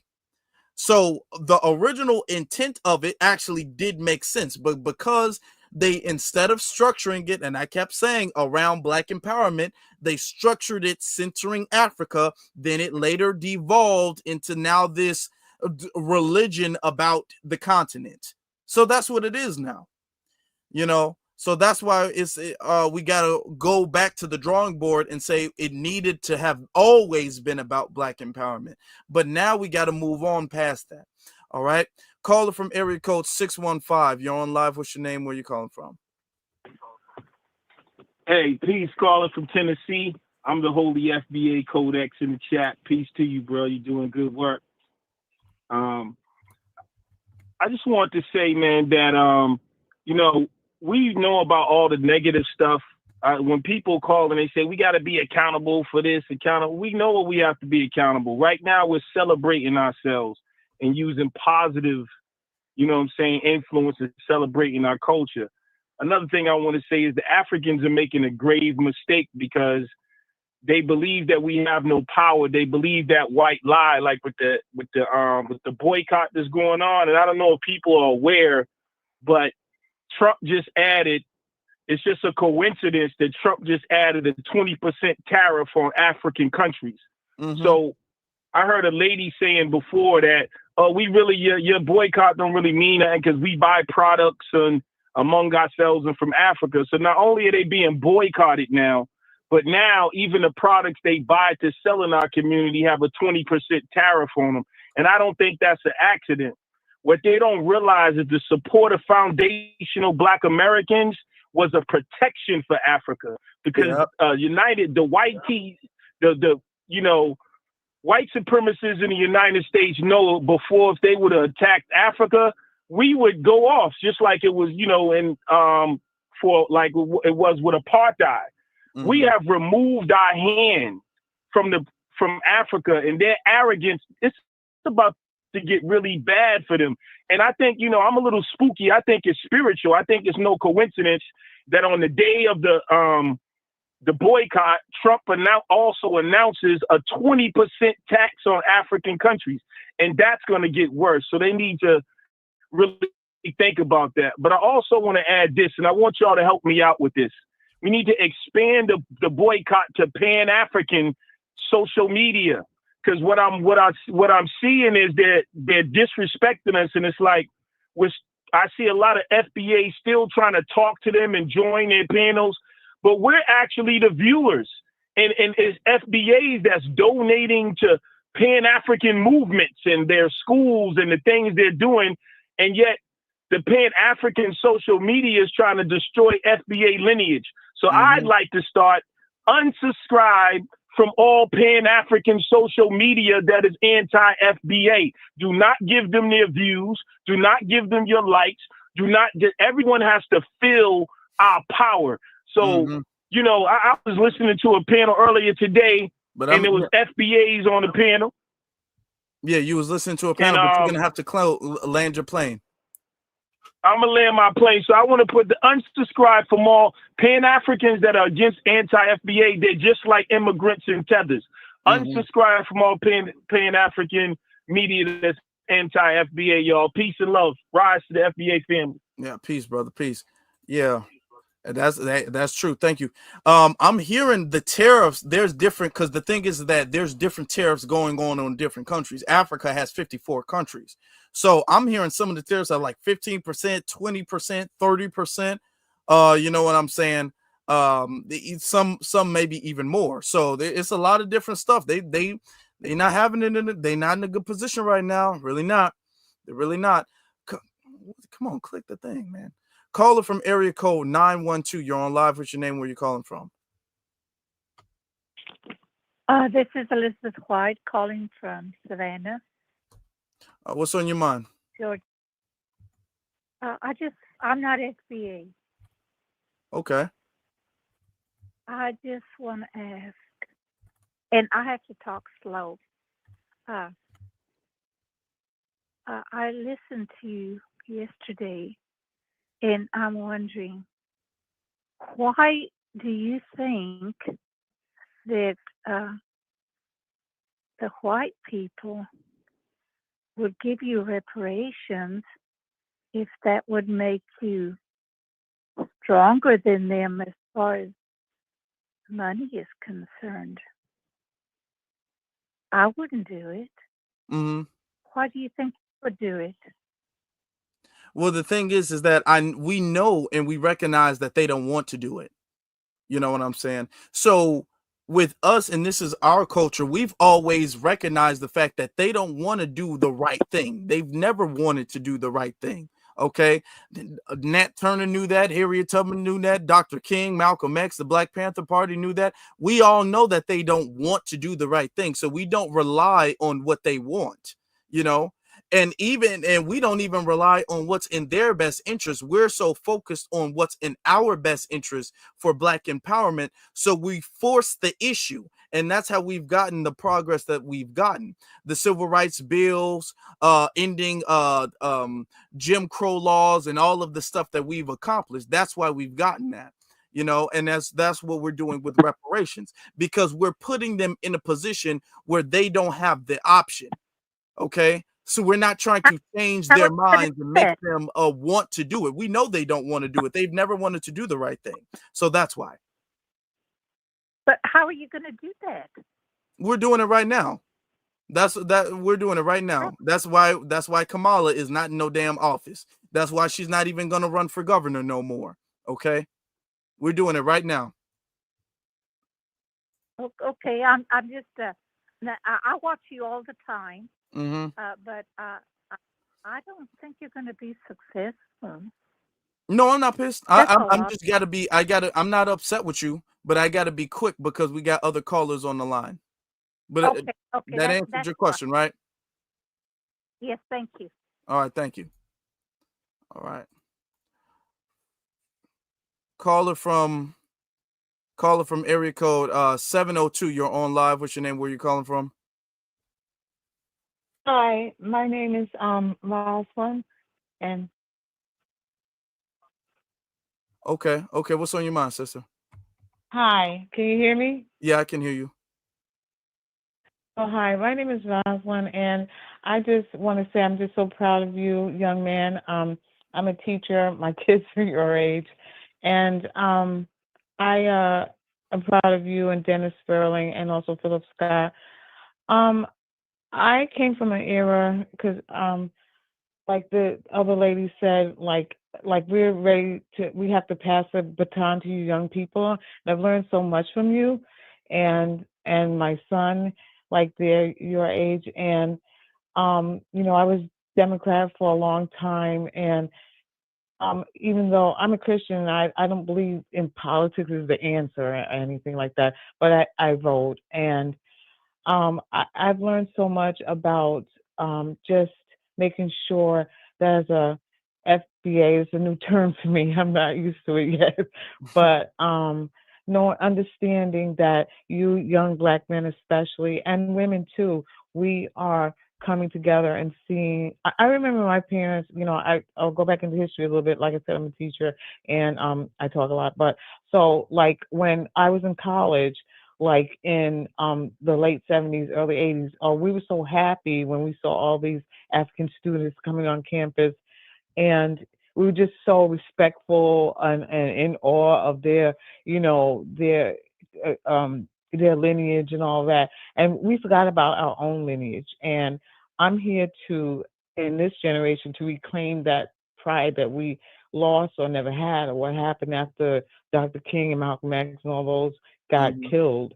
Um, I, we lost some of that, and I'm proud to pass the baton to you young people because you're doing a great job, and I'm learning so much from you, and I'm going to continue to learn, and I'm going to continue to build and support young Black men, young Black women, because that's my job. That's the stage I'm at now, and I just want to commend you and I applaud you, and I want you to continue to do, what we did a lot, our generation, but now we're seeing what you're doing and we're learning. I'm just so grateful.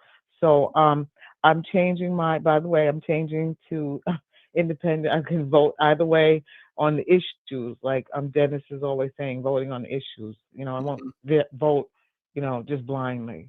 I was with Barack. I wanted, that first black, I was there, but I'm not voting like that. And I'm listening, I'm hearing young people. And when I write my book, I'm going to be putting in, this part of it for my generation, what we're learning from the young people. And I'm saying that as a teacher. I'm just so happy to see you out there. God bless. I'm landing here.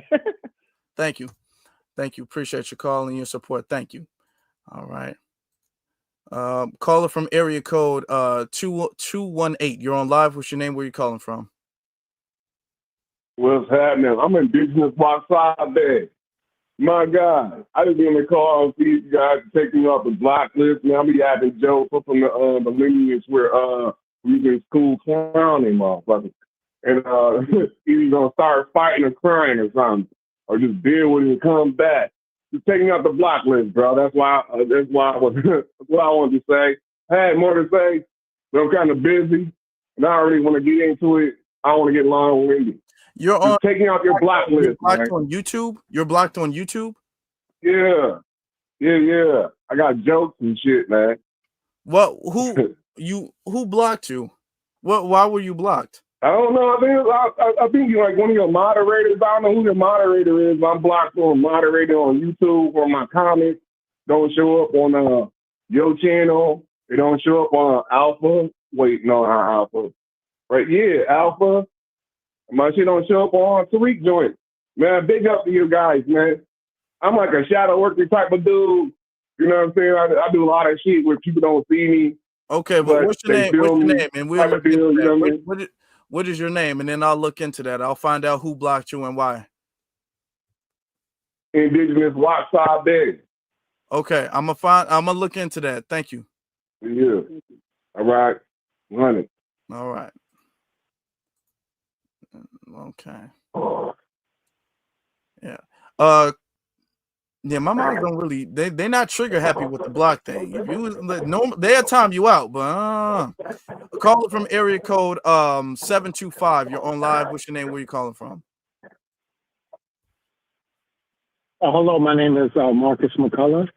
How are you, after Elite? I'm good. How you doing? Good, my brother. So I'm FBA. My lineage goes back to North and South Carolina. And I've called in a few times. You may remember me at this point. I watched your For the Culture and for your last broadcast. Mm-hmm. And I'm older, so you've been educating me too. I know a lot, but I can always learn more. And I'm very grateful and very appreciative to the work that you're doing.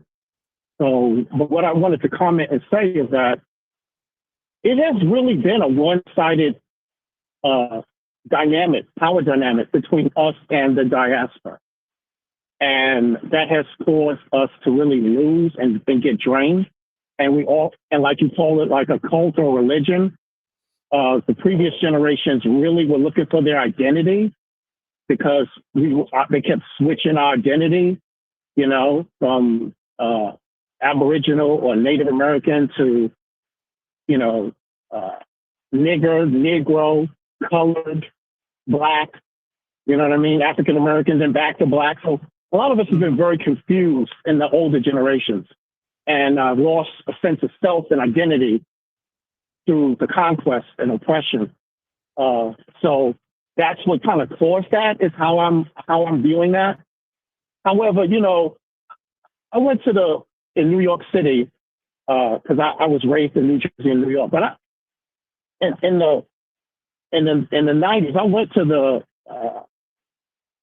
the Coliseum for Nelson Mandela when he was freed, and how we were putting so much pressure on the South African government to free him and to stop what they were doing over there. And so, but he literally made a statement in an interview at one point where he said, It's none of my concern about the oppression that Black Americans are experiencing over there and the colonization over here in the U.S. I'm not fighting for their liberation.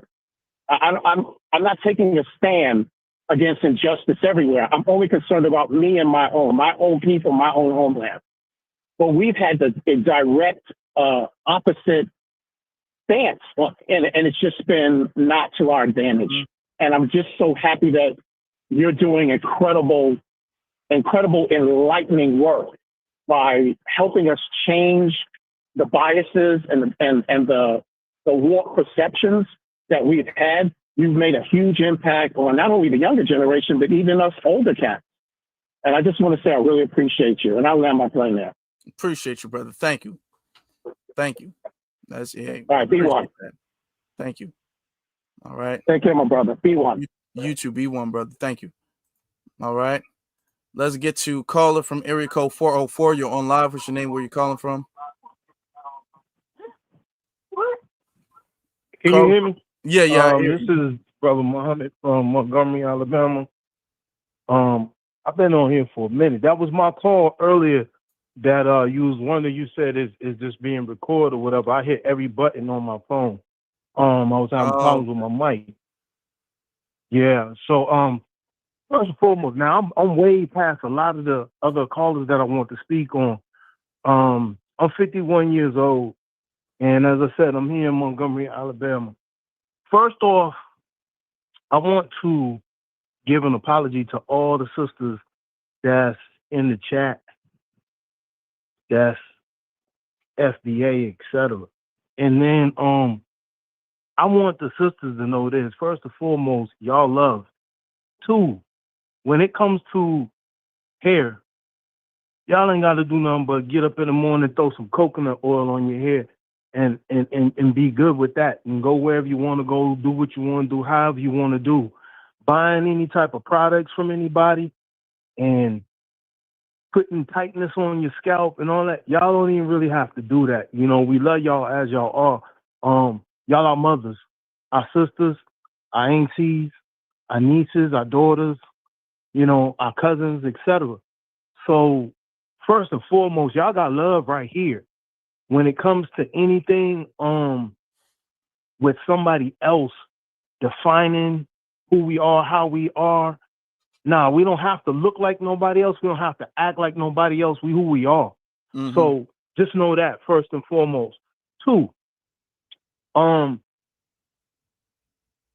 it comes to this movement, it's crazy. It's real spiritual. But in addition to this boycott, I think I'm gonna throw something at you, because when several people mentioned about you running for office, and I have before that sister brought it up about talking about the politics, I was thinking that same thing. A lot of our leaders who are on, you know, the chat platforms and stuff like that, on YouTube, etc., right, are authentic.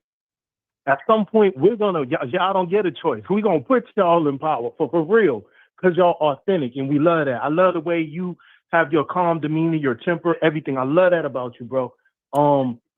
When it comes to right now, y'all have multiple people that are subscribed to y'all. At some point, and this is just for the point of clarity, at some point, there are certain things that we as the audience and as the foundation, you know what I'm saying, the grassroots, we need to do, and we need y'all help with it. And that is collectively creating co-ops where there are business put in every city, you know what I'm saying, based off of us, and we're co-opted owners of that. And what I mean is this: if you got 25,000 people subscribed to you, and we all put $10 on that, then that's $250,000 that we can all invest into a particular business. And that's just this week. And then next week, we'll put another $10, and the week after that, and we'll put 52 businesses a year just doing stuff like that. You understand what I'm saying? Like, all we need is to have that call. The sisters made the call, and as soon as it was made, man, I started going on my Facebook. I started putting things on there. I did a 3-day countdown, putting all kind of, you know, sirens and alarms up until today.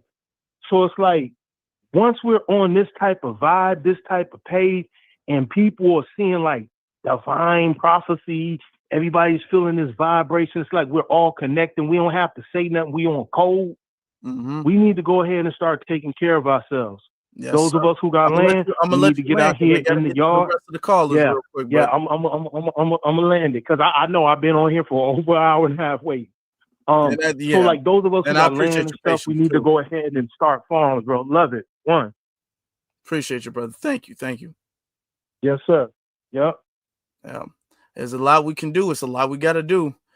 You know, it's not the time to slow down. We got good momentum going. Yes, sir. Caller from area Yep. code 980. There's a lot we You're can on do. live. A What's lot your we name? gotta Where you do. calling from? You know, it's not the time to. Hi, this is Jacqueline. I'm free thinking in chat. Free thinker in the chat. How you doing? Hello, Can can you you hear speak me? up a little bit? Yeah, you're a little low. I'm sorry, I'm on my headset. I'm in my truck right now, but just to speak on the movement that we're doing as far as boycotting these African hair braiding shops. Yeah, we need to leave them alone. I've been in shops and I can understand what they're saying, and they talk. The way they talk about us is just horrible. But we need to move further as far as just boycotting them. We need to boycott all of them. Even the YT stores. Like a lot of us, we shop, we spend our money with these people, and they just continue to treat us and talk about us however they want to, and we just continue to support. And that's our biggest problem too, is that we can't come together. It's always some kind of infighting between us whenever we go into a black-owned store to patronize them. Because I've had some instances where I've actually patronized black-owned businesses, and the customer service there is not up to par either. So we got to look at ourselves and start, treating our own kind good, as well as, patronizing other businesses. If we can't even take care of our own, how can we uplift each other in the world? Like, I mean, I'm not saying we don't need to support each other, but I'm just saying we have to do a better job at it. Yeah.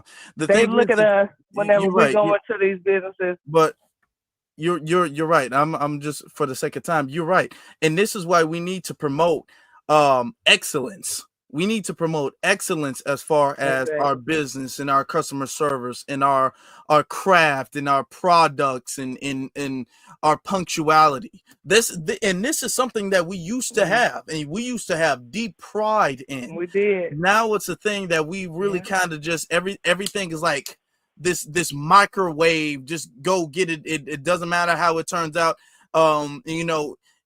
We've become less of the oven baked or pressure cooker where it takes hours. Now we just this everything got to be quick and make $1 quick, and it doesn't matter how well the job is done. You know what I'm saying? So we need to go back to the focus of excellence. So I agree with you on And that. we can do it. We can do it. We can do it because we're excellent people and we strive for the best. So I just want our people to keep uplifting each other, and thank you for what you do, Afro. Thank you, sister. I appreciate you. Yeah, that's true. You have a good rest of your night. Thank you. Caller from area code 404. You're on live. What's your name? Where you calling from? We're gonna have to wrap things up shortly. Caller from area code 404. Ooh, going once, going twice. This is Felicia. Can you hear me? Yeah, I can hear you. Ooh, you last minute. Okay, yeah. Okay, sorry. I'm sorry about that. My name is Felicia. I am from Louisiana, born and raised in Louisiana. And I just wanted to say thank you so much. I have been waiting for a day like this for a very long time, since I was a child. My grandmother told me when I was 5 that never let anyone tell you that you're from Africa, because we're not from Africa. And I've had a problem with that since I was a child up until adulthood. And so just seeing what we're going through right now, it's just so wonderful to me, because I've been waiting for this for a very long time. I'm in my 50s now, and Mm-hmm. just imagine a person like myself going through this at age 5 on up to now, dealing with situation where know that things are not right, you know. So Mm-hmm. I appreciate your platform. I appreciate Tariq's and Black Alpha. I appreciate you guys' platform. That's all I wanted to say. And keep up the good work. Thank you. Thank you. Appreciate you. Thank you, sister. Appreciate you. Yeah. Bye-bye. All right. Well, she caught it just in time. I was this close. She was a split second. Man, she caught it just in time. Caller from area code 334. You're on live. What's your name and where are you calling from?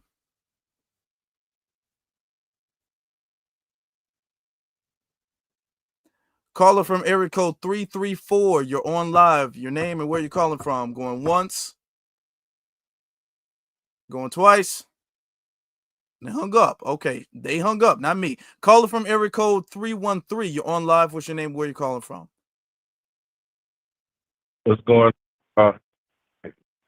This Cortez, and I'm calling from Huntsville, Alabama. What's on your mind, I brother? just want to say, I personally feel like Black Americans made a huge mistake when we backed Obama and put him in office. You know what I'm saying? Mm-hmm. Black Obama was, for all colored people and not for black people. And we got to be more specific, man. We got to have people that's only for us, and that's okay, because other groups have people in office that's only for them. You know what I'm saying? Mm-hmm. So it gets to the point where the person I was trying to respond to was a couple people ago, but I just want to hit on how my grandmother is 78 years old, and it has taken her almost 50 years to stop voting Democrat and to honestly see what they about and how they just been taking votes, using them, and dishing out the resources wherever they want. You know what I'm saying? I want to say, good looking, Afro. You've been doing your thing, man. It's getting to the point where this is becoming a religion for me, man. I be waiting on you, man. All right, we ain't trying to make you go live every day, but go live every day, man. It's FBA all day, y'all. I love y'all, Yeah, man. I'm appreciate out. you, brother. Yeah. Yeah, appreciate you. But yeah, that's true. And yeah, we definitely, and I'm glad that we learned from Obama. Obama was a painful learning lesson that we needed. You know, that was the only good thing about the Obama administration, is that how much we've grown since then. That's the only good thing I can say. But thank you, brother. Appreciate you. All right. Yeah. I've been putting in a lot of work this last month in July, man. I can't even tell you. Caller from area code 904. You're on live. What's your name and where you calling from? Caller from area code 904. Going once. Going twice. 904 is not with us. All right. Caller from area code 516. You're on live. What's your name and where you Hello, calling from? hi, Afroelite. My name is Stacy, and I'm calling from Freeport, New York. Thanks for taking my call. I just want to say that you gave a great answer to the lady with the accent a few calls ago when she told us we're not going to get reparations, and you told her we're doing it right now. You know, how are you going to do it? We're doing it right now. Disaggregation, delineation, that's how we begin. I want people to really take a look at the 14th Amendment too, because it's so simple. It's just so simple. Section 1, all persons born or naturalized in the United States and subject to the jurisdiction thereof are citizens of the United States and of the state wherein they reside. You are not subject to the jurisdiction if you are here illegally. You are not subject, you are still subject to the jurisdiction of where you come from. So I just want people, this will be a great thing. We've been trying to get this and this understanding. I'm not worried about it. Also, people, first of all, I agree with boycotting the beauty supplies. I will tell you why. The first beauty supply I ever went to in the 1980s was actually owned by a friend of mine who was FBA ADOS. he was run out and had to sell his business to a Korean family, and that destroyed him. That was in Roosevelt, New York, a very Black community at the time. Also, when it comes to Nigerians, and I went to school with one, not knowing, this is in the 1980s, went to college with one, not knowing when he spoke about his grandfather being a king and his grandmother being the first wife, that he's probably from the tribe who sold my ancestors here. But Nigeria has over 200 million people. When they send people, for the most part, those are the elites. They're comparing their elites with all of our small group of people in this country. No one should ever listen to anything a Nigerian has to say. Mm-hmm. So one more quick thing. People have to remember, Ronald Reagan gave amnesty to all the illegals in this country. When he did that, afterwards, who is the architect of the 1994 crime bill? It's Joe Biden. That's why I did not vote for Joe Biden. Okay?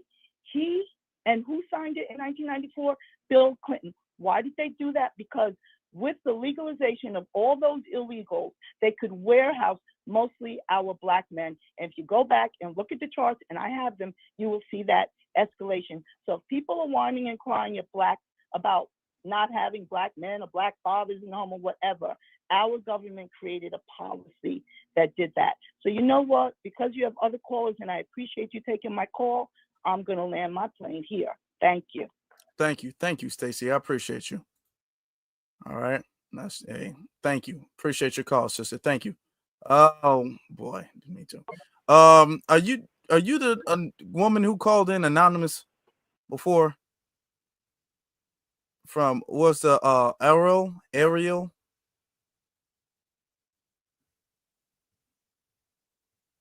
Okay, never mind. I actually clicked that caller by accident, to be honest. Well, we'll wrap it up here. To be honest, we've been on for almost 4.5 hours. Caller from area code 510. You're on live. What's your name and where you're calling from? Hi, Paul. What's up, bro? What's going on, brother? All right. So I'm calling because I just want to tell you, man, I just want to give you your flowers, brother. What you guys are doing, you, Tariq, Black Alpha, what you guys are doing, man, we never had this when I was growing up. I'm from the Bay Area. My people from Louisiana, Arkansas, you know, we down there in Texas and Tennessee.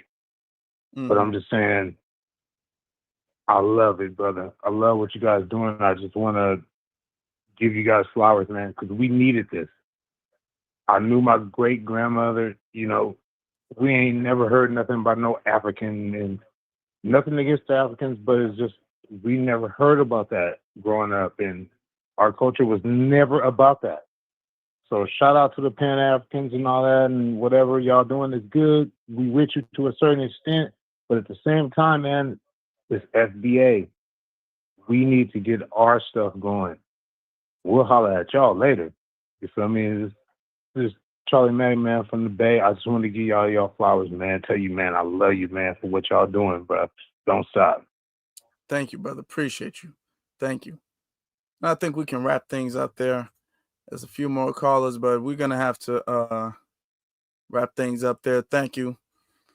We've been on for a minute, and I appreciate you guys. If y'all want to call in next time, y'all make sure y'all do that. But we just can't keep going all night indefinitely. Y'all. Like that's gonna be something.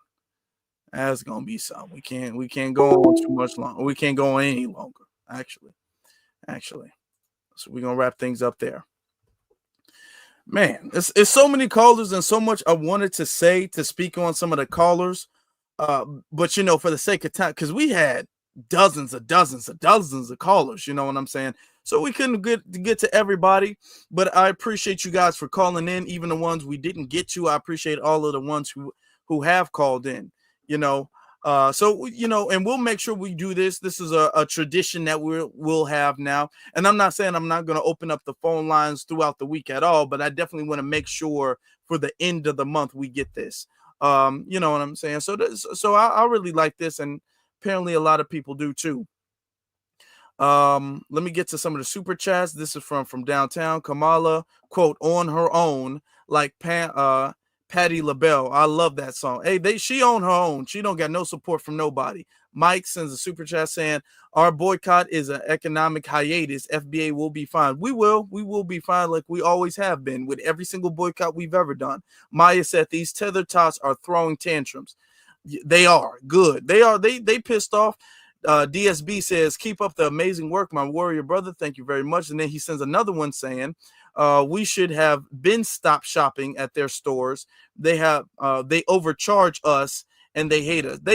A lot of them do. Let's be honest. They ain't really known for the best quality of work. A lot of them are known for convenience. And that's how they keep their money, through convenience, not through high quality work and love and great customer service. Not like that. Janita says, I would love to call in. I have so much to share. I have to respect business hours. I'm limited to listening and chatting. Well, maybe next time. And I would appreciate it if you did call in next time. Appreciate the energy you invest into the FBA lineage. Oh, well, thank you. And I appreciate what you guys are giving back. Okay. Because this is a team. This is what we are. So thank you very much. My shared experience is a super sticker. Thank you very much. Kurt says, may the ancestors continue to bless you. Be one to you, brother. And thank you very much. May they bless you too. And may everybody be blessed. Everybody be blessed. Charlie says, in that diversity lottery, yeah, it's over with. All of that stuff is over with. That's over with. Thank you very much. 7 says, my brother Afro teaching. This straight up is much needed. It is. Thank you. This whole thing, this whole week, this whole month, this whole year, much needed. All right. Then Shariah says, there's a time for grace and the time to guard the gate. It is. It's a time for that. Right now, it's the time to stand on business. Okay. It's not the time to get cold feet. It's gonna hurt. It's gonna hurt some people you like. And that's okay. That's okay. We not harming nobody. They gonna be all right. They gonna be okay. I know a lot of y'all got big hearts, and that's cool. They gonna be okay. We are not advocating harm to anybody. They gonna be okay if we boycott them. Okay? For the ones who got the big hearts, I know I'm not saying it's wrong, but they gonna be okay. And this is for the greater good. Okay? If it's that hard for you guys, just close your eyes and just accept it. They gonna be all right.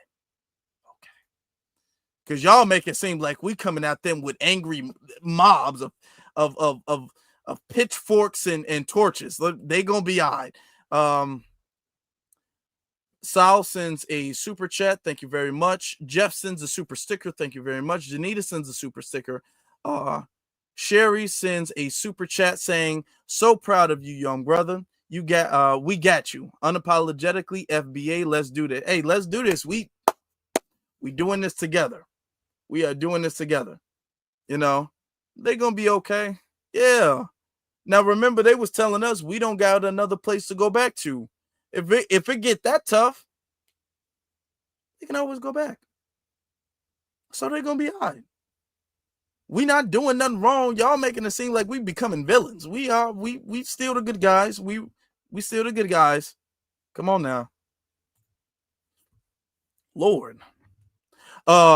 FBA Justice says these others have a track record of anti-black FBA hate. It's time to separate from them. It's time to separate from them on our money. It is. And it's time to reinvest that money and put that money where it has always needed to be and stay. That's what we need to be doing. All right. And this goes for everybody across the board, the Asians, Hispanics, Arabs, Indians, all of them. All right. Austin, and it is Austin, or August. I said Austin. August, which it's August 1st, y'all. It's August 1st. August sends a super sticker. Thank you very much, August. Thank you. Cyberdyne says, I know your parents are proud of you, brother, as well as your FBA family. Shout out to all of the FBA sisters for holding it down. Salute. We here. We in here. Yes, we are in here. My family is very supportive. All right. Thank you very much. And I appreciate every single last one of you. Thank you, Cyber Don. Thank you. Yep. And shout out to the sisters for standing on business. All right. Thank you, sisters. The Holy FBA Code says, keep up the good work. Black Star says, salute, Afro Elite brother and FBA family. Stay on code. All right. Let me see. FBA Justice. Every day that our children come home from school, they need to be debriefed of the white supremacist lies. We do. We need to pay very close attention to what they teach children in schools, especially nowadays. Because it used to be where they would teach you, they would indoctrinate you a little bit, but now it's just like a full-blown indoctrination program. They're doing stuff that they've never used to do in schools. And they were always, teaching lies in schools. But now the lies that they teach in schools are just on a whole nother level now. It's insane. So we definitely need to make sure that our children are protected mentally and intellectually. All right. Charlie says, just order one of your shorts, bro. Oh, thank you, brother. Thank you. I appreciate that. Thank you, brother. I appreciate that. I wonder which one you ordered, but appreciate you. FBA Justice says, we have borders for a reason. FBA, we're on our own land right now. Legal anti-black immigration has got to go. It is like all of this. Ain't nobody illegal. Yes, people are illegal. For all of y'all who are too sensitive to understand that people can be illegal. The same way somebody can't just barge into your house and be all like, hold on, I'm not illegal because your house is on Earth and Earth is the human being's domain. No, you're going to be like, man, hell no. You are in my house. You need to leave. The same way your house belongs to you and you can choose who gets to come and go is the same way nations and countries work. And they have always worked that way. This is the only time in the only country that pretends that people have some type of moral right to be here that are from a completely different country. Like, what are we doing? Stop. You lock your doors for a reason, don't you? You lock your car for a reason, don't you? So we have borders in the country for a reason. Okay? If you don't want to have if you don't want to have borders no more, then don't lock your car door. Don't lock your house door anymore. All right. I appreciate you, family. Thank you very much for that. Let's get to, and I want to acknowledge the the cash apps. I mean, acknowledge the cash apps real quick before we get out of here. Shout out to Sherry. Sherry, again, thank you very much, Sherry. And then Joni. Thank you, Joni. I appreciate you so very much. I appreciate that. How do we purchase the shirts? The link is in the description. All right. The link is in the description. So you guys can go there and then you can get the FBA. There's big FBA shirts and then the Afro Elite shirts and you got mugs and all of that good stuff. And the link is in the description below. But man, we've been on here for 4 hours and almost 40 minutes, y'all. And we still in here. We got hundreds of people in here. This is impressive. But I think this is going to be a tradition that we do an open mic live. I think we're definitely going to be doing this. So thank you very much. I got to get to some of this other business I got to handle. So with that being said, you guys can follow me on my various social media pages. That way you guys don't miss the notifications, which you guys still should press, as well as pressing the like button, subscribe button, share button, all of that stuff, and leave a comment. Let me know what you guys think about the callers. Let me know what you guys think about the discussions we've had this evening. Let me know all of that stuff. Okay. So thank you very much for that, my brothers and sisters, my beloved family, my exceptional people. Thank you very much for your calls, your support, your watching, liking, subscribes, all of that stuff. All right. It's August 1st and we got to stand on business. We already got them copping pleas. So thank you, family. You all have a good rest of your weekend. All right. Oh, also, I got to say, we just reached 25,000 subscribers on YouTube. Okay. We reached that the other day. So shout out to every single last one of y'all for the 25,000. That's greatly appreciated. Much obliged, family. Thank you very much. Got to give y'all props for that. Y'all shout outs for that. And we still going. We still going. We still got a lot more to go. Okay. We got a lot more to go. So thank you very much, family, for that.